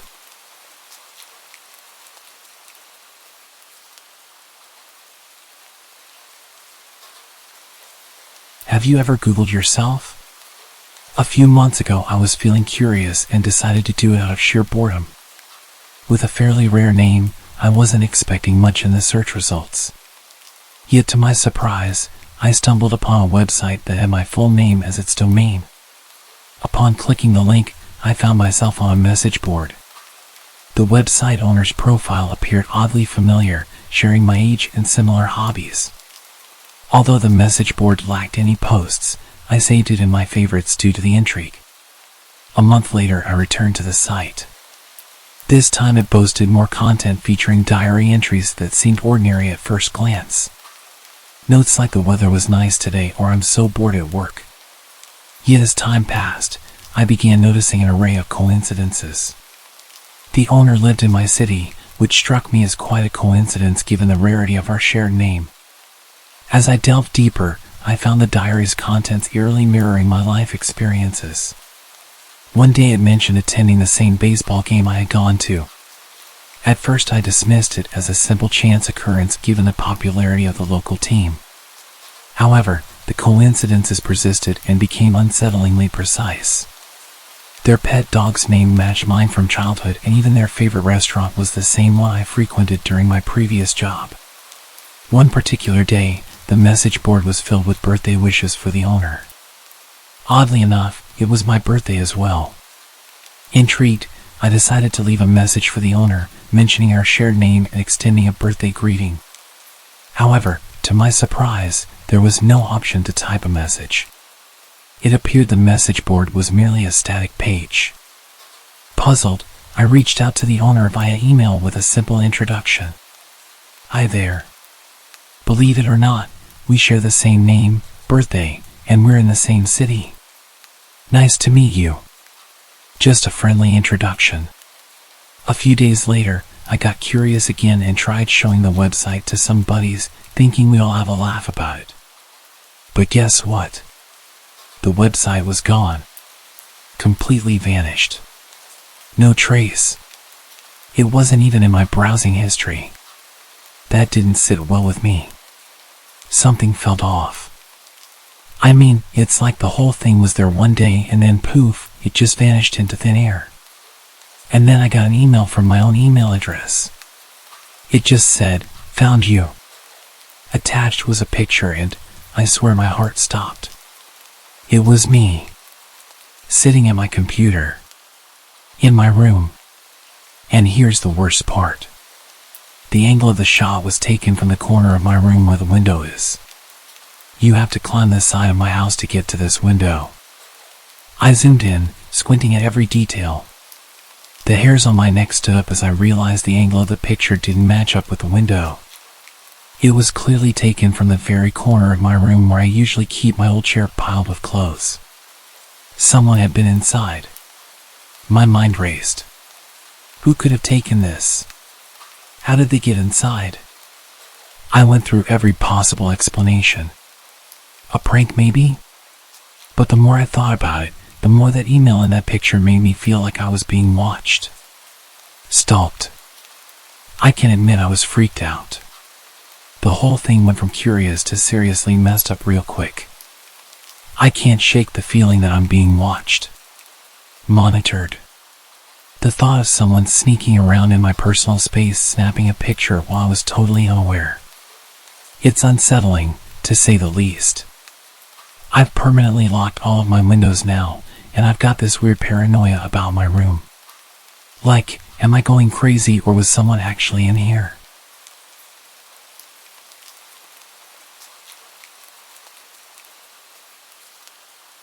One night I was scrolling aimlessly through social media, clicking on random links about the dark web and supposedly true stories about crazy encounters. Boredom can drive anyone to the weirdest corners of the web, and that's how I stumbled upon this bizarre post that grabbed my attention. It was an image of my front door. The caption, "Back where I belong," was written below it. I'm not the superstitious type, so I rolled my eyes and chalked it up to a creative attempt at freaking someone out. The next day, I couldn't resist mentioning it to my buddies. Their reactions were a mix of amusement and speculative theories about hidden cameras and creepy stalkers. They laughed it off and I joined in. After all, we're living in the age of tech, where a few clicks can pull up someone's life story, including the color of their socks on a specific day.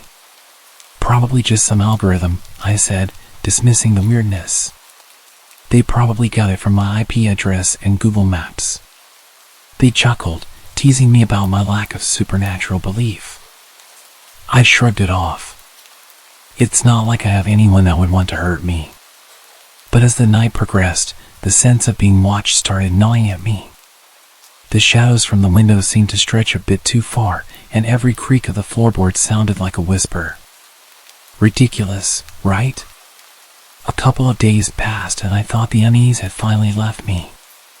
Until an email from an unknown sender popped up in my inbox. The subject line was empty and the email had a single link. No text, just an ominous hyperlink. Curiosity and a little defiance propelled my finger to click the link. It opened a web page I'd never seen before with a weird combination of numbers and letters as its title. The screen displayed a live feed from my living room where I was sitting with my laptop. I blinked and rubbed my eyes, completely stunned as I saw myself from behind. Clearly there was a camera in my room, but where? Okay, now that's just messed up, I muttered, assuming it was a prank or someone playing with sophisticated tech tricks. But the camera panned around the room and my unease twisted tighter. My eyes darted around the familiar surroundings, trying to figure out where the camera was. That's when I noticed it.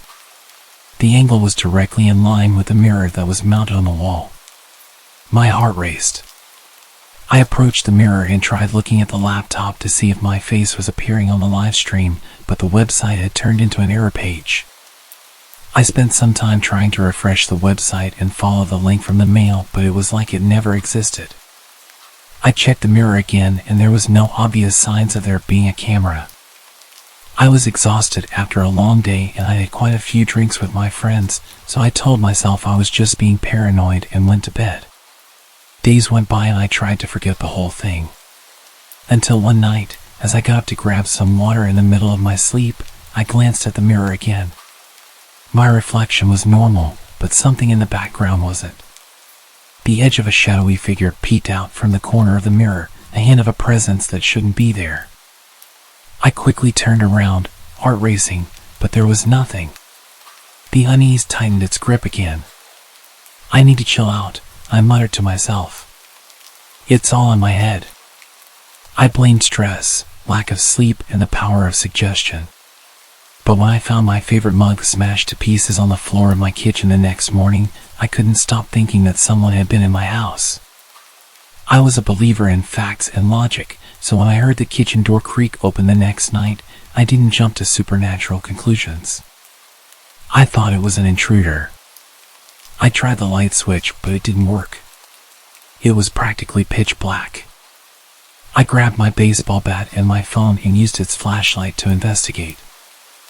I made my way towards the living room and looked around, aiming the flashlight all over, and suddenly I spot something. The mirror was leaning against the wall and there were obvious wires hanging out of it. I felt a strange mixture of anger and fear. Someone really was messing with me and they were here right now? I shouted, "Who the hell is in my house?" and turned towards the kitchen. But as I did, the light suddenly came on and blinded me. The world seemed to blur around me. My vision blurred, and then I woke up. I was back in my bed. I sat up, heart pounding. My bedroom was exactly the same as normal. Had it all been a dream? A really weird, vivid dream? I reached for my phone to check the time, and that's why I noticed the notification. An email had come in from an unknown sender. With trembling fingers, I opened it. It was a photograph. Almost the exact same photograph as the one that started this whole thing. It was my front door, but this time it was taken at night. The caption below the image sent shivers down my spine. "Sleep well. Goodbye for now." My eyes darted around the room as if expecting someone to jump out at me. But I was alone. My logical mind tried to find a rational explanation. Maybe it was a prank, an elaborate scheme by someone with too much time on their hands. I rushed to my laptop and checked the sender's email address, but it was a jumble of letters and numbers, impossible to trace. I started to panic as I realized that this wasn't a joke. Someone was watching me, invading my privacy, and I had no idea who or why. I ran back into the living room to check the mirror.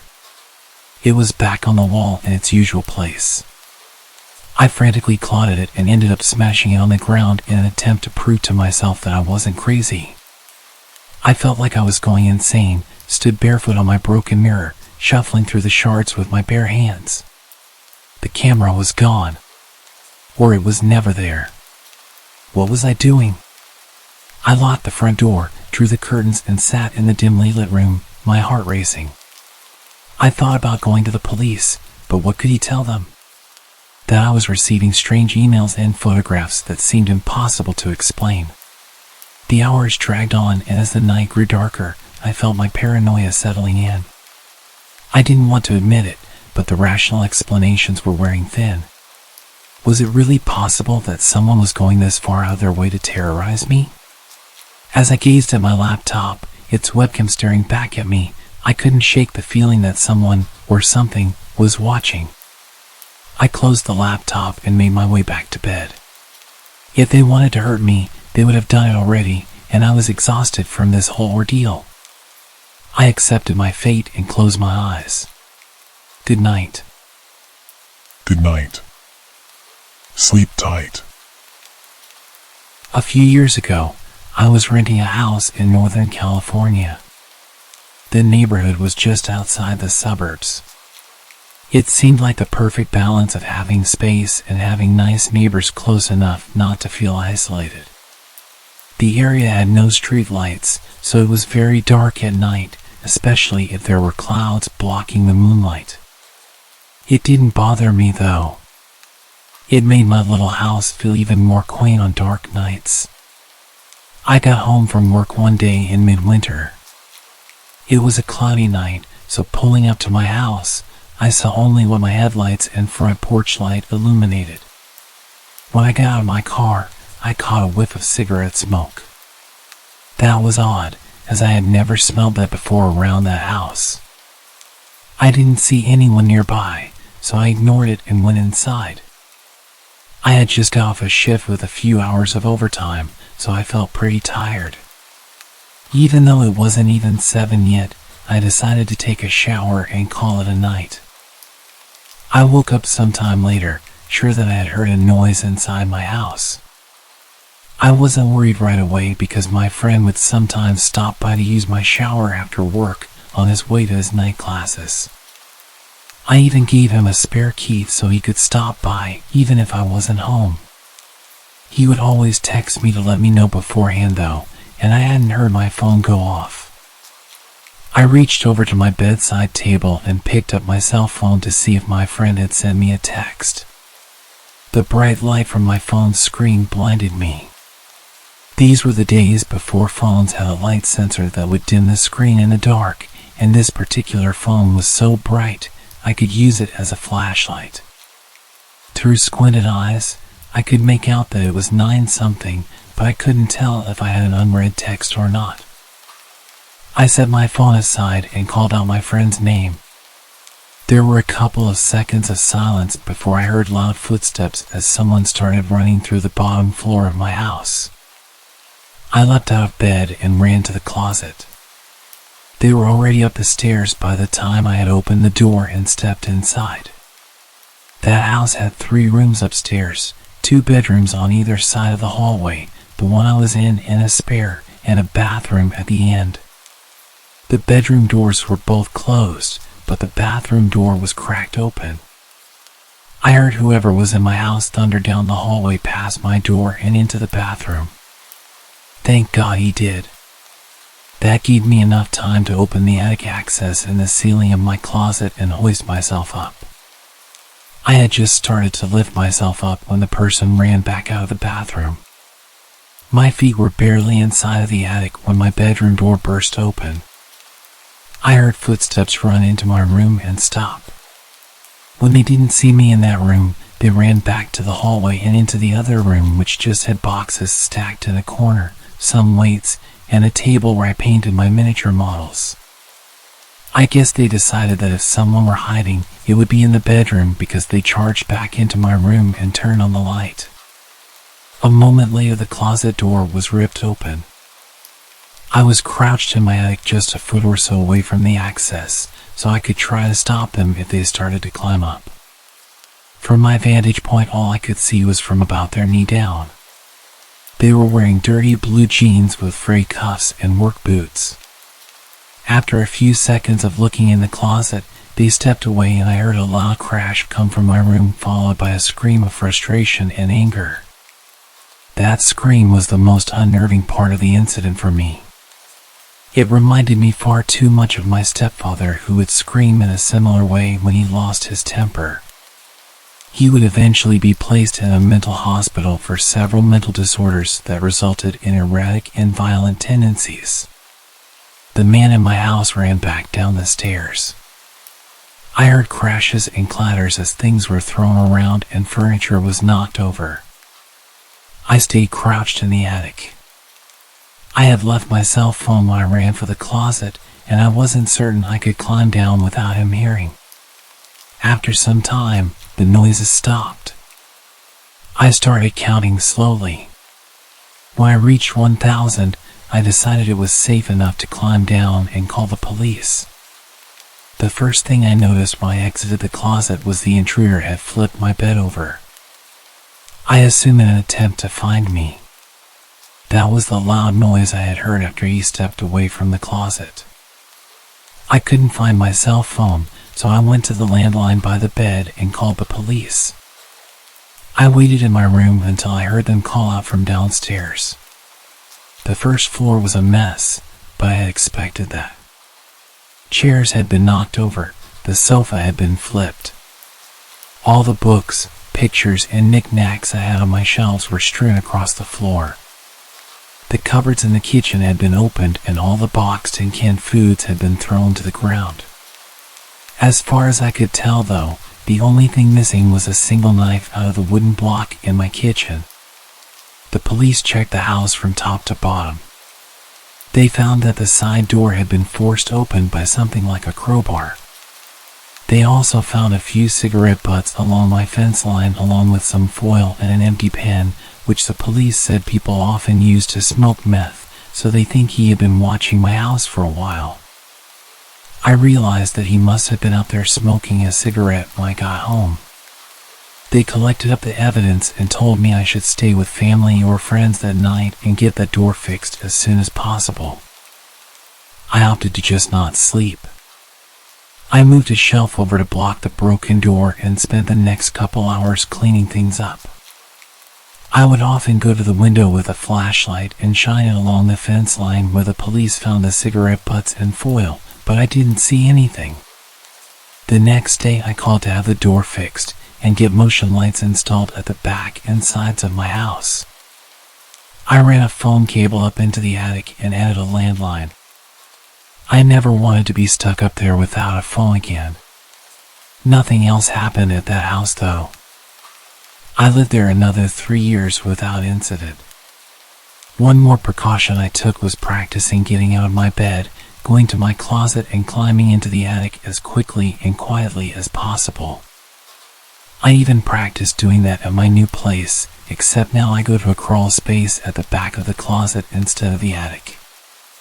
I try not to think about what would have happened if I had been a bit slower getting to the attic or if he hadn't gone into the bathroom at the end of the hall first.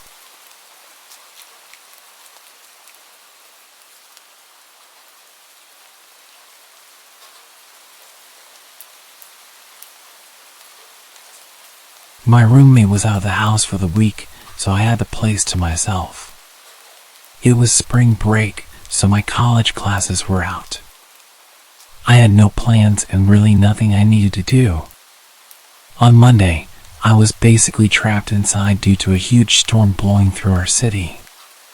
This was common around this time of year, but it still always seemed worse every time.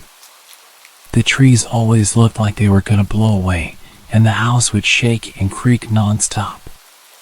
Knowing I wouldn't be able to sleep, I decided to just stay up.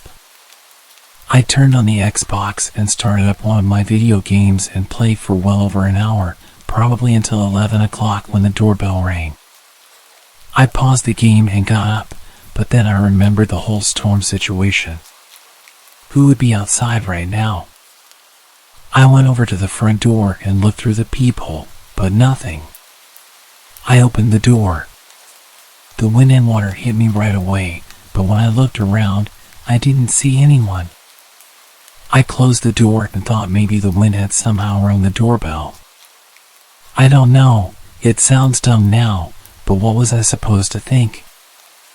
I went back to my game, but only a couple minutes later, I heard a huge crash in the backyard, stuff tumbling over and breaking. I immediately knew it was our patio furniture and ran over to the back door. Everything was scattered around the yard, blowing around in the wind. I quickly put on my shoes and went outside, pushing each piece of furniture up against the back of the house. The wind was so heavy it would even hurt sometimes when the water would hit my face.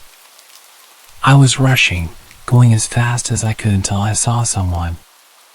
They were standing at the edge of the backyard, watching me. I looked back at them for a moment, but then grabbed the last piece of furniture and ran inside to escape the rain. I looked at the back door as I tried off, but the person was gone. Between that and the doorbell ringing, I was a little bit nervous. I sat in the living room this time, just scrolling on my phone because I was tired of being interrupted. After a while, I struggled to keep my eyes open. I got a blanket and laid down on the couch. I didn't feel like going upstairs, and the storm was much louder up there. It took a while, but eventually, I drifted off and fell asleep. A few hours later, still well into the night, I woke up from a sudden burst of heavy wind outside, shaking the house. I pulled the blanket to the side and sat up, moving my feet to the floor as I prepared to go check if the furniture outside was still there. But just when my feet touched the floor, they were soaked. It woke me up immediately. I looked down and saw a puddle on the ground right next to the couch. Then I saw another, leading in a line across the floor. Inside the puddles were faint muddy shoe prints.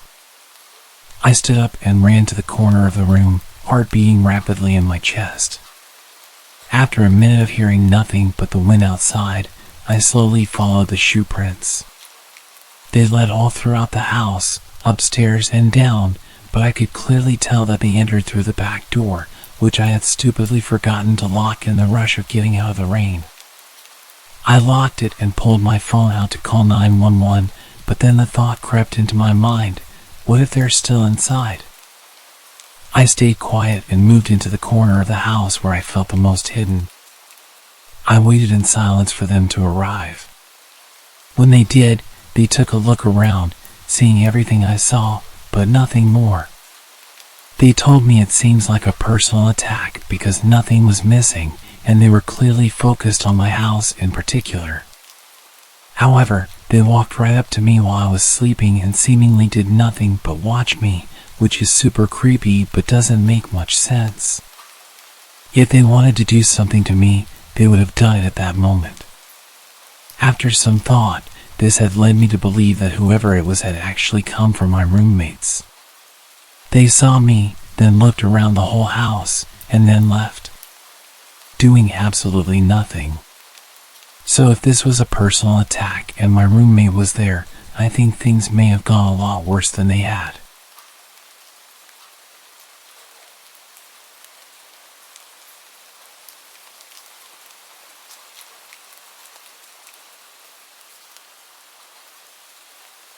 I lived with my older brother for about 4 years after I finished school. We shared rent on an apartment together since neither of us could afford anything on our own. But during the 4th year, my brother started making better money and he planned to move out once the lease came to an end. I wasn't making a lot, so I knew I couldn't afford to pay for the apartment alone. I looked around online for a roommate for a few months but decided to move out as well and find a cheaper place. I searched until the last month of our lease at the apartment. My brother had basically moved everything out already, and there was a lot of pressure on me to find somewhere quick. But with my extremely low budget, it was hard. Eventually, I stumbled across a listing posted by a homeowner renting out a room in their house. The man's name was Evan. I sent him a text to let him know I was interested, then kept searching. He responded within a few minutes. We scheduled a time to call later in the day, and when we did, he explained all the details. He said he lived alone in the house and was renting out his spare bedroom, but I'd be able to use all the other rooms in the house. It sounded great to me, so I agreed to it. A couple of weeks later, I packed everything in a U-Haul and drove down to the house. Between this time, we've been texting and calling, and he sent me a bunch of pictures, but I hadn't had the chance to view it in person yet. I got there around noon, parking in the driveway. The house was definitely small, but it looked nice from the outside. Evan was standing in the garage, waving me over.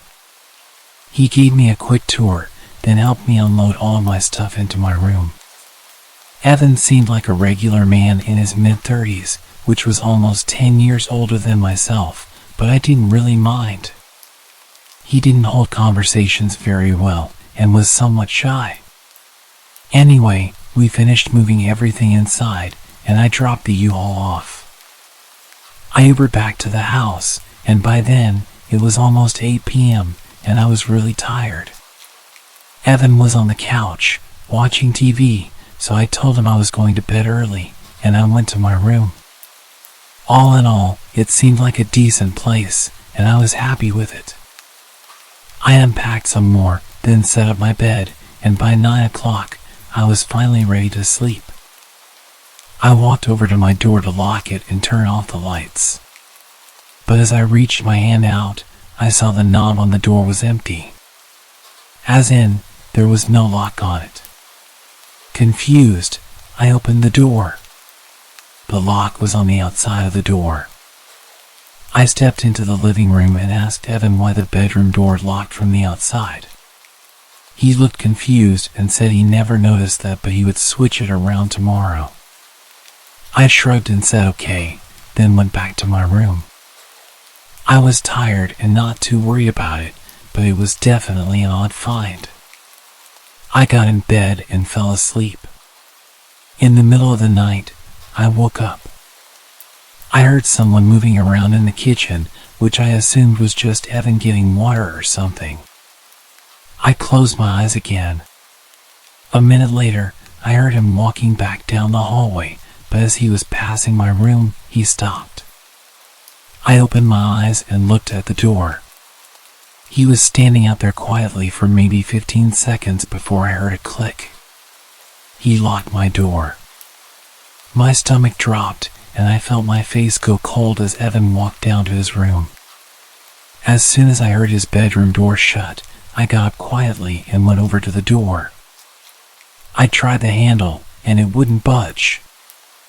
I stood in shock for a few seconds, coming to the reality that this man I just met has now locked me in a room. My fear started to turn into anger, and I called out for Evan, telling him to open the door. It only took a second before I heard Evan run out of his room and over to my door. I heard him place his hand on the door, but he paused for a few seconds before he unlocked it. I swung the door open right away. What the hell was that? I confronted him. Evan was stumbling over his words, saying he just wanted to make sure he was safe because he didn't know me well enough. I understood that concern, but locking someone in a room was not a smart way to go about it. I told him that I was going to pack up and leave in the morning. I stayed up all night on the couch in the living room, waiting for the U-Haul store to open at 9 o'clock. I looked into the hallway, seeing Evan's bedroom door was still closed, hopefully meaning he was still asleep. Then I drove straight there and drove the U-Haul back to the house. When I went inside, Evan's bedroom door was open. Evan? I called out. I walked over to his room and peeked my head inside. His room was empty. I moved my eyes around the room in disbelief, seeing as things were only getting weirder. I backed out and got straight to moving my stuff. I powered through 2 hours of moving boxes and taking apart my bed. I only had 2 boxes left, and I ran inside and picked up another, then rushed to the front door until Evan appeared in the doorway. "Move," I said. He stared at me emotionless. After a few seconds, he stepped aside. I hurried past him and shoved the box in the U-Haul.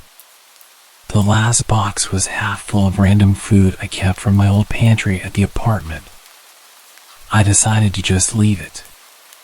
Evan was freaking me out, and I wanted to get away from him as soon as possible. I started closing the back of the U-Haul before Evan interrupted. "You forgot this." He held out the last box. "Oh yeah, thanks." I grabbed it from him and climbed back into the truck. I felt him watching me as I stacked the box, and when I turned, he had his hand on the door. He started pulling it down, trying to close me in. I was able to stop him before the door was even halfway down. I shoved him to the ground, but he got up and ran. Not into the house, but off into the trees, away from the property. I didn't know what to think, but I didn't care. I quickly shut the back door and drove away. My brother was nice enough to let me stay with him until I found a new place. I don't know what happened at that house, or what would have happened, but there was definitely something very wrong going on.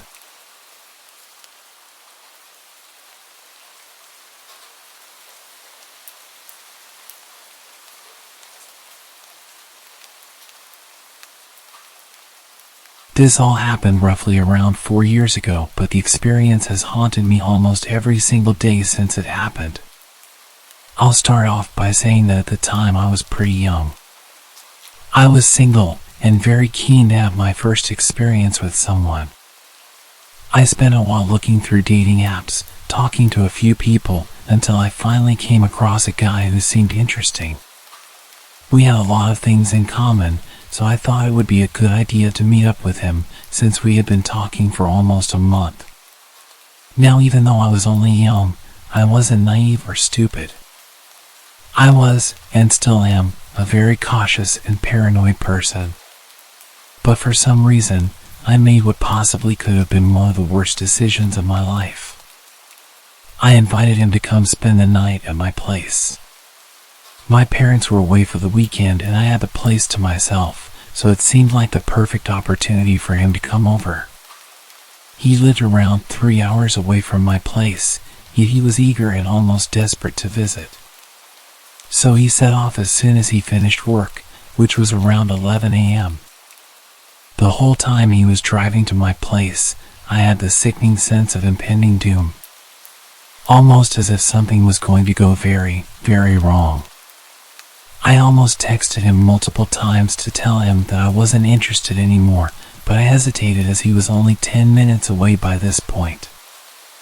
I jumped up as I heard his car pull up, and I expected to be greeted by a smile once I opened the door. But he pushed his way through, and continued to stare at me blankly, all whilst my 2 French bulldogs snarled and growled at him, which they never do to anyone. Things instantly seemed extremely odd. He followed me quickly to my bedroom and didn't waste any time in aggressively undressing me. I hesitantly went along with it, as this was my first experience with someone.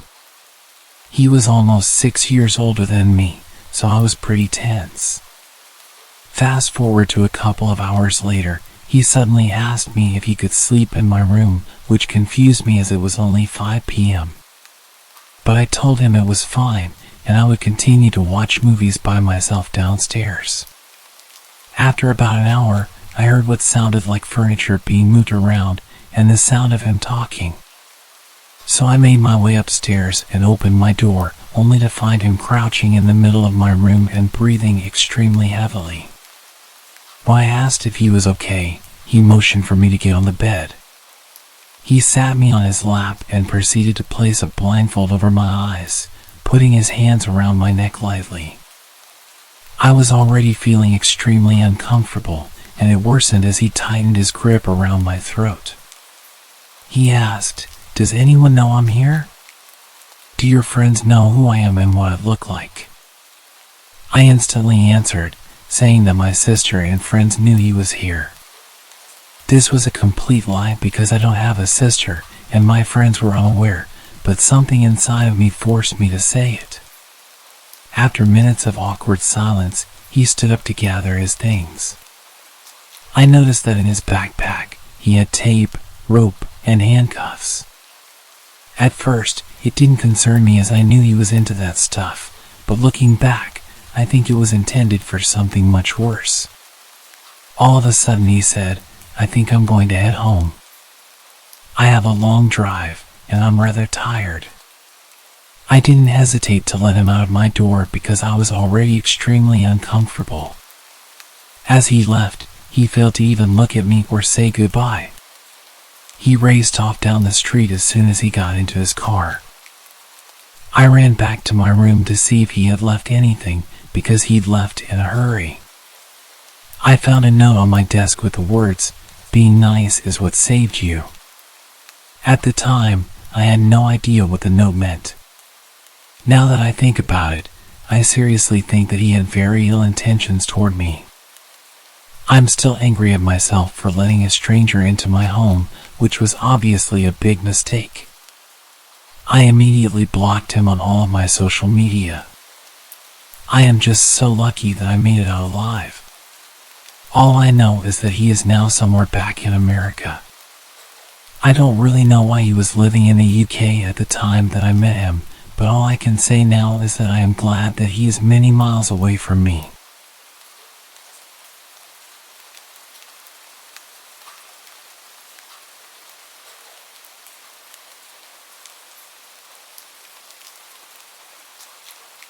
About 10 years ago, I lived on my own and didn't have much company.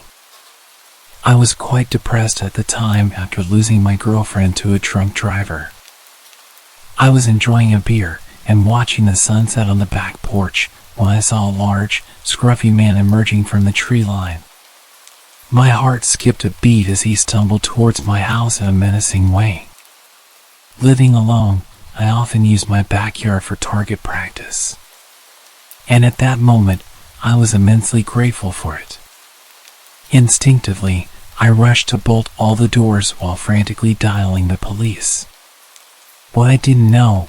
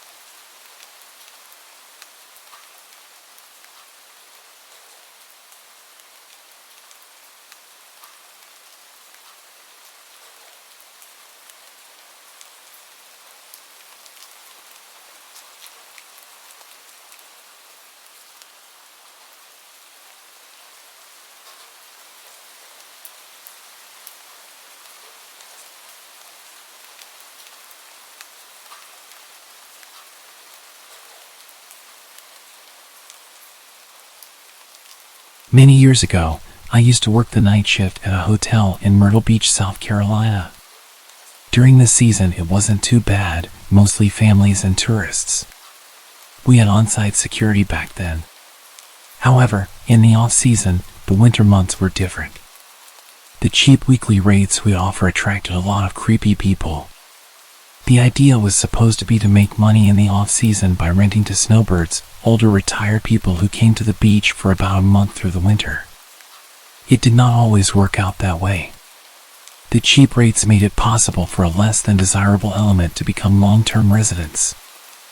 I've discovered more than my fair share of meth labs, broken up physical assaults, and more during the winter months. Working the third shift, I would meet some interesting people. The cold weather would mean some homeless people would come in to get warm and grab some free coffee. I wasn't supposed to let them, but it's not in me to be cruel.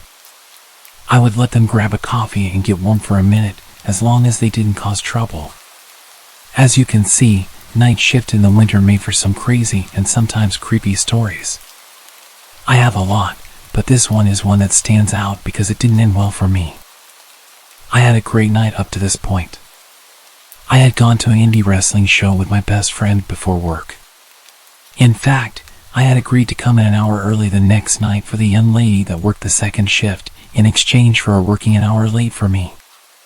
Ironically enough, I met Terry Funk that night, a wrestling legend known for his hardcore matches. Little did I know I was about to experience this kind of violence for real. I was supposed to be there at midnight due to her working over an hour for me. I normally came in at 11 p.m. I counted the register, and she briefed me on her shift as to what had happened, as per usual. As she was leaving, my friend Andrew arrived. He worked second shift maintenance at this hotel, and the other two hotels our company owned. He would regularly stop by after work, go grab us some food, and we would play World of Warcraft on our laptops after eating for a while since business was slow. He was just getting my money for the food, getting ready to leave. I was excited, telling him about how much fun I had at the wrestling show and showing him my Terry Funk t-shirt that I was so proud of. I was just walking into the back office to put the shirt up when I heard the doorbell indicating a customer had entered. It's true what they say, ask not for whom the bell tolls, it tolls for thee. I had turned around when I heard someone say something loudly, but I still couldn't make out what they had said. I had just reached the doorway when I saw Andrew fall down in front of me. The next thing I know, a guy walks around the corner and punches me in the head with a short steel pipe in his hand. It staggered me, and I fell to the ground. Before I could react, he hits me in the head with the pipe. I suddenly heard another guy that I hadn't even noticed. He was panicking because he thought that one of us had ran to get a cop. They left out the door. I was finally able to get to my feet. I tried to call the police from the phone in the back office, but it was having issues.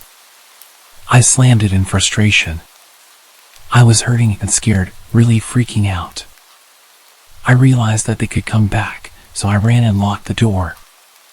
I didn't know where Andrew had gone, and that worried me. I called 911 and started to notice the blood pouring down my head.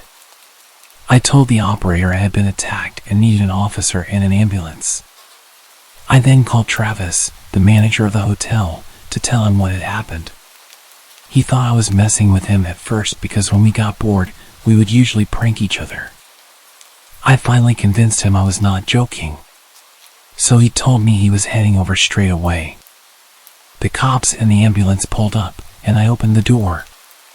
It was at this time I found out that after they sucker punched him and knocked him down, Andrew was able to amazingly jump over the desk and escape. He ran out just as a cop was driving by, which he ran to flag down for help. I ended up in the hospital emergency room where I had to have 10 staples in my scalp, and they gave me morphine for pain. I had no way to get home after being treated, but the doctor and nurses took pity on me and paid for a cab. My plan was to go back to work because this was December and Christmas was coming. I had 3 kids and needed all the hours I could get.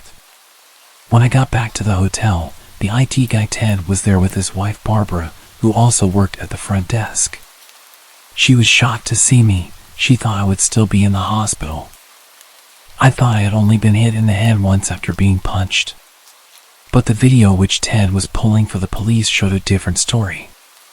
After I went to the ground, the guy had hit me not just one time, but 10 times in total. I kept trying to grab the pipe and get up, for some reason. I do not remember that. I guess I was knocked pretty hard.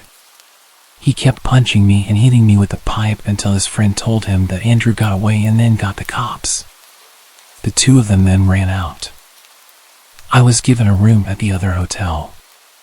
And Ted and Barbara gave me a lift there as I was in no condition to drive due to the morphine.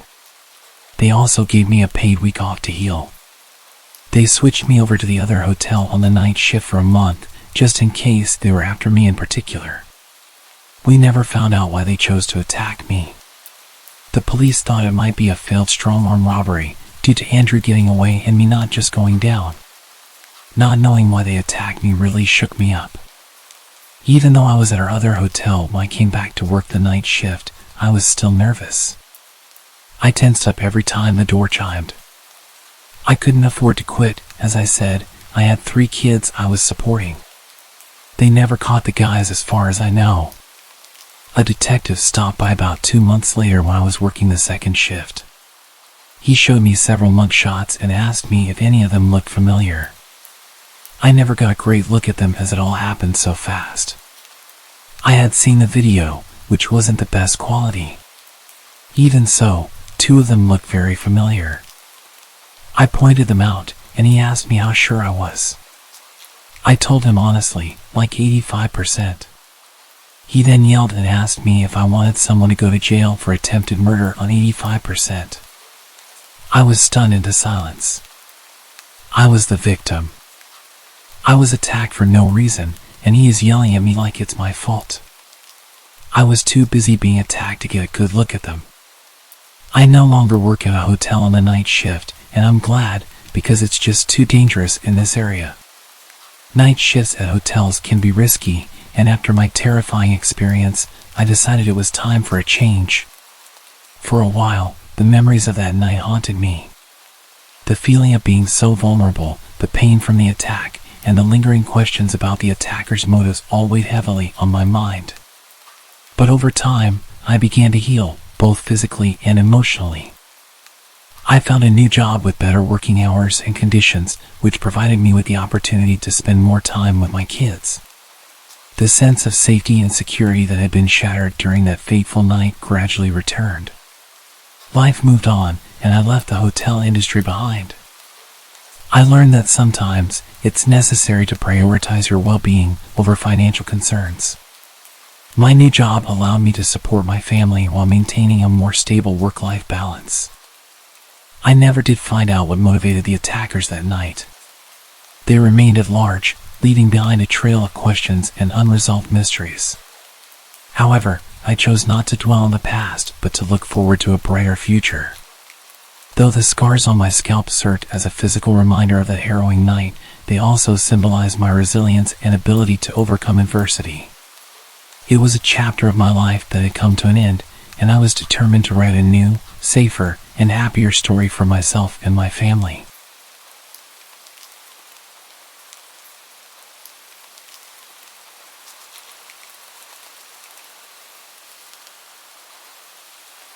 I need to preface this by saying that I don't believe in ghosts or any other kind of paranormal activity. This is not an attempt to convince people of their existence. What I will say is that I have an open mind regarding things that I can't explain using logic or reasoning. I know something happened to me, I just don't know what. And nothing I've heard so far has come anywhere near a satisfactory explanation. But then, that's what had me creeped out about it. If I could just chalk it up to seeing a ghost or witnessing a glitch in the matrix, as I've heard people call it, or any of that, at least I could draw a line under it and move on. But I can't. Because I have no idea what happened that night, and neither does anyone else. I used to work for a security company that contracted overnight work for large office buildings in downtown Houston. Some of the buildings were real nice places, and their security offices had all kinds of amenities that others just didn't have. The only problem was they made for some of the most boring overnight shifts you could possibly imagine.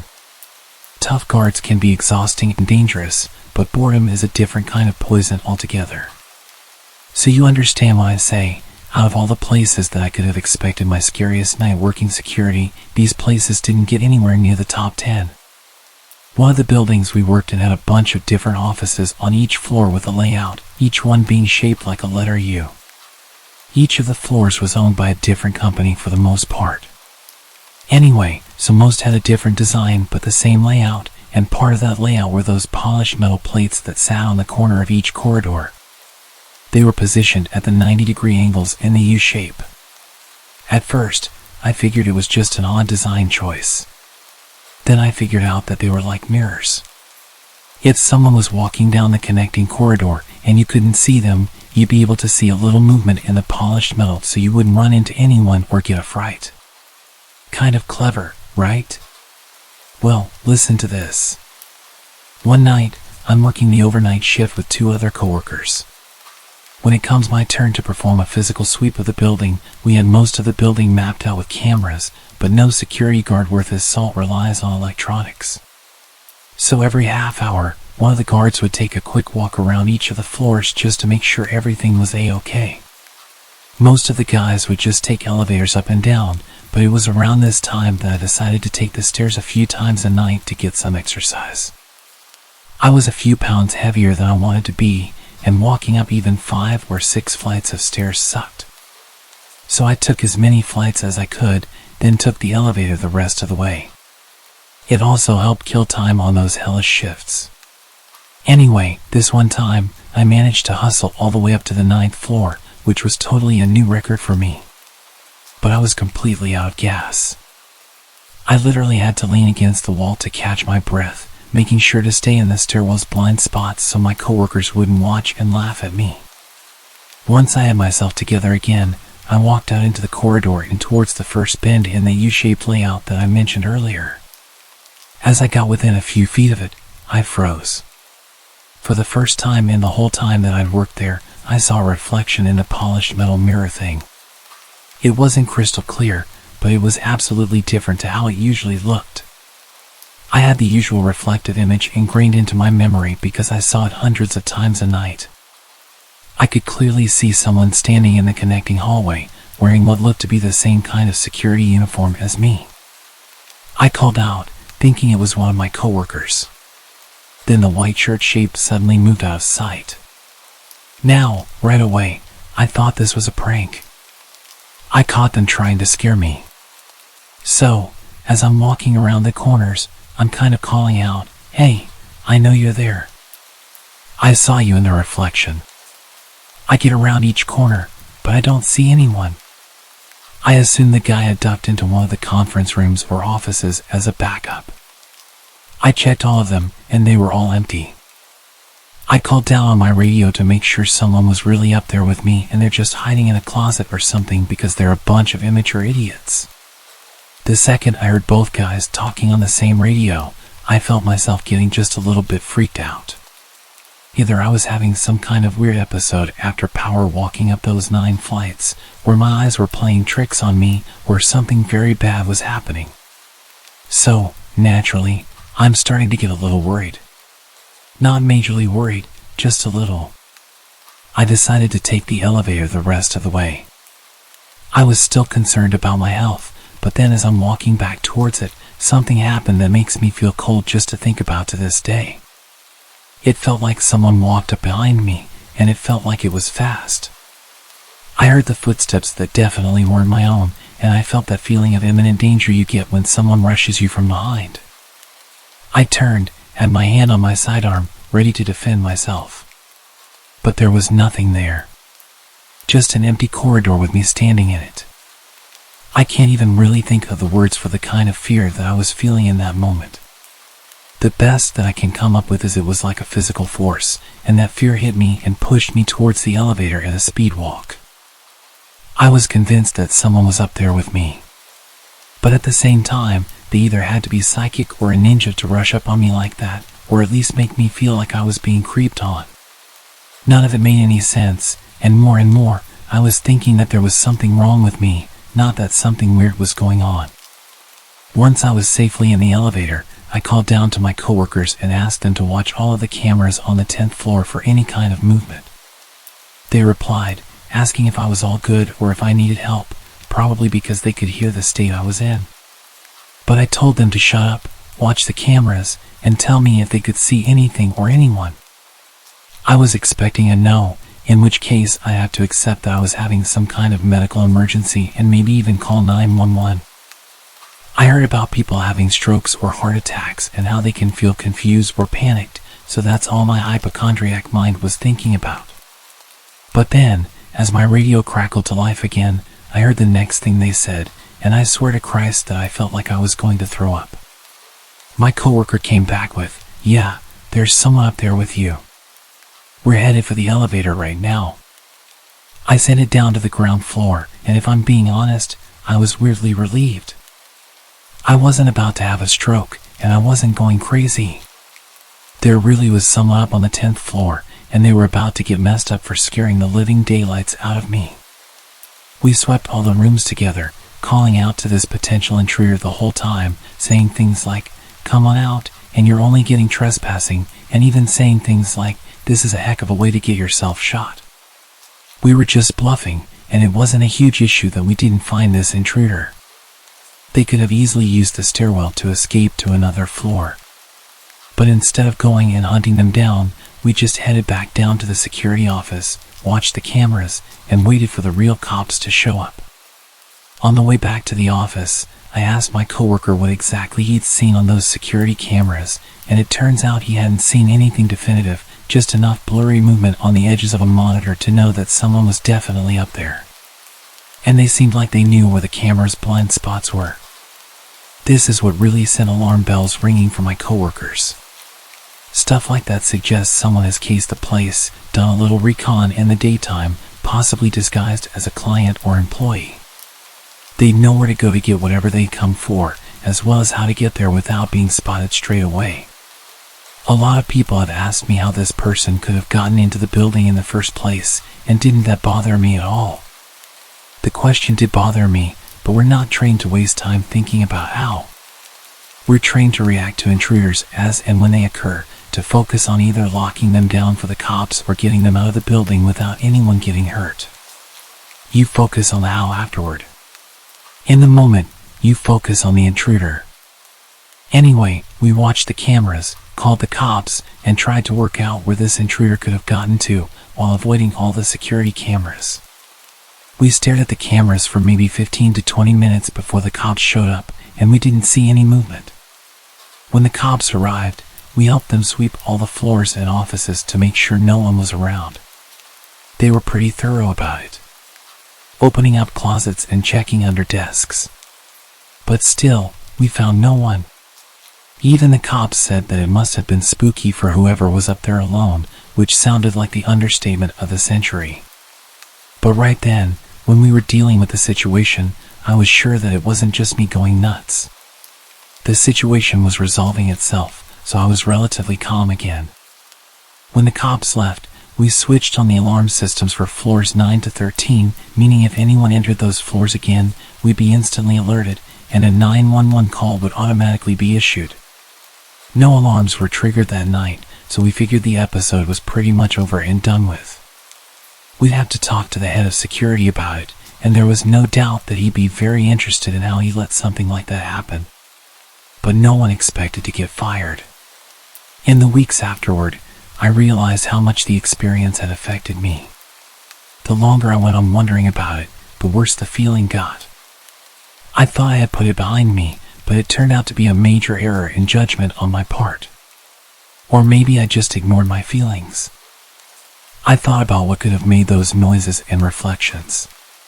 What could have given me that feeling like someone was rushing up behind me? After thinking about it for long enough, I decided that I didn't want to work there anymore. When I was told that I couldn't pick and choose which guard shifts I was on, I was left with no choice but to seek employment elsewhere. I'm not afraid to admit that I was scared of whatever happened up there. Rather than going down some crazy rabbit hole trying to explain it, I thought it was better just to walk away and start fresh someplace else. It's never happened again, nor anything like it, but you can bet your bottom dollar that if it does, I'm out of there.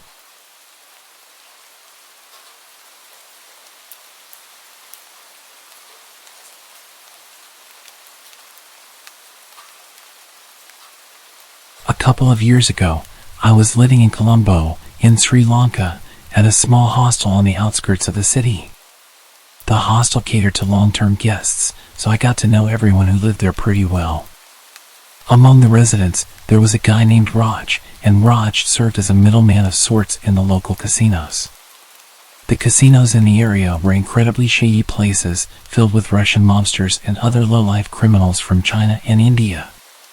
While the casinos were technically illegal, they managed to continue their operations through bribery and government coercion. I visited one of them once, and it was a surreal experience. Now, my friend Raj's job was to take online bets from Indian clients and then place those bets physically in the casino. Essentially, he played with their money and acted as the intermediary, allowing individuals to play from another location. He participated in some high-stakes games, handling large sums of money for some powerful people. It was a recipe for disaster waiting to happen. One night, Raj messed up big time. One of his clients managed to gain access to his online system and stole all the money his other clients had deposited to play with. The amount stolen was significant, with some losing well over $50,000, a fortune in this area. We only found out about the theft after Raj's sudden disappearance, and we discovered a cryptic note left in his bed, saying, "It's sad, don't look for me, I'm leaving." Among other things. The guy had vanished overnight. We filed a police report and waited to hear anything. After a few days, the police returned to the hostel, asking if someone who knew Raj could join them. The locals in the hostel were afraid to go with the police, so I volunteered. They took me to their headquarters, leading me to the back where I was shown photos of a body cut into pieces. It was Raj, brutally dismembered and dumped into the nearby sewer canal by an unknown assailant. They brought me there to identify the body, but they never found out who was responsible for this gruesome act. The images from those photos have haunted me, and I'll never forget them. I left the hostel shortly afterward. Raj might have been involved in some shady activities, but he didn't deserve such a gruesome fate.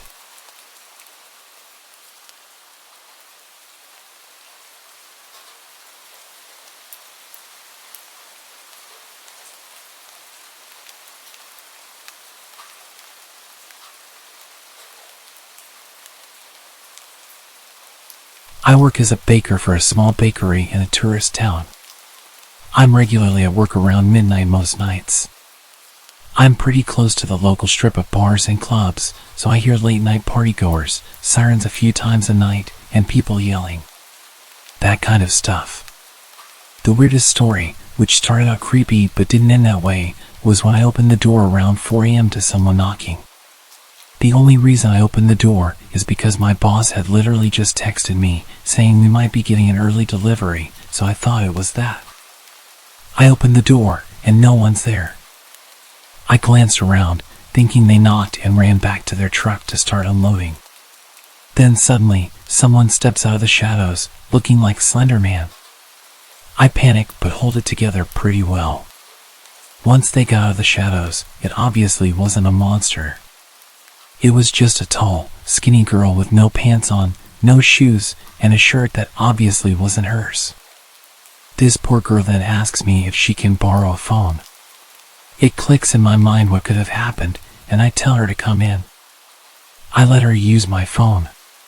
She tries to call her boyfriend and tells me that essentially she just woke up after passing out. She didn't know where she was, and I was the only light on the street. I didn't ask what happened to her, but she was saying something about pulling a firearm earlier and was hyperventilating over the cops being called on her, so I didn't call them. Her boyfriend never answered the phone, but I helped her figure out where her hotel was. Luckily, it was on the same block we were already on. I couldn't leave to walk with her or drive because I had a million things in the oven. I actually gave her my phone with the place pulled up on Google Maps and the flashlight on. She walked there, made it back okay, showered, took a nap, and brought me back my phone later in the morning. She hugged me twice and thanked me profusely, and I'm just sitting there like, damn, I didn't think I was getting my phone back. But I'm glad it worked out okay. I don't know if she was assaulted or just the type to strip when drunk or what, but she seemed okay after having been back to her hotel room. It could have gone a lot worse for her, so I'm glad I was the door she knocked on. God, did she give me a heart attack at first?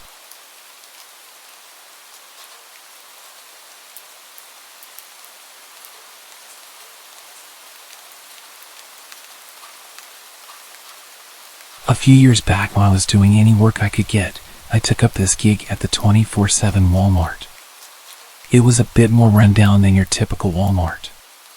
Dimly lit aisles, flickering fluorescent lights, and an eeriness that only an empty Wal-Mart at 3 in the morning can provide. So picture this, I'm stocking shelves in the cereal aisle, just trying to keep myself awake with the monotonous routine.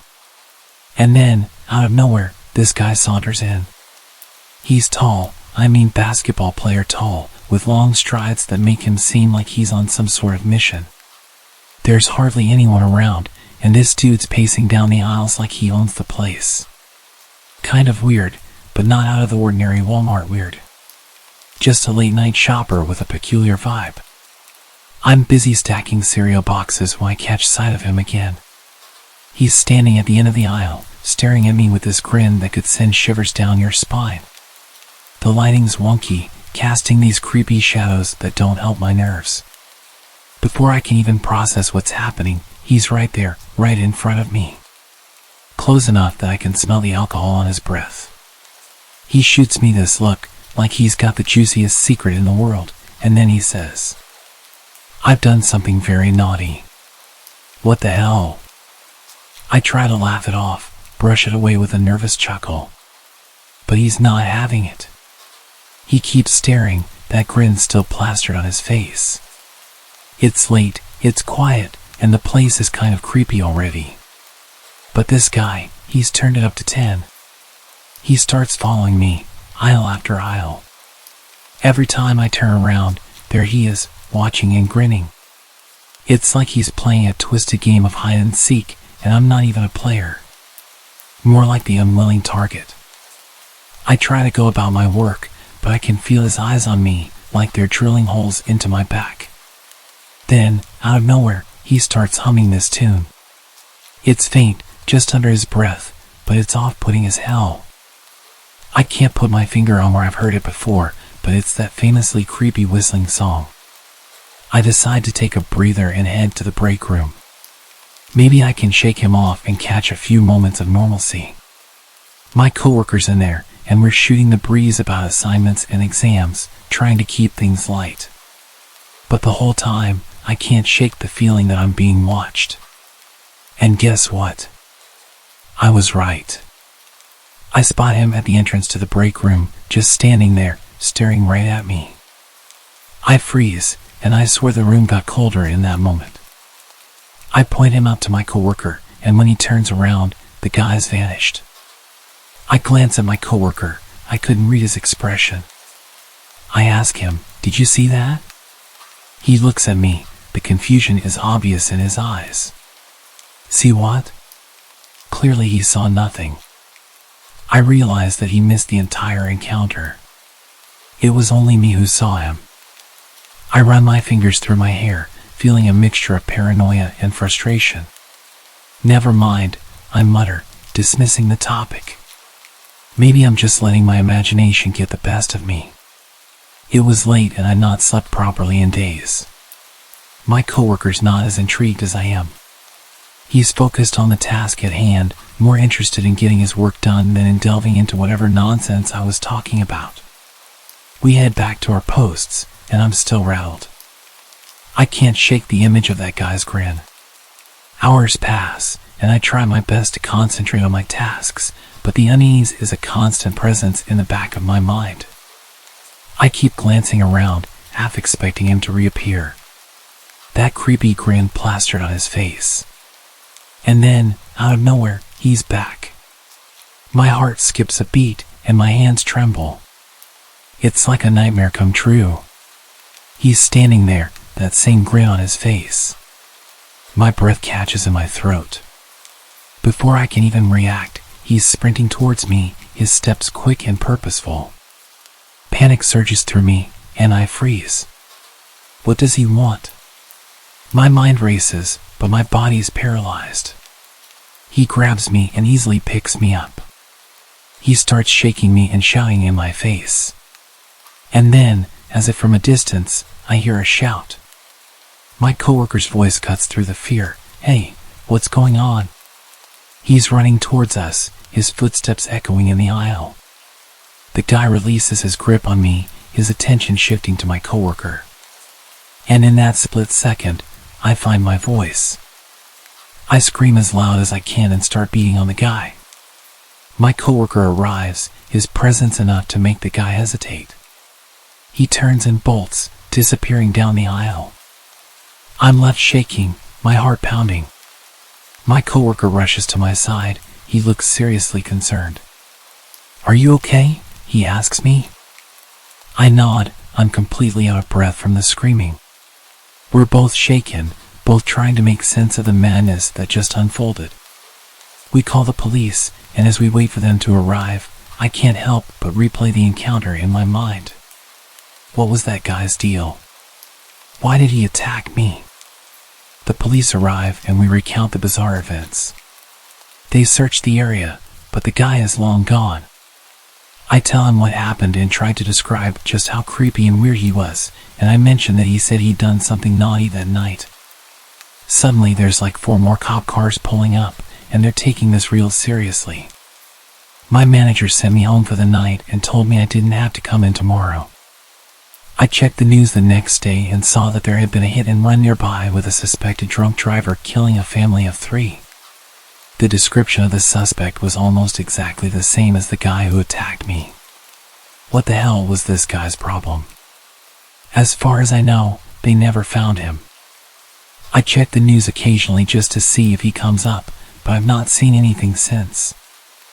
I had blocked this story from my memory until my girlfriend reminded me of it a couple days ago. I started dating my girlfriend at the end of my senior year, and I used multiple dating apps before we started dating. I had my Snapchat listed in many of my dating app profiles. This is important. Nothing led to anything with the apps. I talked to people for a bit and eventually the conversation would die out. When I began dating my girlfriend, I had deleted the apps but never deleted my account, meaning people could still see my profile and my Snapchat account. I realized this after a few people would add me, but it didn't bother me much because I'd tell them I had a girlfriend. As you would imagine, the conversation would end at that point. But there was this one guy that added me, let's call him Adam. And he asked me if I was available. Being straight, I was used to guys adding me, so I gave him the usual response. Sorry, I'm straight and I have a girlfriend. I expected him to leave me alone, but it didn't stop him. At first the messages were normal. How was your day? What did you do today? Simple stuff like that. Being the nice guy I am, I responded because I thought this guy just wanted to be friends, and adding a gay friend is okay with me. Then the messages progressively got more creepy. He started asking questions about my girlfriend, and not the basic questions. As the days passed, I started to notice that Tyler's vocabulary was very similar to Adam's. I wasn't sure about it, so I didn't make any assumptions that it was him. I shared Tyler's Snapchat with my girlfriend, who added him to investigate. As soon as she added Tyler's snap, Tyler flipped out on her, confirming that it was indeed Adam. Realizing this, I blocked him again. After that, everything went quiet from Adam for about a month. I live in the suburbs of Chicago, and both my girlfriend and I live down the street from each other. We often see each other, and our families are good friends. Anyway, a month went by until I received a letter with no address or name on it, just my name on the front. I opened it, and to my shock and horror, it was basically a love letter from Adam. The letter expressed his love for me and his desire for me to run off with him. The letter took a very sexual turn halfway through, with explicit descriptions of what he wanted to do to me. At that moment, I had 2 horrifying realizations. One was that he knew my address, and 2, he had dropped off the letter himself, meaning he was in my town. I immediately called my girlfriend, who was equally shocked. After consulting with my parents, we called the cops. Unfortunately, since I had blocked and removed Adam's social media information and the letter had no return address, there was nothing we could do about it. Day after day, letters kept appearing in my mailbox until they also started showing up at my girlfriend's place. Her letters were far worse than mine. Adam wrote about how much he hated her and how he wanted to hurt her. He described in detail the ways he would inflict pain on her until she broke up with me. Like me, she reported this to the police, but they could do nothing about it. My girlfriend's family had plans to go to Hawaii for vacation, and I was house sitting for them. The first couple of days went fine until one of the last nights of the week. As usual, I was at their house, watching TV on the couch, when the power went out. It was around 1 a.m., and it was pitch black. The next few seconds were silent, and then I heard a window smash from the office. To help you understand the layout of the house, when you entered the front door, the living room was on your left, straight ahead were both the kitchen and stairs, and to the right were the office and dining room. Upstairs, as soon as you reached the top of the stairs, there was a bathroom straight ahead. My girlfriend's room was on the right, and the other bedrooms were on the left. I immediately grabbed a kitchen knife and ran upstairs to hide while I called the cops. I quickly got into my girlfriend's room and slipped into the closet. As soon as I was able to contact the operator, I heard the intruder pounding up the steps.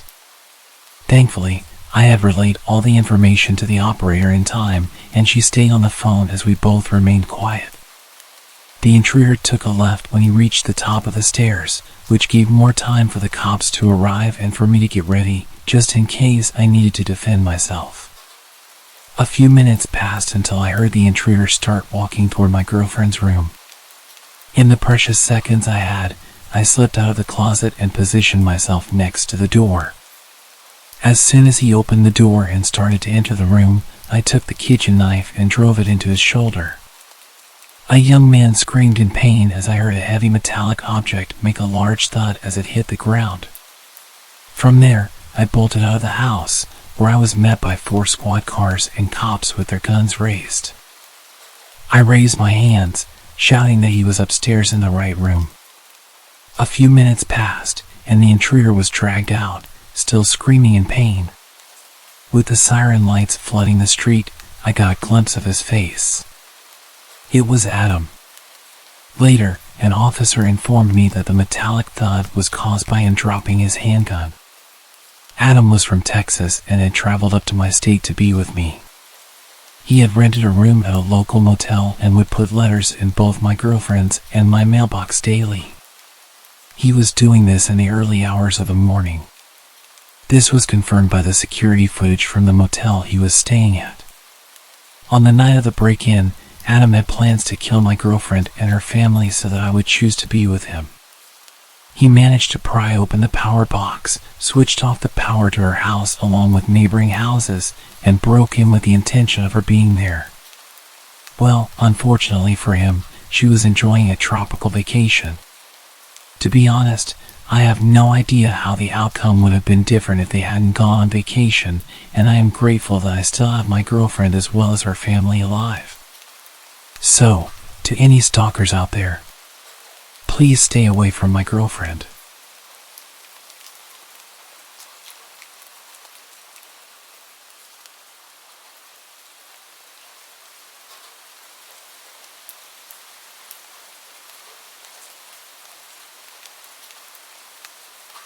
About 10 years ago, I lived on my own and didn't have much company. I was quite depressed at the time after losing my girlfriend to a drunk driver. I was enjoying a beer and watching the sunset on the back porch when I saw a large, scruffy man emerging from the tree line. My heart skipped a beat as he stumbled towards my house in a menacing way. Living alone, I often used my backyard for target practice. And at that moment, I was immensely grateful for it. Instinctively, I rushed to bolt all the doors while frantically dialing the police. What I didn't know was that this intruder had broken in the day before through a basement window and had spent the night squatting there. He had left the basement door unlocked, and at this point, he'd made his way inside the house and was making his way up the stairs towards me. I gripped my rifle, aiming at the approaching man as he descended the hallway. I shouted at him, ordering him to stop and get on the ground, but he just kept walking towards me. I fired the first round, loaded with rock salt, but he showed no reaction. I quickly followed with a rubber bullet to the chest. Yet the drugged-up guy, who was clearly out of his mind, continued advancing. This guy was huge, at least twice my size, and I realized that whatever drugs he had in his body were going to push him through any pain that a rubber bullet would inflict. He was backing me into a corner. I desperately begged him to stop and warned him what would happen, but he just moaned at me like a zombie and shouted, "Shoot! Do it!" Then he lunged towards me. I took my third shot. I can't recall whether it was buckshot or a slug, but it left a gaping hole in his chest. It barely even slowed him down. He kept coming, and in a frenzied struggle, he wrestled me to the ground. He was moaning and coughing up blood. Suddenly, he grabbed my face with both of his massive hands and started squeezing my head. It was utterly terrifying. I could feel him trying to burst my skull open like a balloon. I don't know how long it actually lasted, but it felt like forever. Eventually, the injury finally caught up with him, and he died on top of me. I was laying with him crushing me for a few minutes. My energy was completely drained, and I could barely breathe with his weight on top of me. His body was pushing my rifle into my chest, and it was causing me serious pain when I tilted his body to the side. I was completely drenched in his blood, and I can still remember the overwhelming smell. I'd completely forgotten that I was still on the phone with the operator, who had heard our entire exchange, which more or less amounted to me pleading, "Stop, or I'll shoot," and the man menacingly taunting. The police arrived soon after, and the incident made it to the local papers. There was a criminal investigation, but eventually, I was cleared of any wrongdoing. It turned out that the intruder was wanted for murder of an elderly couple in Baltimore and had somehow made his way 50 miles up the road into our rural area.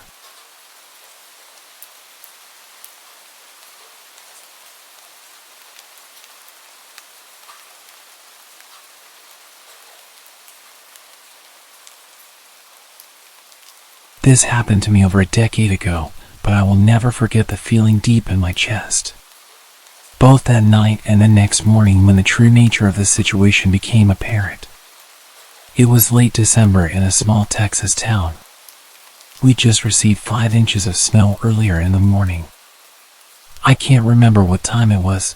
All I remember is it was dark outside, and I was playing in my room. It's important to note that my room was made up of 2 parts, a mudroom with a door leading out front, then my actual bedroom. The door was an older style wood door with all the old hardware and had a window on the top half. It had a window shade, but that wouldn't stop anyone from looking in if they wanted. My room was the frontmost, with my parents' room being in the back of the house. Suddenly, the knob was not being gently moved, someone was turning it with force. This door was one that had to be locked from the inside, so the knob could turn and open freely. Luckily, there were 2 deadbolts. Whoever was on the other side just figured out the knob was free to open. As soon as I heard it turn all the way, I sprung up to the wall about 5 feet from the door, my back to the wall. The door fell silent. I found myself glued to the wall, unable to move. Then, the knob turned slowly. I remember watching, waiting for it to turn all the way. When it did, whoever was on the other side started trying to budge the door and pry.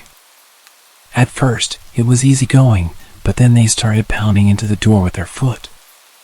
They got only 2 kicks in when I unfroze and screamed for my life. I sprinted to the back of the house to get my parents. They asked what was wrong, and I said someone tried to break in. They ran over and checked, not bothering to look outside, which I pleaded them to. They just said my imagination was running wild and it was an animal or the old age of the house. They took one final look in my mudroom, not bothering to investigate any further. I was told to go to bed. It took me hours. I don't even remember falling asleep. All I remember is staring at the door from my bed, never taking my eyes off the doorknob. Suddenly, I was woken up by my parents, who were obviously distressed and seemed to be scared.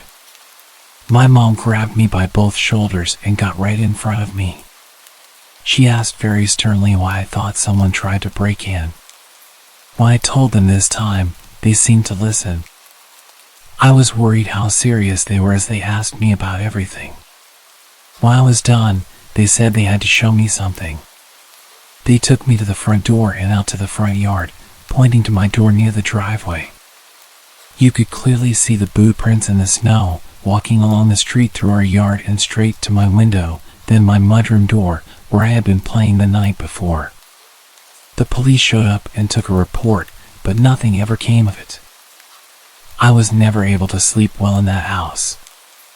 I can never forget what it felt like as a child to go through this and not have my parents believe me. I'm just glad I was not home alone and very thankful for that strong door.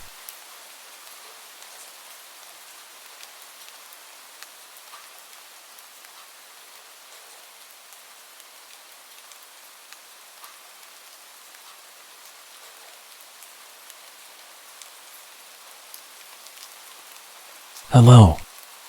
I'm a 20-year-old French girl. To set the context, I live in a suburb in a small residence with 6 houses. My gate is often broken, and most of the time it's wide open, giving easy access to our small courtyard. My house has 1 floor with 4 bedrooms, including mine. Downstairs, there's a guest bedroom which we use as a treatment room due to my health issues. It's where we keep all the equipment and medicines. I also have a dog who means the world to me. He feels everything and even senses my epileptic seizures before they happen. He can even tell when the nurses are arriving by the sound of their tires in our yard. He never barks unless there's a problem. A nurse visits me 4 to 5 times a day for treatments, including infusions. This is an important part of my story. One morning, as usual, my nurse, Sandra, arrived at 8 a.m. She administered my treatment, and we chatted like we always did. After about 40 minutes, she left, saying she might be a little late next time, but I shouldn't be worried. That day, my parents were at work, and I had a medical appointment in the morning. I was home alone, except for the nurse's visits every 4 hours. When I returned from my appointment, I sat on the sofa with my dog while waiting for the next nurse. When I heard tire noises, I thought it was Sandra arriving a bit early. My dog started growling, which was unusual. I looked at the time, 11:50 a.m. I assumed Sandra might have switched with the previous patient, as she sometimes did. I heard a knock and I went to the door. I saw a young woman I had never met before. She introduced herself as Camille, a 3rd year at nursing school, and explained that Sandra had sent her to prepare my treatment. I wasn't suspicious. I was used to students coming over. But I was a bit surprised because Sandra usually informed me in the morning or sent a message. Also, she never left a student alone on the first visit. I led Camille to the treatment room and showed her the way. While she washed her hands, my dog's behavior became strange. He growled as she approached me and circled me, so I decided to leave him in the living room and close the door to keep him calm. I didn't pay much attention to what Camille was doing. I was on my phone at that moment. Then, I noticed she was preparing a syringe rather than using the pre-made saline syringe as usual. I glanced up and saw that my treatment ampoules were untouched, but I had heard the distinct sound of ampoules breaking. Something felt off. As she approached me with the syringe, I received a message from Sandra saying she'd be there in 5 minutes and asked me to start setting up the equipment. I made up an excuse, telling Camille that I needed to use the restroom and left her in the treatment room. My dog kept barking and growling. When I reached the toilet downstairs, I sent Sandra a message telling her about the woman, and she had no idea what I was talking about. I was terrified and started crying in the bathroom. Camille came to check on me and asked if everything was okay. I assured her it was, and that's when I heard the front door slam shut. 2 minutes later, it reopened, and I heard Sandra's voice. I left the bathroom, still crying, and Sandra asked me what had happened. I explained the situation and showed her the treatment room. We called the police, who arrived, examined the evidence, and took samples from the syringe and other items prepared by Camille. The test results were shocking. The syringe contained a paralyzing substance, enough to paralyze a 120 kilograms man, and the IV contained a highly concentrated medicine that could have stopped anyone's heart. To this day, we don't know who Camille really was. Thankfully, I never heard from her again. She had stolen all my opioids but left my tablet and computer untouched. Looking back, I realized my dog had sensed Camille's ill intentions. I should have been more vigilant, especially since she was a stranger and on her own. My treatments are far from simple. I often wonder what could have happened if I hadn't checked my phone that day.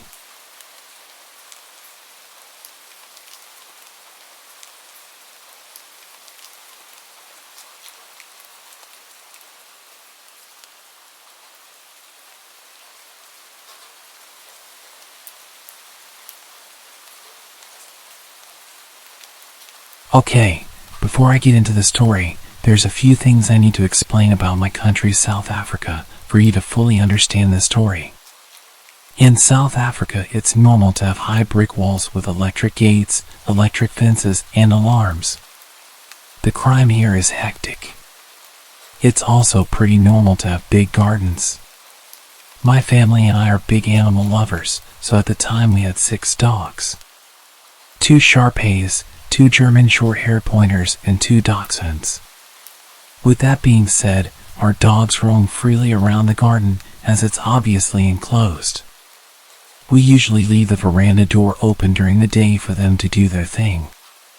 Another thing about South Africa, it's normal to have a live-in maid and a gardener. Like, the average family usually employs them. It's not only for wealthy people, which seems to be a thing in other countries. For the story, our maid is Ellie and our gardener is Vince. So this happened in 2007 when I was 9 years old. My older brother was 10 and we had just gotten our first cell phones that day. My dad surprised us after work. You may think we were quite young to have phones, but it was used for emergencies or to communicate with our parents. Anyways, it's an important piece of info for the story. We don't usually leave our veranda door open at night due to security reasons, but I remember it being a hot summer night that night. So of course, this night of all nights, the veranda door was wide open and the dogs were doing their thing in the garden. My brother and I were in my parents' room setting up our new cell phones, all excited. Ellie's daughter, who was 18, was like an older sister to us, and she was helping my brother and I. My dad was somewhere in the house and my mom was in the bath. I specifically remember the maid's daughter making a comment about how the dogs would not shut up and how annoying it was. That's when I noticed it as well. Sure, they bark, but it was usually the dachshunds that yapped when the bigger dogs just chilled. Plus, it would only happen for a few minutes, then they'd get over it. Something was different that night, as even the bigger dogs were barking non-stop. My dad appeared in our room and mentioned to us that he also noticed the dog's incessant barking and he was going to check if everything was okay. No alarm bells went off in my head, and I don't believe my dad thought anything was amiss either, because my brother asked to investigate with him and my dad agreed. I was obviously too engrossed in my new Sony Ericsson. My dad said he had a terrible feeling because of this, and because of how out of character the dogs were acting. He called after them. They usually come running, but tonight they all seemed to just look at him. They then turned back around and continued going crazy at this dark corner down the steps. My dad told my brother to go back inside the house and get a torch, sort of using it as an excuse for my brother not to come with him because of this off feeling. When my brother went back inside, my dad slowly approached the steps. He noticed how the dogs seemed to be snapping at whatever it was, hiding just out of view in the darkness. As he got to the steps, he noticed the lamp was smashed. Confused, he inched to the steps, and just as he realized what was happening, it was too late. My dad, being an ex-vet and avid hunter, felt something cold against his temple and immediately knew it was a gun. 4 men in balaclavas stepped out of the darkness, all armed. Shocked, he stood frozen on the steps. The man holding the gun to his head was instantly aggressive and asked him where my brother was. He said that he saw my dad come out with my brother, but my brother went back into the house. My dad said something came over him, and before he knew what he was saying, he responded by saying he's gone inside to press the panic button. As he said it, he saw how all of these guys started to panic. They started speaking in an African language called Zulu, assuming my dad couldn't understand because it's not common for white people to speak it.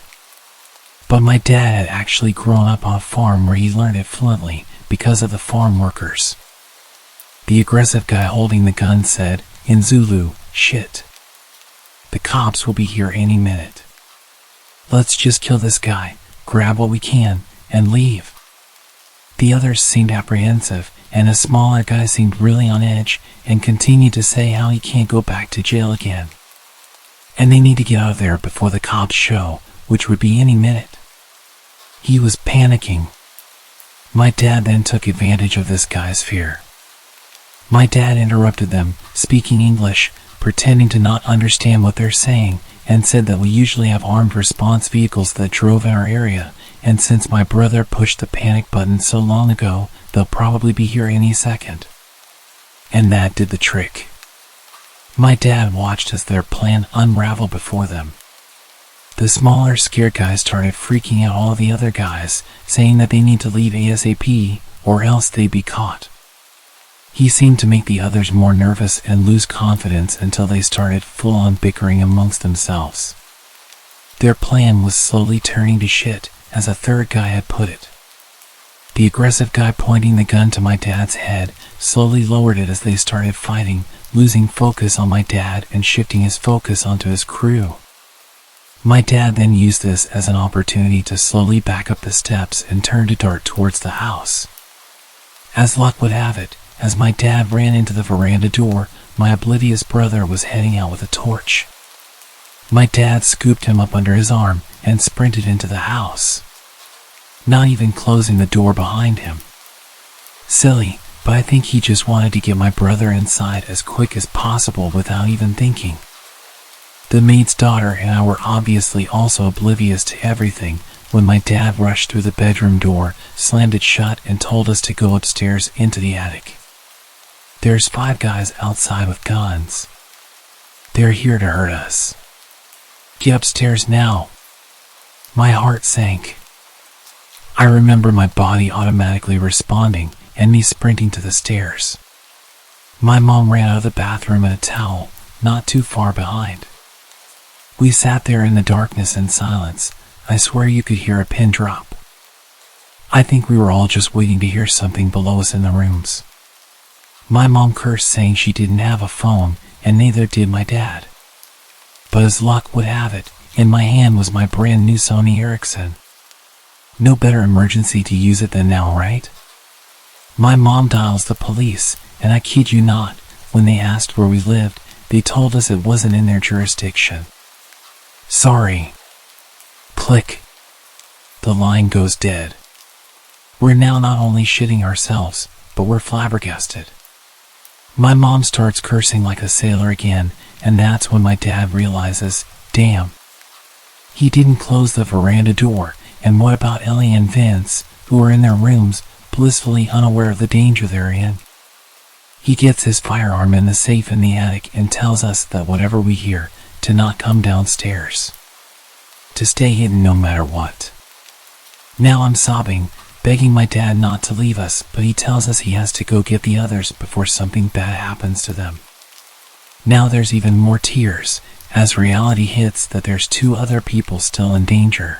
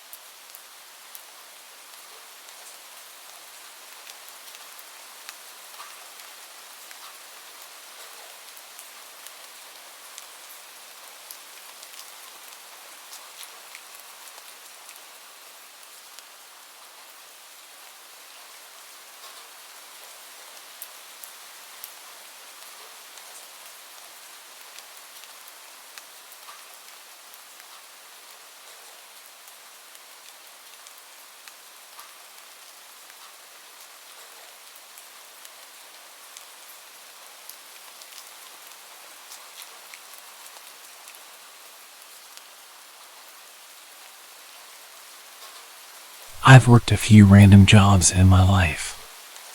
My first one was a summer job at 16 during summer break at a dairy farm. I absolutely hated it there, and it made it harder for me to find the motivation to even try finding work again when the time came. I don't really remember how I was first referred to the job, but the following summer, I ended up working as an office assistant for a self-employed photographer. My parents knew her because she used to be a member of their church, and my sister attended her 4-H program when she had it. By that time, her health had begun to take a hit, as she claimed it was a mixture of things from chronic Lyme to fibromyalgia. I had also been warned by my parents that she was a little off. She was very religious and claimed to have had real encounters with demons, even participated in some exorcisms. I'm an atheist and a skeptic, so I never took her stories seriously. Aside from the weird things she would tell me, she was mostly harmless, and working for her was not very hard. The job basically required me to do a lot of data entry, as well as help prep her photos with some minor editing. She would also make me add her company watermark before uploading them. They'd end up on a site where her customers could browse them and then pick which ones they wanted to order. She'd primarily photograph horse events, dressage, stadium and cross-country jumping, etc. And for the first several months my job was in her living room, which was basically my office space at the time. Eventually, I was talked into tagging along at shows where she trained me as a photographer, and soon I was shooting at the events along with her. It was boring work, I won't lie. I'm not a horse person. But things didn't get weird until a year later when I learned the hard way it was not her that I needed to worry about. She had 2 sons. One who was out of state, the other who was in the Navy. The latter of the two, a guy called Nathan, I had only heard small things about. He was somewhere on the autism spectrum, but she was never clear on what exactly his diagnosis was. When he finally returned home and I met him for the first time while working in her living room, he seemed like a nice guy. A little odd, but not concerning. He was obsessed with movies, and being a bit of a movie buff myself, whenever he would venture to the living room to strike up a conversation, it would almost always be about whatever movies we were into or were excited to watch. I should point out here that I was 18 and he was in his mid-30s. At some point, he got it in his head that I was interested in him, though he never said anything directly to me. I had to find out about it from my parents. My mom worked as the secretary at the church, and Nathan somehow found out. I can only guess my boss had told him. One afternoon, Nathan showed up at my mom's desk and started gushing about his feelings. He talked about how much fun I was, how he loved talking to me, how he was planning to take me to the movies and take me to his church, and all these other plans he had for me. My mom was beyond uncomfortable, as was the pastor who happened to overhear it. And when I got home that night, she told me what had happened and suggested I make sure not to lead him on. I was completely baffled because I hadn't done anything. We'd never even discussed the possibility of doing anything together. I got even more uncomfortable around him over the next few weeks. I made an effort to acknowledge him less when he was around and keep the conversation short while stressing I had to do work. Eventually he got his own place and moved out of his parents' house, so I figured the problem had solved itself. A couple years later, I had moved out, my boss's company had closed, and I was working somewhere else. I was friends with both my boss and Nathan on Facebook, and around that time I was finally coming out as an atheist, something I couldn't do while I was still living at home. One night, my old boss messaged me, asking about a ring I had on my finger. It was a black ring with a white solid star in the middle of a black circle. Already knowing where she was going with this, I told her it was just a ring. She started accusing me of wearing a pentagram because she didn't know what a pentacle was and that I was promoting Satan. I tried several times to explain to her that not only was it not that symbol, but that also paganism has nothing to do with the devil anyways, but she refused to listen, so I just ignored her. It was typical behavior of her and not worth the argument. The next morning, I had a message from Nathan telling me I needed to come to his church with him. I told him no, and the messages I received back gradually grew angrier and angrier. He went from asking to demanding I go with him. He told me I was lost and that I would not find the answers I needed by living the life I was. Eventually he outright said he thought the fact that I was wearing a pentagram was disgusting and that I was opening myself up for possession. Knowing there would be even less of a point in arguing with him than there was with his mother, I went ahead and blocked both of them, deciding I was done with it all. Then he started showing up at my workplace. He would always search through the store until he found me, and then once he did, he would corner me and not stop talking to me no matter how many times I tried to dodge him or tell him I needed to get back to work. Eventually the managers caught on and started intercepting him whenever he showed up. I wasn't making enough to pay the rent with that job, so I had to take up a second one. Within a week of working my second job, which was in a different town, he started showing up there. This time I told the managers who he was, and after that, every time he showed up, I was allowed to hide in the back room behind a locked door while they sped his order along and got him out. One of those many encounters, while I was hiding in the back, one of the managers was back there with me, inputting employee time punches into the computer when the both of us heard Nathan shout in our direction. "I know you remember me." That was the last straw for them, and they told him his business was no longer welcome there. He stopped showing up at my other job as well for a while. Fast forward to a few years later, I was getting used to not having to look over my shoulder every shift or check the parking lot for his truck. Then one day, he reappeared. He was browsing a section I was walking past when he spotted me and got this deer in the headlights look. I made a beeline to the break room because just seeing him made me scared. After that, he started showing up regularly. I would always find ways to dodge and avoid him, but he would still eventually spot me and know I was still there. I was debating whether or not to tell the managers, because at this point it had been a while since he had done anything, and saying something just because I was nervous didn't feel right. Call me a coward or an idiot, but that was my thought process. What happened next made me regret not speaking up. It was bound to happen eventually, but one night he managed to catch me while I was at the customer service desk.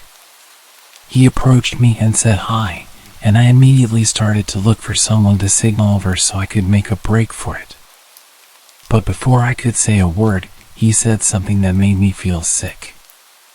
"How's your little girl doing?" "She's 3, right?" I looked at him, horrified. I had him completely blocked from all of my social media. I had his number blocked. I was living at a new address, and I had not seen or spoken to his mother since she confronted me about my ring. I had not told either of them I was a parent now, or that I was married, and I was not friends with anyone who knew them. "How's your husband doing?"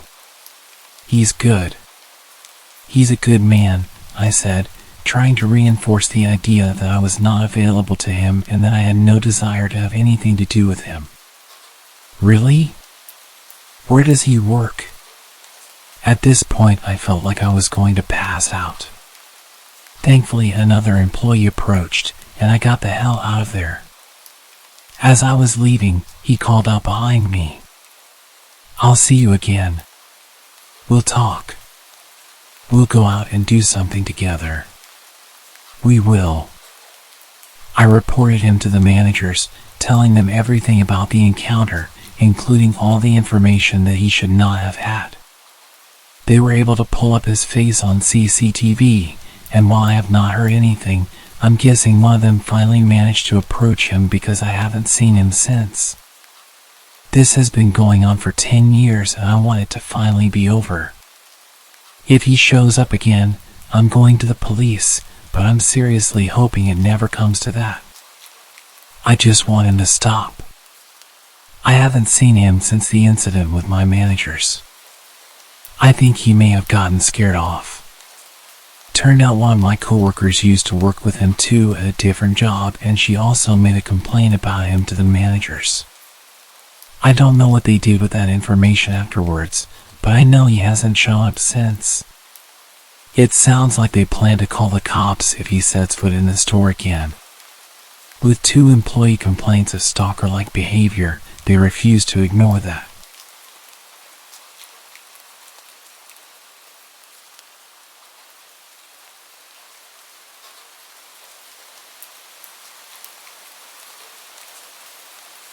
In 2002, I was 14 years old, starting freshman year. I was an awkward, nerdy girl that didn't know how to handle attention from boys, so you could say I made things worse for my situation. I had a knack for making friends with the weird people no one liked, but I tried to be friendly with everyone I met, so it wasn't a big deal to me. Unfortunately, that was also my downfall. Clubs were a big deal, and they actually had an anime club, so of course I was all about that. First club meeting, I sat next to a couple of friends and soaked it all up. I thought I was finally with my people. Then here comes Stalker Kid. I'd use his real name, but to this day I have no clue what it is. He sat in front of me, and being that person, I said hi. I could tell he was uncomfortable and didn't know anyone, so I was just being nice. And boy, did this guy cling to me for that one word. At first, he would just find me during lunch and just stand there mumbling things to me. He had such a soft voice, high-pitched, mousy little guy, that you just felt unnerved when he spoke to you. The way he would look at you as he spoke, I could never look him in the eyes. After a while, it became more asking about my personal life and what I was into. Me being dumb and naive, I tried to be friendly and chat while feeling incredibly uncomfortable. After a while, me and my friends would move to different tables, benches, even hallways to avoid him, but he always found me. After about a year of this, my best friend finally told me that if I didn't tell him to F off, he would. I really didn't want him around anymore, so, sure, go ahead. So one day during lunch, here comes Stalker Kid with his signature greeting. Barely above a whisper. Hey Nancy. My buddy just goes, dude, she's not interested, F off. Looking hurt, he shuffled away. I was like, man, you didn't have to be so hard on him, but thanks. I didn't see him much around school after that except for club days where he would just sit across the room and stare at me while my best friend glared at him. Cut to me being 16 and now driving to school. Minus the awkward club days, I didn't really notice anything from him. That is until an old gray beat-up car started parking next to me, extremely close. One day after school, he was waiting for me in that car. He started asking me how I've been, talking about prom and all that stuff. I was trying to rack my brain on how he knew that was my car, unless he had been watching me before and after school. I started getting there later and leaving later to avoid him because he was like clockwork. Finally, a boy I used to be friends with in elementary school was walking out with me and made a comment about how that guy is always next to my car and asked if he was my boyfriend. I immediately said no, and he's always following me around, and I hated it. It was really starting to freak me out. Bless this guy, because he walked right up to him and scared him off, threatening if he ever parked near me again he would kick his ass. I figured maybe that was enough to keep him away. So again, there was a small space where I would hear nothing of him except for my friends who had classes with him telling me how creepy he was. One friend had art class with him and said he would draw naked women constantly in his books. Junior year is wrapping up, and I started giving my best friend Jack lifts to school. He was on my way, so I figured why not. At some point, Jack started noticing that little gray car was always heading the same way after school and made a joke about Stalker Kid living next to him. Small world, right? I could only be so lucky. One day, as per usual, little gray car was following us, so we took a detour. Sure enough, he was with us every step of the way, and it was no longer a joke. We both started freaking out. I pushed the gas pedal as hard as my foot could push it and got the hell out of sight. A few other things happened. In order to get into prom, he had to ask someone from my year. So he asked some random girl from my softball team and then dumped her as soon as he got in. He then followed me all night. This includes to the after prom, where I had to avoid him the whole time. Our high school had a TV channel for kids to run, and during prom they would record the whole night. It took one of my friends to point it out, but throughout the whole video, it showed him behind me and following and staring at me all night. I didn't even realize. And the one that still creeps me out to this day is graduation for his class. I was scanning the crowd to see my friends who were graduating when I saw a hand wave as I passed by. I looked back, and of course it was Stalker Kid waving at me. How he picked me out of a crow's of thousands, I will never know. 2006 senior year was great. No signs of creepy stalker kid, to the point where I kind of forget about him. I graduate, I choose a college in town, get a job at a local retail store, and move on. Life was beginning to be normal. I work the gaming department, so you get the weird guys once in a while. One that I saw a lot was this little Mexican guy with glasses who never purchased anything but would just walk around from time to time. Then, stalker kid comes strolling in the doors and walks into gaming and just talks. I ask how he knew I worked here. He says his friend saw me and knew we were friends. I tried to radio for help for someone to come and get him out. Finally, a big guy from computers walks by and asks for my help in the back. Once he pulls me to safety, I tell him everything. From that point, security is aware and is told to watch for this guy. Of course, he wasn't doing anything physical, so all they could do for me is watch out for him. So every time he came in, they would tell me and I would dip back to the warehouse.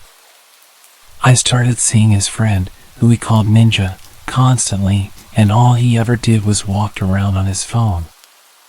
I began to suspect he was texting Stalker Kid to tell him I was at work, because sure enough, 10 minutes later, he would come in.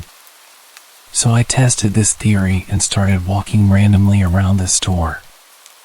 At one point, a friend who worked register asked why I would do this, so I had her take a walk with me on her break.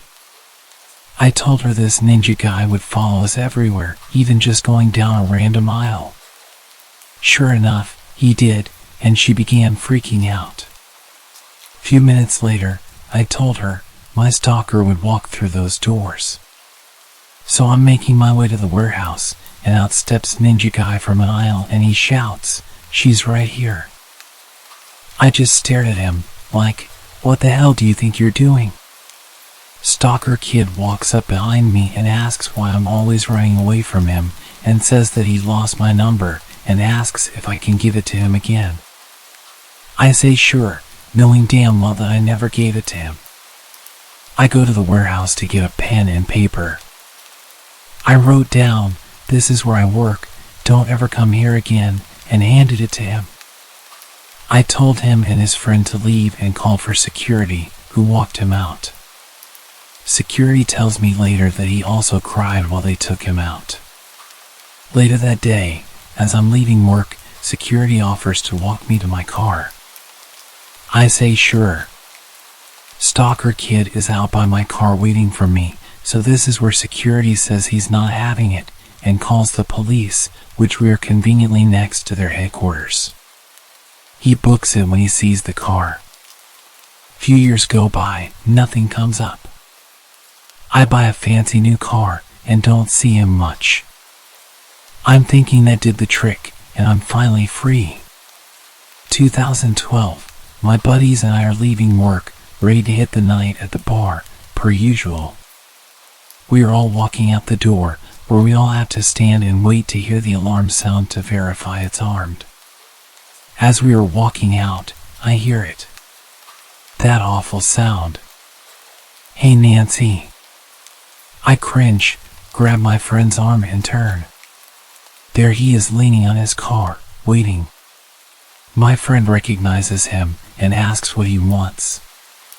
Guy says he just wants to talk to me. He said he didn't ever see my car, so he didn't think I worked here anymore. His other friend is sitting in the back seat of his car just staring at me blankly. I start to think the worst. If my friends leave me here, something tells me I'm not coming into work the next day. Or ever. I'm terrified that he's had years of time to think about our last encounter where I wrote my number down and made him cry. I grab my friend's arm tighter. My friend kicks off, pretends to be my boyfriend, and rips into him. My friend is about 2 feet taller and much bigger. They get into it, and I'm just standing in the parking lot and I'm just begging for my friend to kick his ass. He spooked stalker kids so bad that I'm pretty sure he pissed himself before getting in his car and booking it. Ever since, if he comes into the store, my friend stares him down from his office. Years later, I've moved on, gotten married, and moved out of town. Recently we've moved back to start a business, and to this day, I still feel myself looking behind me at stores on the off chance that I randomly bump into him. He caused me to have anxiety, mental and emotional pain, fear and trust issues for a decade. Even after moving on, I still feel the effects today. And I never even knew his name.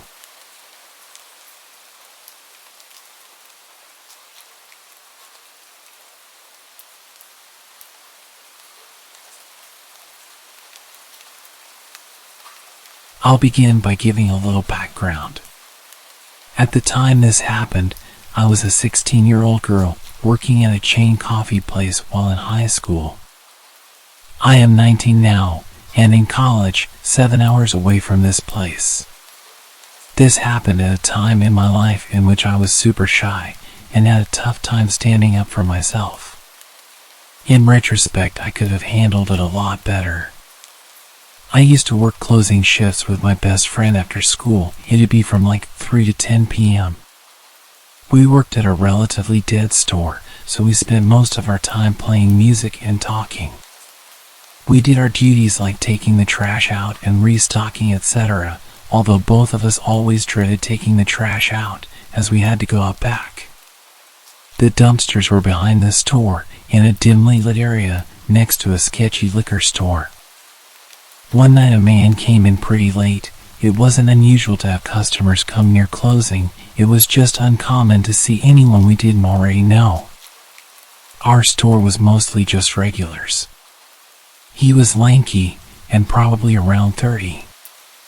I mostly just remember his eyes. They were piercing, the type that never break a stare. I remember initially thinking he was attractive. Yikes. The way he spoke was short and concise, just ordering a small hot latte. I made his order and that was it. I told my friend about how I thought he was attractive, and we then started referring to him as the small hot latte guy. We always call people by their drink orders. He came a bunch of times after that. Each time staying a little longer and longer, talking a little more and more. One day he came with a woman, presumably his girlfriend. I remember I felt a little weird, like she was staring at me, or like they had spoken about me beforehand.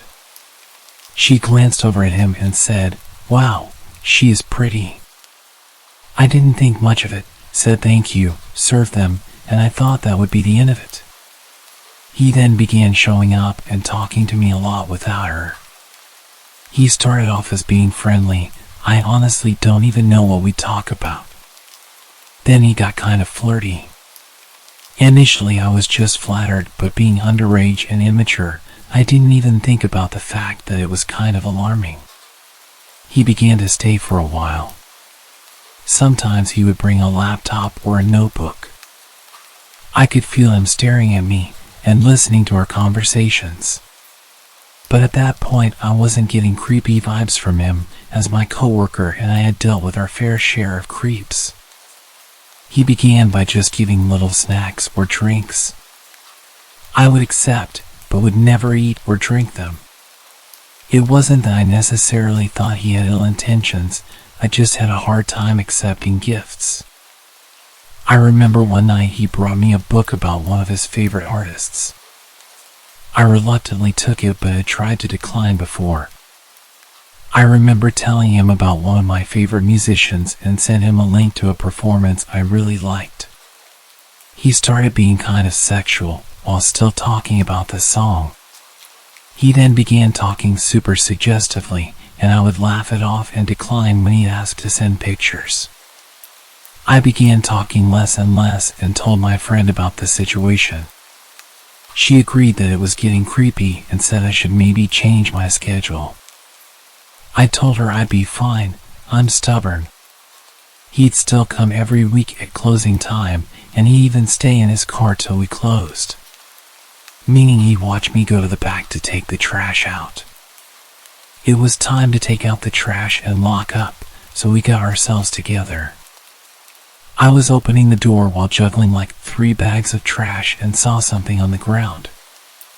I was confused at first, but then realized what I saw. It was flowers and a note. I felt sick to my stomach and looked around the parking lot. I didn't see his car. I threw them away immediately and told my friend I didn't want to read the note. She read it and told me I had to. It was something to the effect of, "I've never felt so connected to someone. You're breaking my heart. Please don't do this. I'm sorry." Looking back, I honestly didn't lead him on, but initially I felt as if I was in the wrong. Nonetheless, we turned the corner to take the trash out and both prayed the parking lot was empty. It was not. Let's just say the trash was not going to get taken out that night. I continued working there and still worked there on my breaks from college. I had different hours after that. Nothing happened for some time until one day he appeared again, just before I was supposed to leave for college. It was around 3 p.m. It was busy. He came in, stared at me, and then he left. That was the last time I saw him. Looking back, I was so naive and could have handled the situation so much better. I am forever thankful to my friend. She really supported me that whole time.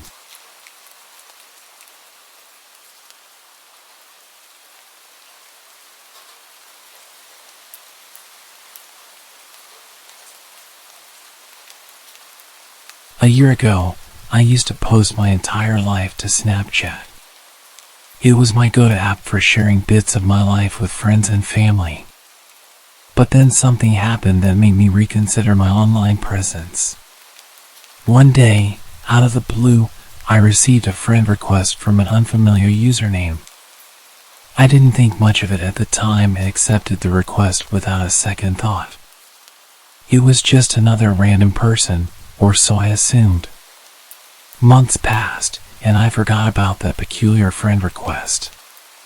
My life went on, and I continued sharing snippets of my daily activities on Snapchat.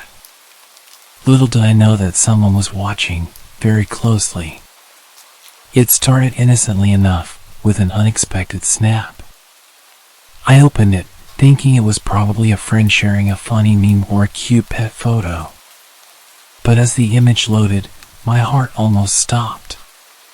It was an eerie, edited version of an old Snapchat story I had posted months ago. Floating love hearts surrounded the image, and the caption read, "Can't wait to see you." The chill running down my spine was hard to ignore. How did someone get access to my old stories? Who was behind this? Days turned into weeks, and more edited snaps kept arriving. Each one featured pictures taken from my past stories. The captions became increasingly unsettling, referring to my personal life. "How was your McDonald's on Friday?" And another said, "I loved that movie you watched last night." The sense of being watched was inescapable. I felt exposed and vulnerable, as though a stranger had invaded my privacy.